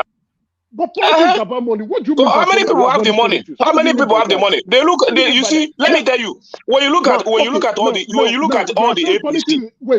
at all the APC that contested, who has the money? Asiwaju has the money more than every one of them. All right. Have the final word on that space, Kene, and then we'll go on to Baba. So Asiwaju has the money to play that politics. If you come to PDP, Atiku has the money. That is why the only person that could be able to challenge Atiku was Wike, because Wike also have the money, Liver State money. You understand? Buy this and buy all that. So when it comes to the Southeast, how many people from the Southeast have the money? So the best thing is for them to align. Vote for other people. By money in this part, we Igbos. You know what goes on now. Let us not. I don't want to be talking. I don't want to be talking. No. There are certain things I wanted to tell. There is nothing to talk much about. You can argue with. You can make a. I wanted to tell Mazi that. Let me finish. Let me tell you, Ekene, let me tell you, and let me correct you now. Even Peter Obi, who people have seen that he's a leader in the Southeast, that is the top leader in PDP, was hiding his ambitions among the Southeast delegates. Up to the point where he went to go and pick form. It was when he picked form, they were like, okay, so this man is really interested. Even despite the fact that he could not even gather his people from time. That's what I wanted to tell Mazi. And if he thinks I'm lying, I will bring out a tape where one of the PDP stewards come out and said, Peter Obi did not tell us he wanted to run for president. That the only time we knew Peter Obi wanted to run for president was when he went to go and buy PDP form. And then when they have, let me tell you. Let me make my final submission and make my because you have taken all my space. You have taken all my space. The only thing I'm waiting. Let me finish. The only thing I'm waiting. Let me finish now. Let me make my point. Hold on. You're just talking. Hold on. Nobody's understanding you. Hold on. Hold on. Something that I've researched on. I've done a research paper on Emeka, were you not the one just 2 days ago cautioning us to be orderly? Were you not that same person? And I was saying, you see now, it's baked in it. All right, I fell for it. Ekene knows how to get me. Ekene knows how to get me. Yeah. All right. Nothing like you know how to intimidate. It's just that I don't fight too much fight. What I know that it will happen. The only thing I know is that I am focusing on the politics of APC now. David Umahi, they are fronting him. Yes, they are fronting him the way they fronted some people during the time of PDP. So let them continue to front David Umahi. That day will come. I think God will keep us alive. We'll still see what will happen. You understand? So that's the final submission I want to make. All right, Papa. That's the final submission I want to make. That day will come. You will see even one man self that supported that is talking about Soludo. I will see how one man will support Soludo during the time of his own. And those people that support, even all these Northerners, both those in the comment section, shouting, talking rubbish in the comment section. I will see that day. Because when it favors you, you begin to you begin to grow wings. Shout, shout, shout, shout. That day will The come. only way, You will see the only David way it's Umahi. going to work out. The The only way it David will work. Umahi will be. Shall we hear from Baba? Yeah, we hear from Baba. Let me tell Ekene We hear how from it Baba. will So happen. Let let's me tell forget all Ekene this how it will hypocrisy. What is happening in our politics is hypocrisy. It is all about hypocrisy. So Now continue to shout, Emeka. let me tell you how Play your this will politics. happen. It's Right? good. If it favors us from David Umahi, I'll still support it. So he's a good man. How we will get an Igbo president? There is nothing about that. Is the major political parties actually now saying we want to zone this to the southeast? Nobody should compete. Nobody will zone anything to southeast. Hold on. That is the only way. Hold on now. One uptown, please. I beg you in the name of God. It is only when the major political parties, PDP, all and APC, say we are zoning this now to the southeast. Nobody should participate. Then let the southeast organize themselves and produce the delegates that would stand for nomination. That is the only way. You have mentioned it. We don't have the numbers. We are not organized. We don't play good politics. Only when the major political parties, They have created it from the national. We don't have the number from the national. How many delegates do we get? How many senators do we have? You just have that in your mind. You don't talk like a child. All right, thank you. Baba, I'm not sure if you're still Thank there. you, I suspect you may not be. Baba. Yes, you've knocked Baba out with your rebel rousing. Ajale Koko, are you still there? I'm here, woman. Ajale Koko, you can take the cotton wool out of your ears now. I think it's calmer now. We've calmed them down. I don't quite know what we got out of that, but it was actually entertaining. So Ajale Koko, to the conversation. Where do you want to come in? Do you want to come in with the Ohanaeze saying they recognize her, or do you want to come in at those policemen that have been sacked? Well, let me start with policemen. Yes. Greetings to our listeners around the world. Click on the like button, share, and subscribe if you haven't done so. Yeah, those policemen, they got what they deserve. They rubbished the image of the Nigerian police force, and they rubbished the image of Nigerian state, because that's uniform they were wearing. It was, it's Nigerian state uniform. And that video went viral. So they totally destroyed the image of Nigerian police. We know Nigerian police among ourselves that, yes, they are corrupt, but many countries around the world doesn't know. But due to that video that went viral, they totally rubbish the image of Nigerian police. And what they did was totally not in conformity with the ethics of their profession. The ethics of the profession does not allow them to extort money from people. And that was what they were trying to do with that white lady. Give me money. You bring money? And where's the money? You don't have money? Give me something. Give me money. It was so embarrassing. So they got what they deserve. Nigerian police demoted them. They commissioned them and fired them. So what that means is that they've been fired with no entitlement. They're not going to take anything. It's a dismissal without benefit. So I hope these people will learn a lesson but they will not. Many police are still on the road collecting bribe, extorting money from people. And they are not the first one. Many of them have been fired in the past, particularly the last Inspector General of Police. He fired a lot of people like this that, committed public, professional misconduct and, rubbish the image of the police. They were publicly disgraced, just as they disgraced these people. They were publicly disgraced. They brought them to the headquarters. They took out the rank from their shoulder, and then they fired them right there in front of camera. So, but this thing is, they are deep in this collection of bribe and, extortion. They can't leave it. They have taken it as part of the profession. So, but,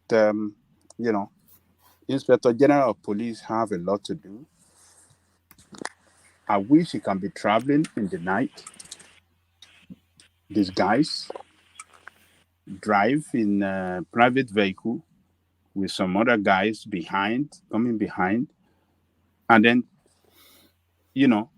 use that means to take a lot of them. I bet you they will sit down. So, they will sit tight. But this development is a good development. It's just to, I believe the news have gone. I hope the news will go viral too, that those police have been fired. And people around the world that have seen the first video of what this embarrassing police did can now see Nigeria as a state that can hold people responsible for their misbehavior or bad action.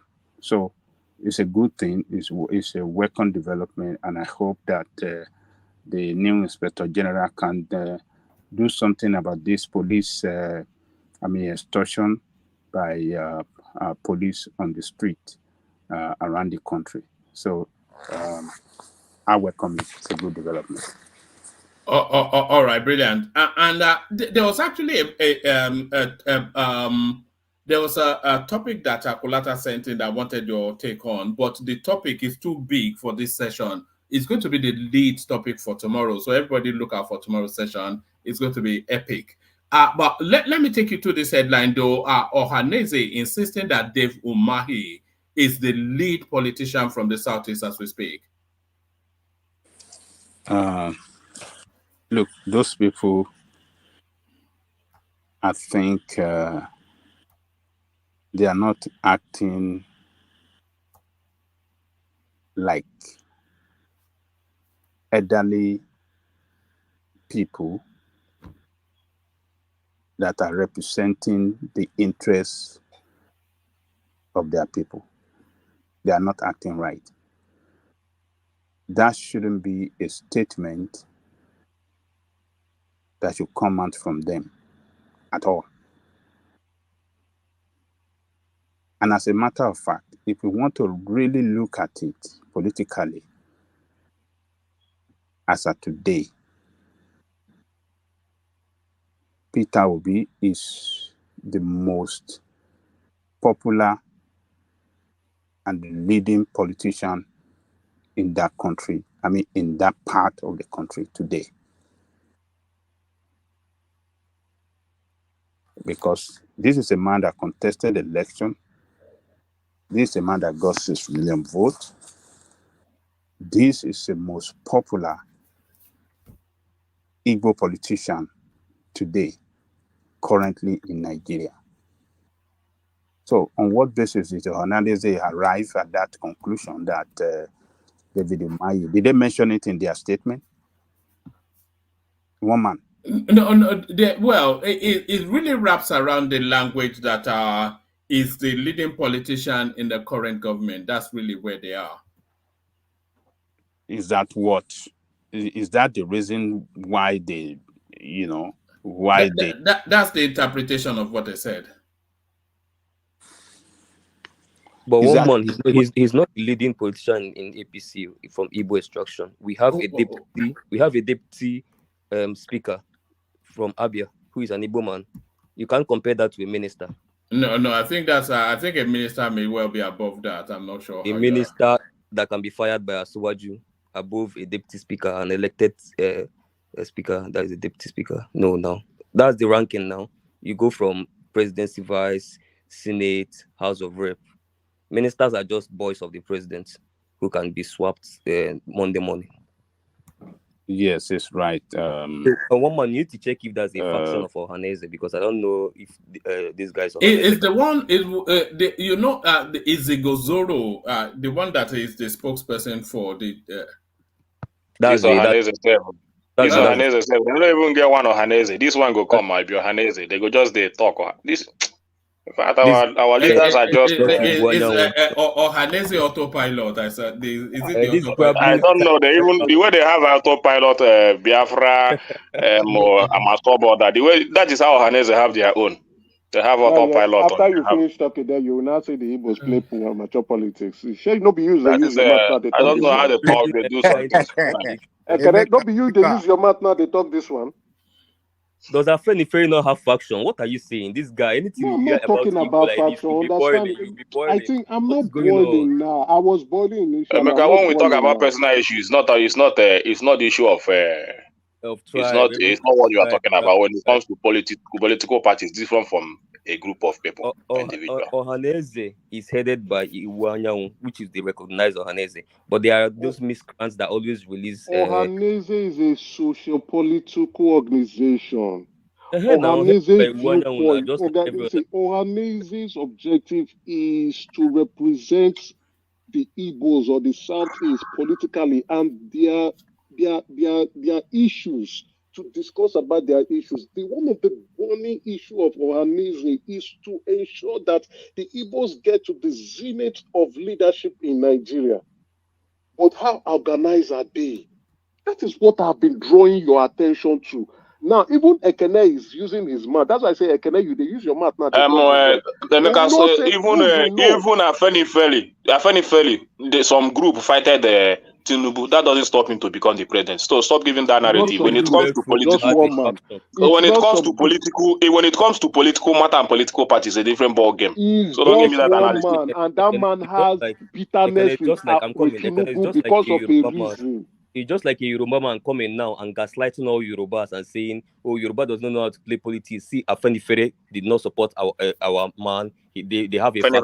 Then that is why they don't know how to play politics. Very, very nonsense. Even some analysis. I didn't talk about Ohanaeze. I said you they put your mouth, they criticize Ohanaeze. I said, sure, you they use your own. That's their own cultural group. Now we talk about we're talking about Ohanaeze is a cultural group. Afenifere is a cultural group.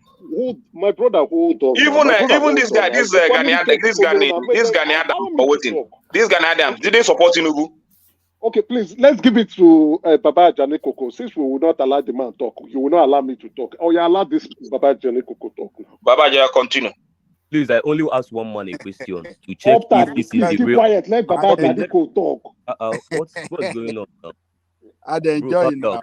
I asked, please, Baba, I asked one man, so because you are speaking to this thing, we need to know, is it the men Ohanaeze, the Wanya, or is it one of those splinter groups that do release all of these things they release by the sidelines? It's the Ohanaeze that is led by, let me, hold on. It's the one led by, is the original one, Is the original one. Yeah, and I think it's the original one, yes. There's no counterfeit anyway. No, one man. This is not the first time you get an Ohanaeze, whatever, and you check and you see that. It says in a statement yesterday by its Secretary General Okechukwu Izigozoro. So whichever one that guy, because that's a prominent name, it usually speaks for that group. So I suspect it's the main one. Okay. But there are others there.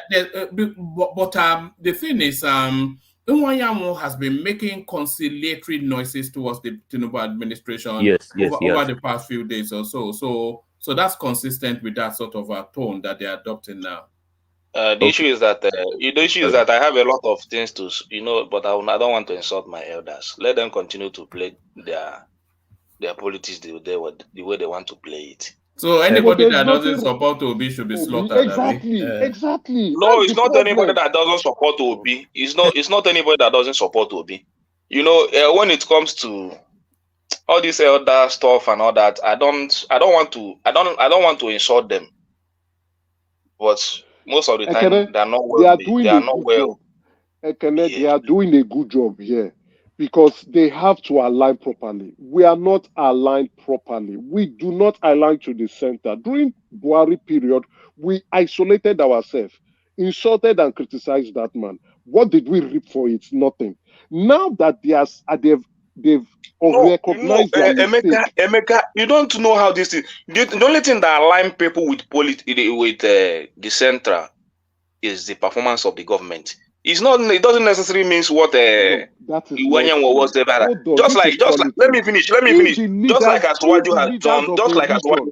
Let me finish. Just like Asuwaju has done now. You can't tell me that people don't support him in this policy. A lot of people from Southeast, if not 60%, at least he has gained some sympathy or a little bit support. That is how people align. Not necessarily just jumping up and down. You persuade the government to do the right thing for the people. It's not few people going there to buy their way into the government. That's not how to align with the government. You have spoken well. But let me not tell you. Let me tell you. Go ahead. Imagine Asuwaju follows up with this now, January. They're able to do something at the central bank. Exchange rate comes down. And some inflation is coming down. People are noticing it in the business areas. People not devil. They go support now. Hold on. Now, would this surprise you that this initiative might probably be from somebody from Ohanaeze who would have pitched it to the Minister of Transportation, and the Minister of Transportation would have pitched it to the President? Now, hold on. Now, let me tell you, the leaders control the people. If the leaders say, let's vote for Asiwaju, the people will listen. The traditional leaders tell my people, let's vote for Asiwaju. If the leaders bring it up. Nah, I beg you. Okay. Now, for the leaders will say, okay, we want to align to the center. Now they will go and meet the president and say, we want to align with you. This is what we want you to do for our people. So we can convince them that you are supporting them too. So you cannot ignore the Southeast and still want their votes. Now, believe the leaders are representing themselves properly to the president. The president will say, okay, no worries. I hear your pleas. I hear your problems. I will do it. Go and campaign for me to your people. Now, the president would now go. The president will now say, okay, you know what? This is what I will do for you people. They will go back and tell their people. The president has said he will build this thing for us. He will do it. See, they are commissioning it. Let's go for the Emeka, let me say this. Let me say this. The people align the leaders do this and all that to align with the people. During the past administration, I could remember one of this guy interview. My hero that just died. Okwadike Ibuku that just died. I watched most of his interviews, the alignment they tried to put up with Buhari, all the negotiation, everything, all the begging, all the pleading they did with Buhari. At the end, what happened? He felt disappointed because Buhari didn't listen to him. He neglected them. So if the president don't want to listen, he wouldn't listen. Whether you bring all the requests from everywhere in the Southeast and dump it in his table, he will just look at it. If he has that hatred for that region, he will not listen to it. No. So it depends who is there. The Southeast region. No. I don't know. I'm not saying that he hates the Southeast. I'm saying it depends on who is there to listen. You understand? So Asuwaju himself, being a Democrat, knows what is right to do for his people. Because even the Southeasterners are his own people. You understand? He knows what to do. It doesn't necessarily mean to wait. Cut this clip in case when Ekene wants to criticize Asuwaju tomorrow, just play it for him. So he doesn't necessarily mean to. He doesn't necessarily mean to. He doesn't necessarily mean to. The one that you keep that this clip, you should keep it. Keep it. Okay, I will keep it. I'll go cut it and keep somewhere. Why can I talk again? I will release it for him. No problem. No problem. So any endorsement that comes from obedience, the way Abado people used to share shit, God, the day Obi will say something nice about Tinubu, they will frame it and put in their office. See, I am so positive that before the end of Asuwaju tenure, I think probably like 55% of obedience will be convinced that this man truly. Who said that anybody will criticize him if he does a bad thing? I was in a space. I was with one of my people in the market. We are discussing about Tinubu and all that. Because I didn't know when he was governor. I said it here. So I was trying to tell them, this man, I don't know, this government is doing somehow. So that day we are discussing about the appointment and the nepotism that is in that appointment. Those guys were trying to tell me that even though they know Tinubu disappointed in most of his appointment, but let them tell me as an elder, that guy did well with Igbo people when he was governor. I was marveled. I said, how? He said he was the reason why most of Igbo people became ministers in Lagos, began to have positions in Lagos State. They said yes, but this time around, they said the reason they didn't support him is because of his age, mostly, and that is most of the problem a lot of people have with him. Then another thing is this, that I don't know why he disappointed them in the appointment he just made recently about his ministers. You understand? These are the words of my elders. And in the market. Of Obi, no supporter, not because of no. Thank you. No, not because of. It's because of. No, let me finish. If you will allow me to speak, I will. You can make your own argument. I'm not stopping. So they made those arguments. I said, well, those guys said, let's wait and see how he will do. But for them, they don't believe that Asuwaju hate the Igbos. They just said that. They mentioned somebody like Ben Akabweze because it was through him that Ben Akabweze went too far. You remember very Ben high in government. And even though he didn't appoint him, this time around, but he's still in his cabinet. I hope you know. I know. He's working in his cabinet, but he didn't. His appointment is not made. He's the one that drew up the budget. Yes, he's the one that drew the budget. Yeah. So I said, okay, let's be waiting. So what the people is looking after is the performance. The performance. No, they talk plenty. Just like when I come here now, my own is steady economy, good electricity. Why will I go and criticize him? When the economy is steady, things are moving. Because it doesn't necessarily mean you sell dollar for. I said it here to Aja, the price of dollar doesn't matter, but the steady of that economy is what matters. You sell dollar for 1,000, peg it there, know how to maintain it, build a steady economy around it. Mm-hmm. Now, but again, you understand? All this jumping up and down prices and all that. What I'm saying is, in the last election, the South is clearly in their numbers did not support the president. Right, and to me, I feel, and I felt as at that point, and I continue to still feel that it is a wrong move from the Southeasterners. I can understand because there was a Southeastern president, and I think the president would understand that too, right? If a region has been clamoring to produce a president, and somebody has gotten to that level, even though he used the Mushroom Party to run, then it will only mean that the region would give him their backing and blessing. Okay, fine, that's acceptable. But now, what I do not understand is the continuous hate from the southeast and lack of support from the southeast towards the president, which I think the leaders like the Ohanaezes, which is a socio-cultural, socio-political group, should be able to address, right? And I think that what they are doing is the right move.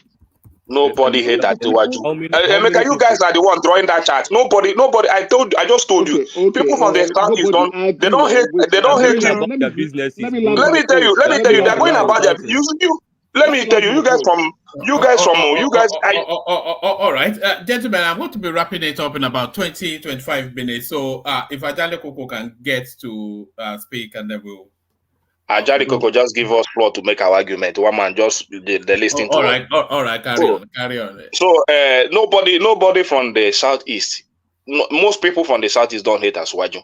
Nobody is having. I have my reasons for that. They don't hate him just the way you put it. Including Pansat. No, I'm saying most people from the southeast don't hate Buhari. Don't hate Asuwaju. Just the way they hate. I will say, okay, maybe let me rephrase. They are indifferent, right? They are indifferent. I won't say hate or even Emeka. What I'm trying to tell you is that he will have more sympathy than Buhari from the southeast. So the only thing that will make him not to garner that confidence very well is his performance. Because I can tell you, every Igbo man hates bad economy. Just have it at the back of your mind. I know that, but again, you can see with the transport now, which I said yesterday, he's trying to score some cheap political points. He's trying to get the Southeast to look at him differently, which is good. Then again, I would want the Southeast through their leaders to represent what they want, and I think the president has demonstrated that he's an effective listener, he's an effective negotiator, he's an effective leader. If you check the time Igbo people supported Jonathan, the argument there was that Buhari don't know anything about the economy, which later happened. You understand? So if we are thinking about Igbo politics, during Goodluck Jonathan, the Southeast was one of the biggest beneficiaries now with the South. I know. They still want. That was the time. That was the time. There was a lot of business boom during the time of Goodluck Jonathan. Even though there was insecurity then, there was a lot of business boom. That was the start of our economic problem, though. That was the start of our economic problem. I don't know, but you know, a lot of businesses enjoy his. There was a lot of business boom. I'm not denying, but it was the start of our economic problem because the trade-off and the rip-off from the Obasanjo's economic policies rubbed off on Jonathan's policies. Jonathan's administration rather, and it was at the midpoint of Jonathan's administration that we started having some economic problems when they started pilfering the reserves, started stealing a lot of things, and people were complaining, what is going on here? But again, let's go back to topic. The Southeast was the biggest beneficiary from Jonathan's Goodluck administration, and they have something to lose if he doesn't win the election. So they have to back him, and we lost out. We lost out when he didn't win the election. We lost out completely. Yeah, we lost out. We gave him. The Southeast gave him the support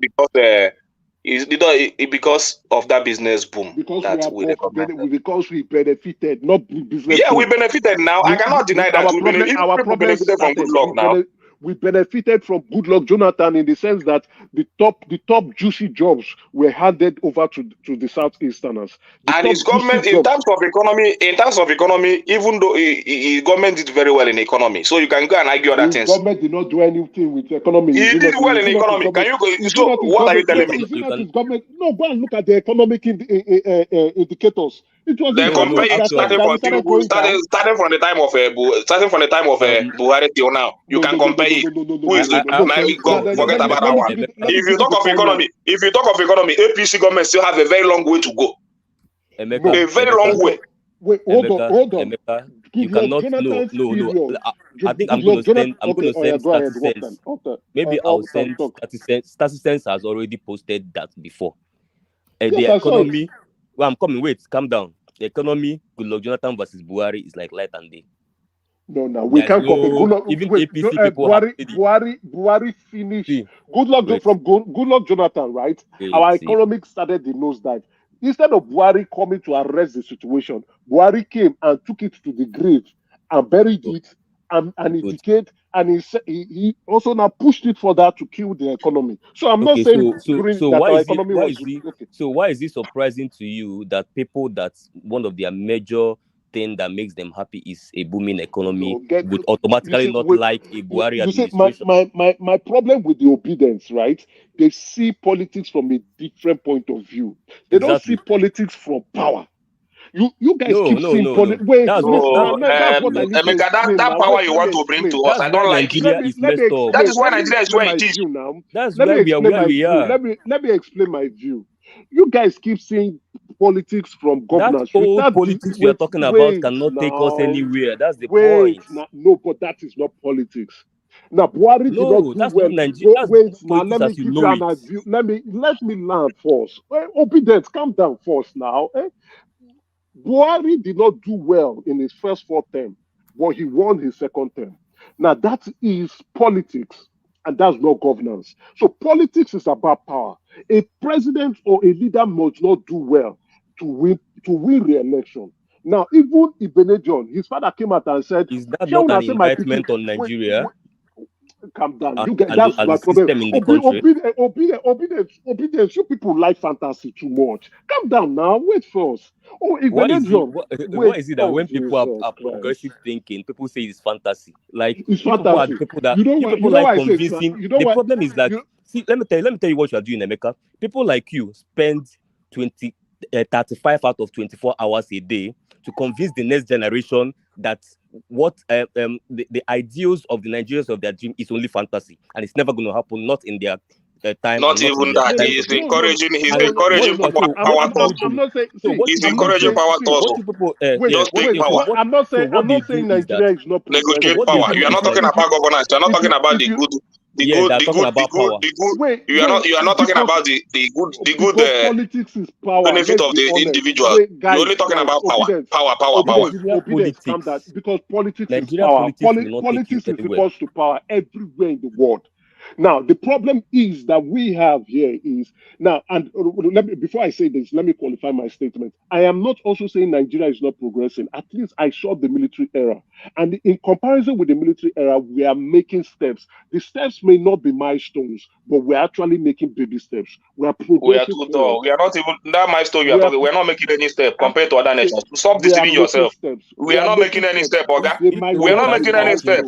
With what we have, one voice, gentlemen, one voice. Yeah. With what we have as a nation, Emeka, we are not making any step at all. A country of we are not making any steps. Stop deceiving Nigerians. Let's tell them the truth. Hold on. So let me tell you. Okay, let me tell you this. My brother just came in. Now. Let me finish. Let me make a point, Emeka. Then you continue. Hold on. You can make that voice, but we can only really have one voice at a time. Carry on. Yeah. Emeka, let me just make that point. My brother just came in this night with his wife, a Ghanaian wife, to my place. They're in my place now.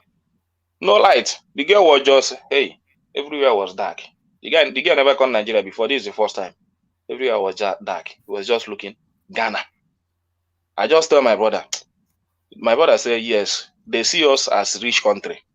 But in terms of that light, they know they stay for darkness. I tell him, I say, now the only thing where they take past us be that light. But we are richer than them. He say, yes, we are richer than them, but now light they take past us and other amenities. You understand? So what is stopping us when we know we are rich?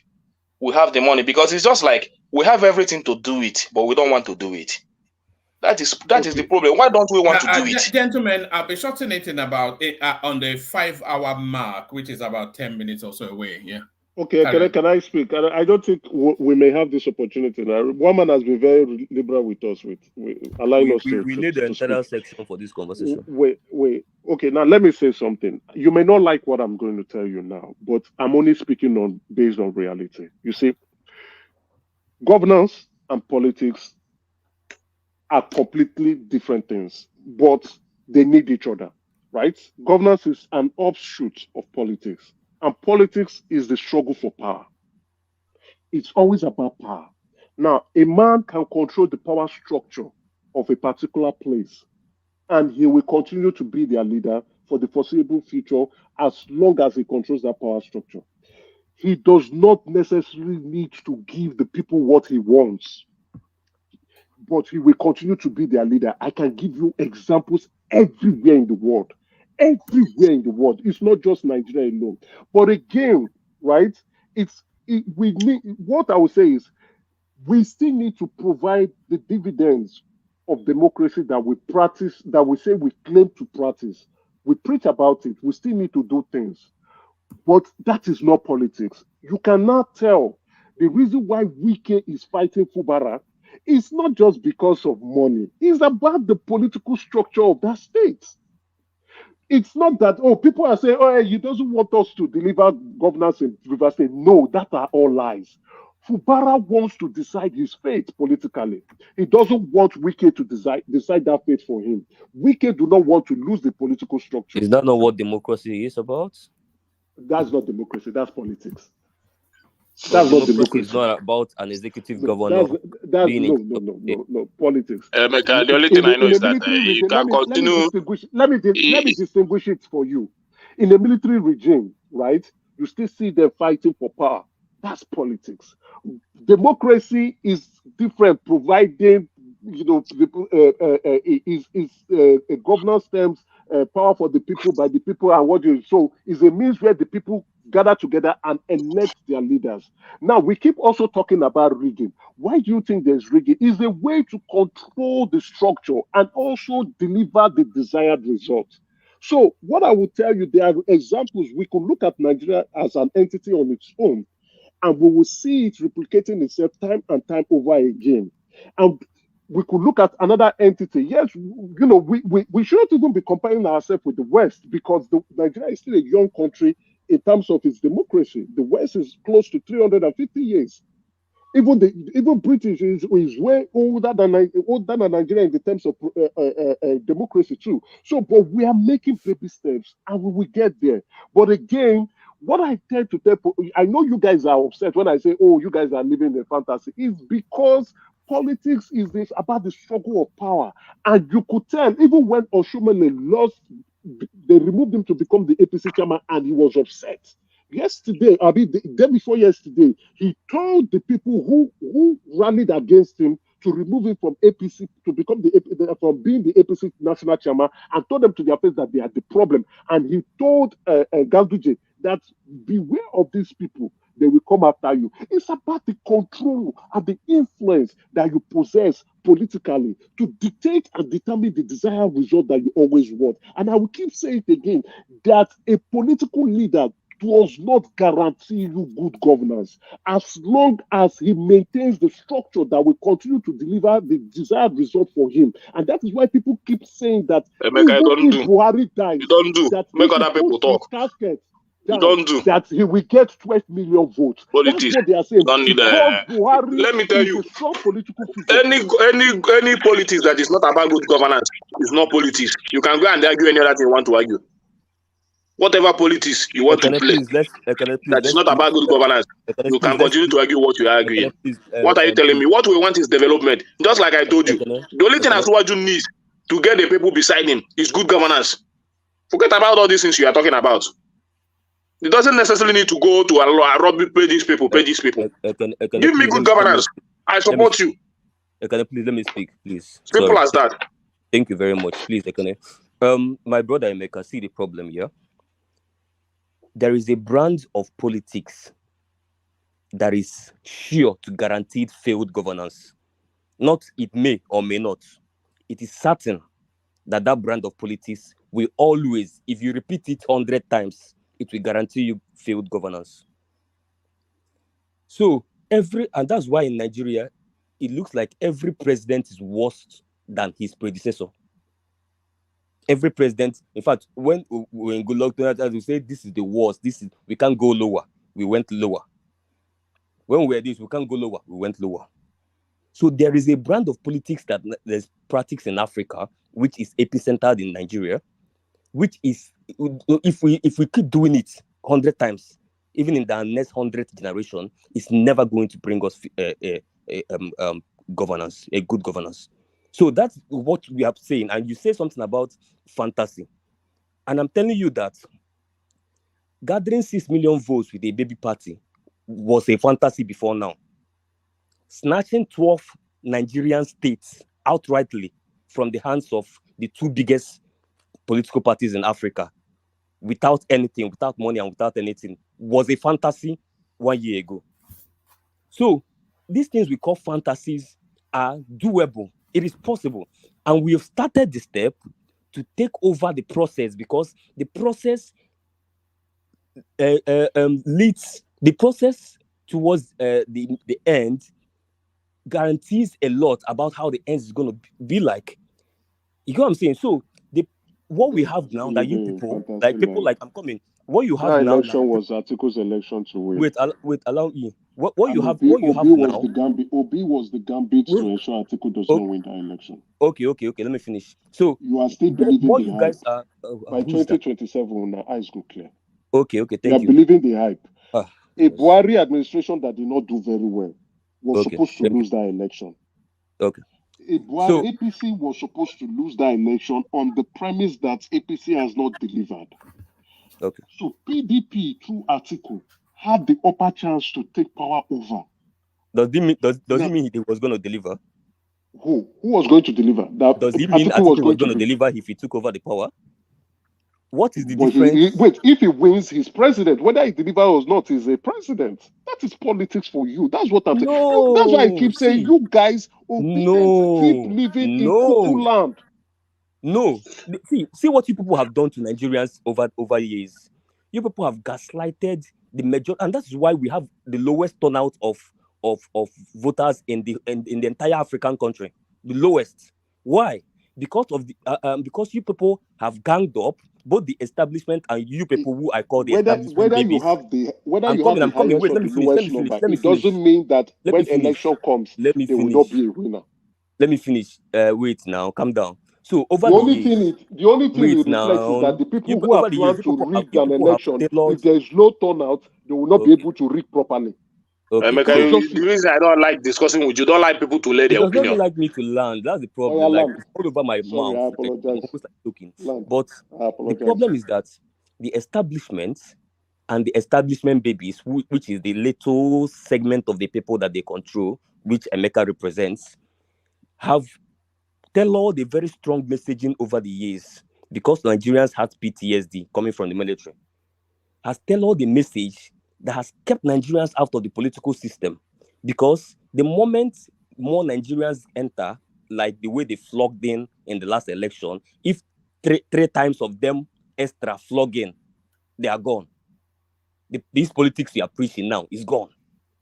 Okay, remember, just one portion. I'm coming. Just one portion entered the political space, and you saw the pandemonium it caused. We snatched entire 12 states. In fact, it was 14 states. They denied Rivers and Benue. From this establishment with nothing. And people wanted, so people have seen it is possible. Just that the gaslightings over the years saying, no, you can't do it. It's fantasy. Just forget about this. Stay back. This politics have to keep doing it. Before one man shot down, right? Making Nigerians poor. All right. Yes. I think one man, you gave us five. You gave us five, Abi. Yes, but Ajale Koko still has to speak because the audience are demanding. Okay, so let me just drop last parting word to our establishment babies. The movement has started, whether anybody like it or not. Nigerians have now known that the portion of Nigerians that enter into the political space in the last election, if 3 more extra of that portion enter, the hurricane, the one that swept Okowa in Delta, you see that type that swept Okowa out, that swept Tinubu out in Lagos, have swept the establishment out in Abuja, the way it will cover the entire country. Don't worry. Don't be doing all this fantasy people are saying. Okay, That's just the bad news. That's the bad news. That's the bad news for you. My very final note is obedience will continue to live in Kukuland, and they will not understand the game, the numbers game called politics. That they think they will replicate things that they didn't understand that they were gambits in this game of 2023, that they were made to stop Atiku not to emerge as president, is going to be their underfalling. By 2027, they will realize the flogging and the lashing that they will give to them. And I'm saying it here now, that regardless of who you represent, whether it's P2B will never be president of Nigeria. That is reassured until the major political parties say they want to zone it to the southeast. That is the time the southeast will become president. And I don't think P2B represents that individual now. So Obedience should get it clear that when it comes to politics, it does not align with governance. You can be upset with what the government have not done. But once it comes to politics, that you do not underestimate the average Nigerian politician, they will go to the extra length to ensure that they maintain control and direct power. And you're happy about that. You're happy. Okay. Let me say my final word. Let me say my final word. Wait, now he asked me a question. Let me answer the question. I'm not the kind of individual that would live reality and believe in fantasy. No, I look at reality and I address reality happy with our practical solutions. Okay. Emeka, let me make my final word also. Time is getting out of hand. My own final word is this, Emeka. Thank you for everything you have said, that politics does not align with good governance. And that is why somebody like me, if I say that you and there's few other people that feel educated are the problem of Nigeria, they call me illiterate or I don't like education. You see, you become educated to know what is good and define it properly. You understand? For the good of for people or individual. You understand? But when you are educated and you are not able to define what is good for the people, you only define what is good for the political class, your education have not benefited the masses. You understand? So you can continue to support evil, but one day you will realize that this nation is in your hand to build because of education that has been given to you. One day you will rise up and see that you have a very big role to play to build a nation, not politics. I don't believe in politics, and I can never believe it. Even if APC want to rule for 100 years, I don't care. I don't believe in politics. What matters is, will APC rise up one day and say enough is enough? Let's give Nigerians good governance. That is what matters to me. That's what the president is doing currently. If they can do that, I don't have any problem with anybody being that government. But coming here to tell me that I have to play this, it doesn't align with good governance, is the height of illiteracy I've ever observed from an educated man. What I'm telling you is the reality. Honestly speaking. To beat the political class, unity. Let me finish. Emeka, let me finish. Imagine upcoming young politicians now. I don't know what you are going to teach our upcoming generation. I don't know what you're going to teach them. That what they have to learn is that when you are growing, my boy, grab it, run away with it. That's the only thing that matters in Nigeria. And when you come here, you speak against evil, you speak against fraud, you speak against Yahoo, but you cannot speak against bad governance. Of course, I speak against. Wait. Let me finish. Your words doesn't define it. So let's organize. Let's put. If we really want to build a nation, I need that your intelligence, the way you define things, educated, You say you are from Umahi, which I still doubt. All those things. Let's bring it together. The way you defend them. And kill this establishment. Not an Igbo man, no. We already build a told you nation that for us. it's from Mundo. All right. All right. Thank you, Koko, Wamba. over to you. Let Ajale Koko have the floor. Ajale Koko, over One to you. man, Well, we have hit 5 hours. I thought you wanted to close it down at 5 hours. Yes, I wanted to close it down, but I know you've been here all the way through. These people have been, they've been educating us, and it's very entertaining too. So, but one man, I think you have to go. We have to let us continue tomorrow. All right, brilliant, excellent. Yeah. Well done for But I doing really that. enjoy them. No, I did as well. That's why I just let it flow, because it's a conversation that has been wanting to take place for quite a while now. So yes, they all delivered it very, very well. Like Emeka and our brother, what's his name? Playtown. Playtown. Yeah, they deliver it very well. So I think you guys did a very good job. I mean, yeah, we have to do that sometimes. I mean, both sides, Ekene that is saying, hey, let us do it right. We are not playing it in the best way that we can get that power. I think is saying the right thing. So you on the other side too, saying that, look, the man have done it recently. He tried his best, and he can still do better in the future. I think, yes, they are right too. The way Nigeria is going, this politician, they will push Nigerian people. If they don't start to see the way they can run that country well, in the best interest of the people, Nigerian people across the country will turn around against them, and they'll be shocked that somebody that is never expected to win the election will win presidential election in that country. It's a matter of time. They must start to do things right. So both of you are right, both sides, Ekene and Emeka and our brother. I think both sides, both sides did a very good job tonight. So let's leave the rest till tomorrow, and we'll continue the struggle from there. It's a struggle. We will continue tomorrow. So thank you, one man, everybody. All right, brilliant. Thank you, Ajane Koko, and thank you, gentlemen. All left is to acknowledge the super chatters. Tima Jeka, thank you. Nigerian Prince, there he is right there with a cheeky comment. That's Ayo, of course, the main super chatter on the platform. That's Tima Jek still. So now, that thing that says join just at the bottom of the thing. That's what Prince did, and then he became an official member of the thing. So anybody that wants to use that, we don't have enough people doing that, and that's still Prince. Not only doing that, but also super chatting to the space, and of course, Ayo carries on with the super chat just to make sure that the session is properly lubricated.